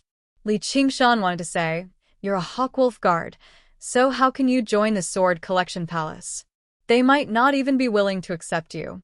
Apart from the three great sects of the Green Province, there were a few great cultivators in the system of the Great Xia Empire. However, he immediately understood what Hua Sungzon was trying to say. He did not want to see Gu Yenying again. Commander Gu gave me special permission to resign from my position as a Hawkwolf guard. She even sent me a letter saying that if I can't join the Sword Collection Palace, she'll recommend me to a great cultivator of the umbral insect. She just told me to wait for a few more years. She's basically been extremely benevolent to me. Looks like it's no surprise that I've fallen in love with her. Hua Sungzon smiled bitterly. This was something that most people could only dream of, but it filled him with very mixed feelings. What do you mean by extremely benevolent? She should know that you won't accept her at all. Li Qingshan said disapprovingly. That wretched woman had always been flawless, such that no one could find fault with her. She was not so slick that it was annoying, but she gave off a faint sense of alienation. She might even know that the Sword Collection Palace won't accept me, so she purposefully spread the news. In order to prevent me from joining the umbral insect, the Sword Collection Palace might be a little more confident. You really are hopeless. Take care of yourself. I'm leaving. Just when Hua Qinglu was about to lose her patience, the entrance finally opened. She arrived before Hua Sungzon and asked in surprise, "Is that really your friend?" Just who is he? Hua Sungzon said, "I'll introduce him to you in the future." Before long, Li Qingshan arrived at the dwelling of the wretched woman, the waterside pavilion of listening winds.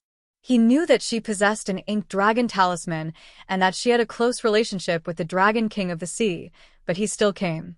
He clearly knew that there was no deep friendship between them, yet he could still gain her trust. This could be regarded as a form of ability. He took a step forward and stepped from the chilly autumn night into the sunny, early summer. The lotus flowers rose and fell endlessly. The fragrance of the flowers permeated the surroundings, and the aura was fleeting. When he flew over the sea of flowers, he saw the waterside pavilion of listening wind in the distance. Gu Yenying's white clothes were even more beautiful than the snow. She smiled. Looks like I was wrong. Absolutely wrong. Li Qingshan landed on the waterside pavilion of listening wind. What do you think? You didn't expect this, did you? Indeed I didn't. I didn't think that your shrunken form would be so interesting. Gu Yenying smiled. The moment she saw Li Qingshan, she was indeed shocked. The Dragon King of the Sea wouldn't lie, but she was indeed alive. Her methods were truly unfathomable. Interesting my ass. If you had told me that Mo brat had such methods, I wouldn't have fallen for his trick. Li Qingshan said. You're not my man, he nor my son. I tried to advise you, but you didn't listen. How can you blame me? I'm not here to joke with you. I need spirit stones and elixirs of a certain attribute. Cultivating the second stage of the Phoenix Nirvana Sutra wasn't as easy as cultivating the first stage. It required a large amount of resources, and he was currently penniless. All his assets were placed in the Azura field. Even with the Azura field in hand, such a large amount of resources couldn't be bought easily. He needed her help. Aren't you afraid that I'll sell you out to the Dragon King? No. Do you have the money to pay now? No.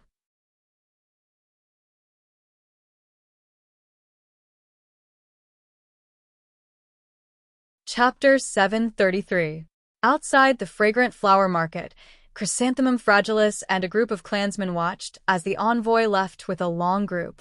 A third of them were shamans with a certain level of strength, while the remaining two-thirds were children below the age of 15. Li Qingshan was among them. Perhaps it was for a test or training, but they all walked.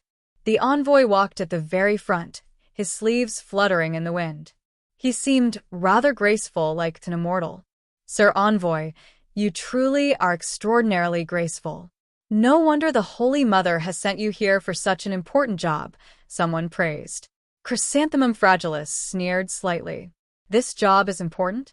He clearly has no future, which is why he's been sent here to waste time. What bullshit, envoy. He's just a lustful old man.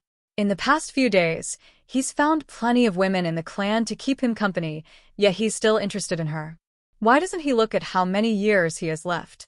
Her only worry was a Lu, but a Hong and a Z had both joined the White Lotus sect now, while Hong had already arrived at the headquarters of the White Lotus sect and become a formal disciple. Even an old coot like him would not dare to go too far. Not to mention he was here too. The envoy glanced back from afar and waved his hand at Chrysanthemum Fragilis gracefully. He also sneered inside. A mere matriarch is actually turning down my request. Does she really think she's some chaste woman? Xianghuazi, that bitch, is bold enough to look down on an old man like me after she hooked up with the altar lord. He could not help but glance at Xianghualu. He had to make up for all the vexation he had suffered from the mother and daughter pair with this little girl. It would be easy to coax a little girl who had yet to experience the world into bed. As long as he did not use force, even if her two sisters found out, they would not be able to do anything to him. Xianghualu was completely unaware of all of this. She currently stared at Li Qingshan cautiously and with hostility. Li Qingshan did not look away as he walked forward slowly. Are there flowers on my face? There's shit, Xianghualu said with a huff. He had clearly acted so boldly and rashly towards her in the hot spring, yet he actually acted as if it was only natural. He was practically detestable to the extreme, and her mother just had to say that she had to discuss everything with him. He really could not tell right from wrong. Who here did not treat her better than him? As the youngest daughter of Chrysanthemum Fragilis, Xianghualu was born beautiful and adorable, so she was the center of attention in the team. All the barbarians, big and small, treated her with great respect. Some of the bolder ones even sang love songs and gave her all kinds of gifts. She felt that the outside world was not as dangerous as her mother had described it to be, except for this bastard with shit on his face. Li Qingshan turned around and smiled. Then you're a dog. How dare you call me a dog? Xianghualu was taken aback before tugging at his ear furiously, but Li Qingshan grabbed her casually. Xianghualu struggled a few times, but she was unable to break free, so she just allowed him to drag her away. She only muttered and cursed. Her face was slightly red, but she did not seem angry at all. Li Qingshan only treated it as a gentle breeze. Actually, in the past few days, because he was worried about Ru Xian, he did not really go out of his way to provoke Xianghualu. It was just that this girl came to him time and time again, so he treated it as a way to relieve his boredom. Countless hostile gazes shot over from the surroundings. If it were not for the envoy at the front, there probably would have been quite a few people who would have stepped in to save the damsel in distress already. The older shamans shook their heads gently. This girl was clearly interested in this pretty boy, or why would she be unable to break free with her strength? After all, she was a true shaman. A cold light flashed through the envoy's eyes. This ignorant kid. Did he think he could touch the meat in his mouth just because he had some talent?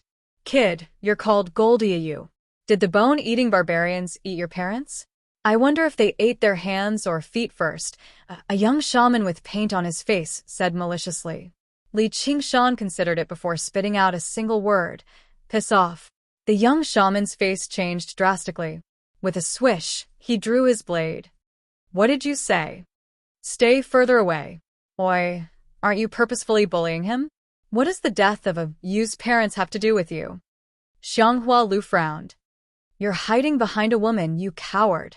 The young shaman spat viciously and turned around to make his way to the front of the group.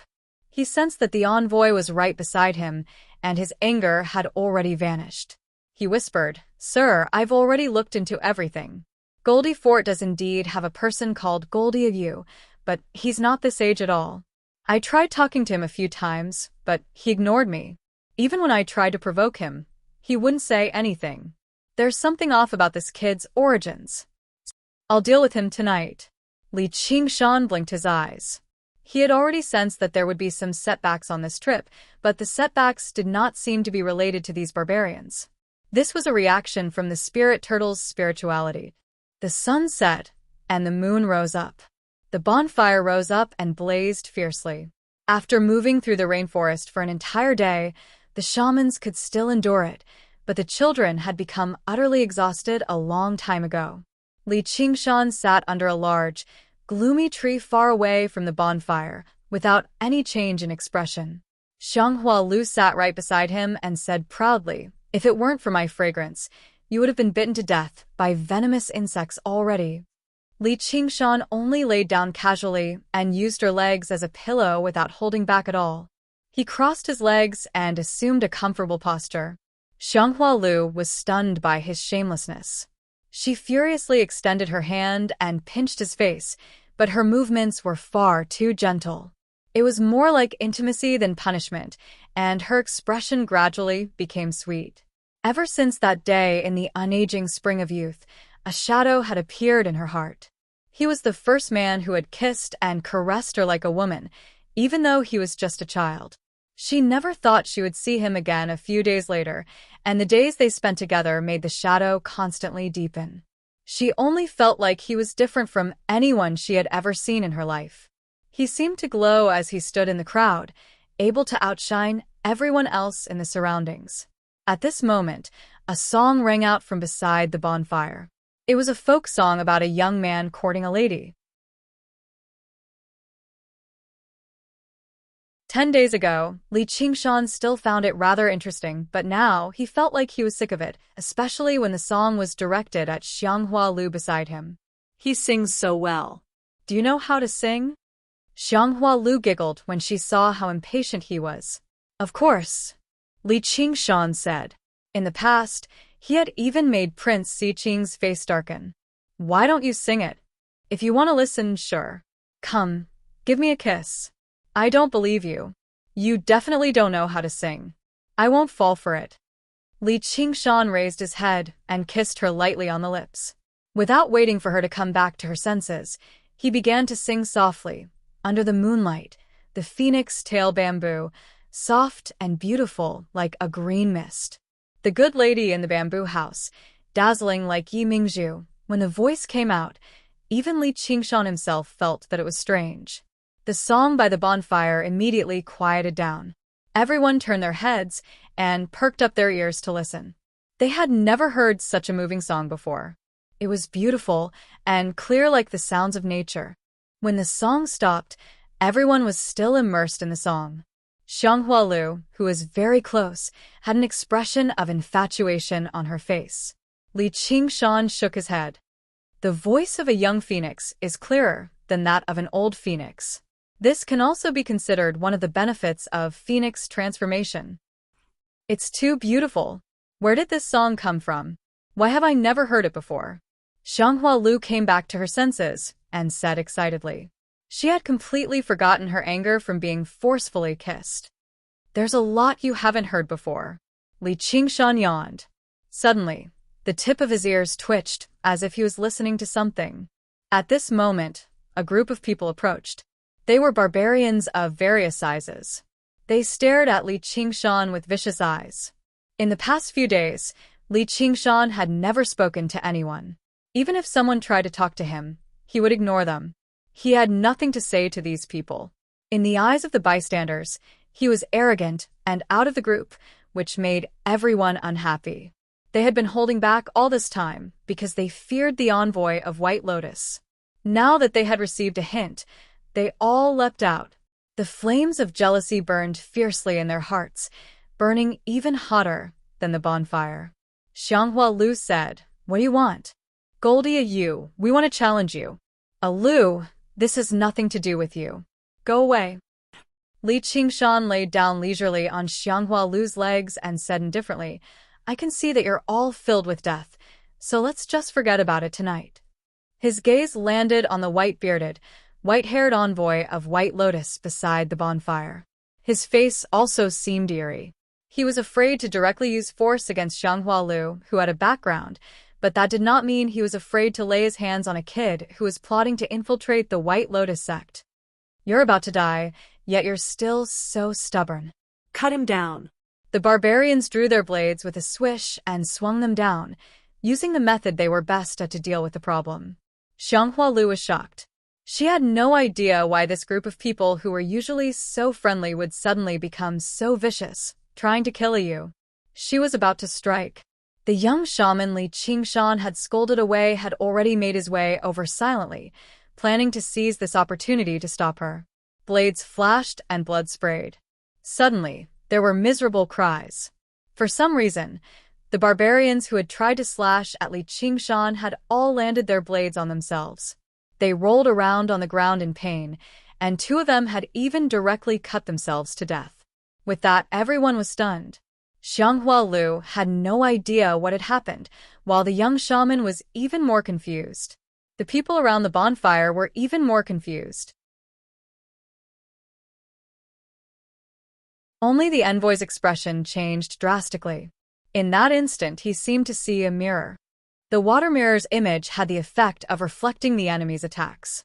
Li Qingshan shook his head. Using it on these barbarians was basically overkill.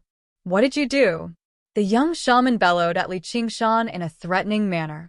The envoy stood up as well and said righteously, "Brat, how dare you harm the foundation of our White Lotus sect? I won't let you off today. Everyone, take him down." The young shaman was about to take action when a gust of foul wind swept over with a powerful suction force, sucking him into the darkness behind the tree. A huge python covered in patterns of money, radiating with demon chi, extended its head out from behind the tree. Its neck wriggled, and it swallowed the shaman. "There's a demonic beast." The barbarians cried out. "No, it's a demon," Li Qingshan corrected. The snake demon suddenly turned its head and stared at Li Qingshan and Xianghua Lu with its cold eyes. Its forked tongue flickered as it approached them. Xianghua Lu felt all the blood in her body freeze. She had only heard of the terrors of demons, but she had never seen one. Now that she had seen one tonight, she felt it was even more shocking than the legends. Li Qingshan waved his hand impatiently. "Piss off and eat them."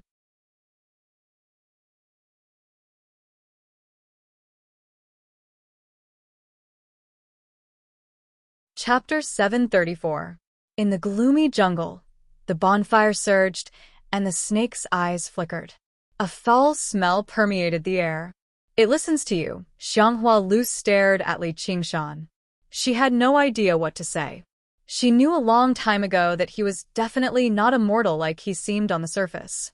Just his monstrous strength alone was enough for shamans to surpass him, but she never thought he could actually order around a snake demon. Li Qingshan leapt to his feet and lifted her chin. "Aren't you the same? Prepare to set off. Don't be afraid, everyone. Kill the remaining wretched demon of the snake god cult. The altar lord. No. The Holy Mother will reward you heavily." The envoy of the White Lotus race ordered loudly and attacked first. He powered a spiritual artifact that resembled a fong and shot it towards the snake demon. The shamans roused their viciousness as well.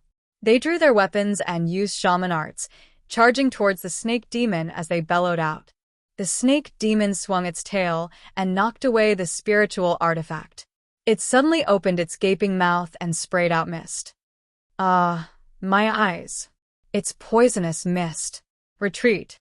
Among the howls, a shaman called out, "Die, wretched demon." Suddenly, he charged out of the poisonous mist. He wielded a gleaming steel blade and swung it at the snake demon's weak spot. The snake demon's colossal body that was over 30 meters long coiled up rapidly, wrapping around the shaman. With a spurt, he was ground to pieces, and blood sprayed several meters into the air. The steel blade spun and stabbed into the ground. What a bunch of stupid barbarians. That's a demon with an innate ability. If the old man from the White Lotus sect was willing to throw his life on the line, we might have been able to put up a fight. However, he's clearly only used a single strike before turning around and fleeing a long time ago. He really does run faster than a rabbit. The snake demon was like a twisting, raging mountain stream, slithering about rapidly. A while later, it had swallowed over a dozen people. Whether it was shamans who knew shaman arts or regular barbarians, none of them were its opponent. They could no longer hold back their fear, turning around and running off into the forest. The surging poisonous mist did not disperse. Suddenly, it turned into mist snakes and shot towards the fleeing barbarians. As long as they came in contact with the poisonous mist, the barbarians would immediately die, while the shamans would be firmly entangled. They would be deader than dead before long. To be able to use its innate ability to make such transformations, It doesn't seem like an ordinary monster. He heard the old man mention something about the snake god cult. Was this snake demon part of an organization? That explains it. Only with the teachings of a powerful demon would it have such spirituality. As Li Qingshan pondered, he picked up Xianghua Lu and flew into the forest, disappearing into the night in the blink of an eye. The snake demon raised its head and looked in the direction where he disappeared for a while before lowering its head, looking relaxed. In that instant, it felt a great terror, as if it had met its natural enemy. This was not an opponent it could defeat. Not bad, big fish. The people of the White Lotus sect deserve to die. These tribesmen actually abandoned the serpent deity and sought refuge with the White Lotus sect. They deserve to die. Not long after, a pale, thin man walked out of the forest. He looked around and nodded in satisfaction. The snake demon known as Big Stripe intimately leaned over and rubbed its head against the man, making hissing sounds as if it was saying something. What? 3 of them escaped? There's one of them from the White Lotus sect. Let's chase after him. However, the snake demon paced around, refusing to advance. It only hissed constantly. One of them is an extremely terrifying child, just as terrifying as your mother. Ma M. Gold Thread is a mighty demon general. All right, we need to hurry back and report this to the Ma M so she can make a decision. The man frowned in some disbelief. If that child was a member of the White Lotus sect, Big Stripe would have died already. The envoy of the White Lotus sect fled madly, and the forest around him receded. With his familiarity with the terrain and the barbarians as bait, he had actually managed to escape. His face no longer showed any kindness at all. He cursed viciously. Screw him. You all stay in the Z Lotus altar and enjoy yourselves, leaving me to take the risk. It must be that bitch, Chrysanthemum Fragilis, who's colluding with the remnants of the snake god cult. That kid is clearly a traitor. Once I report this to the altar lord, I'll slaughter your fragrant flower clan to the last. Oi, what are you blabbering about? What are you saying? The envoy of the White Lotus sect suddenly turned around. Before he knew it, the child called Goldie you had run alongside him with a smile on his face.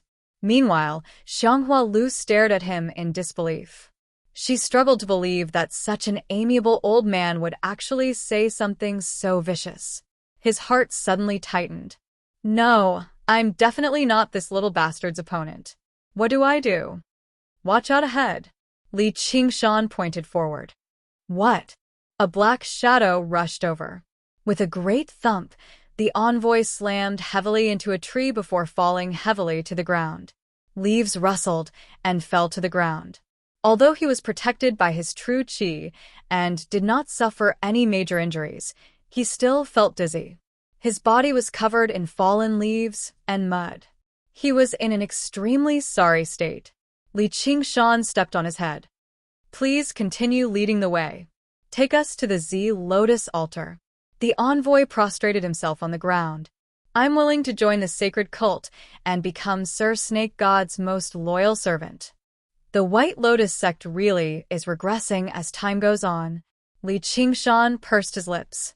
He remembered that the White Lotus sect had a technique that could control people's minds derived from the wisdom imbuement technique.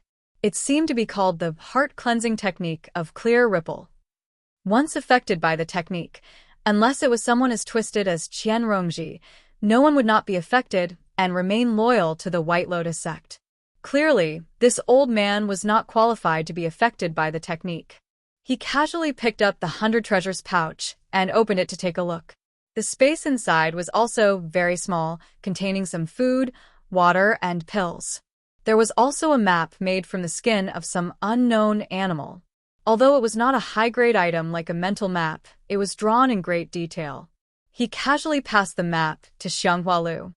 Can you understand it? Xianghua Lu glanced at it and nodded. I can. Before she had even finished, there was a thump. Li Qingshan crushed the head under his foot.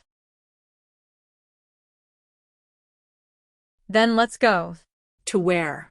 Xianghua Lu's heart suddenly skipped a beat. Of course, to the White Lotus sect's Z Lotus altar. I want to go home. Xianghua Lu said with a long face. The outside world was too scary. When we reach the Z Lotus altar, I'll send you home. Don't worry, there won't be any danger if you follow me. Let's find a place to rest for the night and set off tomorrow. Li Qingshan saw that she looked like she was about to cry and felt a sense of tenderness for the fairer sex. He rubbed her head and spoke in a surprisingly gentle manner. Xianghua Lu nodded with tears in her eyes. Li Qingshan carried her in his arms, unfurled his wings, and flew away. His plan to sneak into the White Lotus sect had not changed. Otherwise, he would have to attack the Z Lotus altar head-on. Killing a Z Lotus altar lord was not a difficult matter, but he did not want to attract the attention of the entire White Lotus sect. As long as he said that they had been attacked by a large snake and that they had escaped, with Xianghua Lu as a witness, it would not be difficult to sneak in. You're tuning into the Passion Pages YouTube channel. We're so grateful for your support, and don't forget to subscribe to join us on this incredible journey through captivating stories. Your generosity through donations truly makes a world of difference, as it's the primary source of revenue that allows me to expand and enhance this channel for you. Thank you from the bottom of my heart for being a part of this adventure.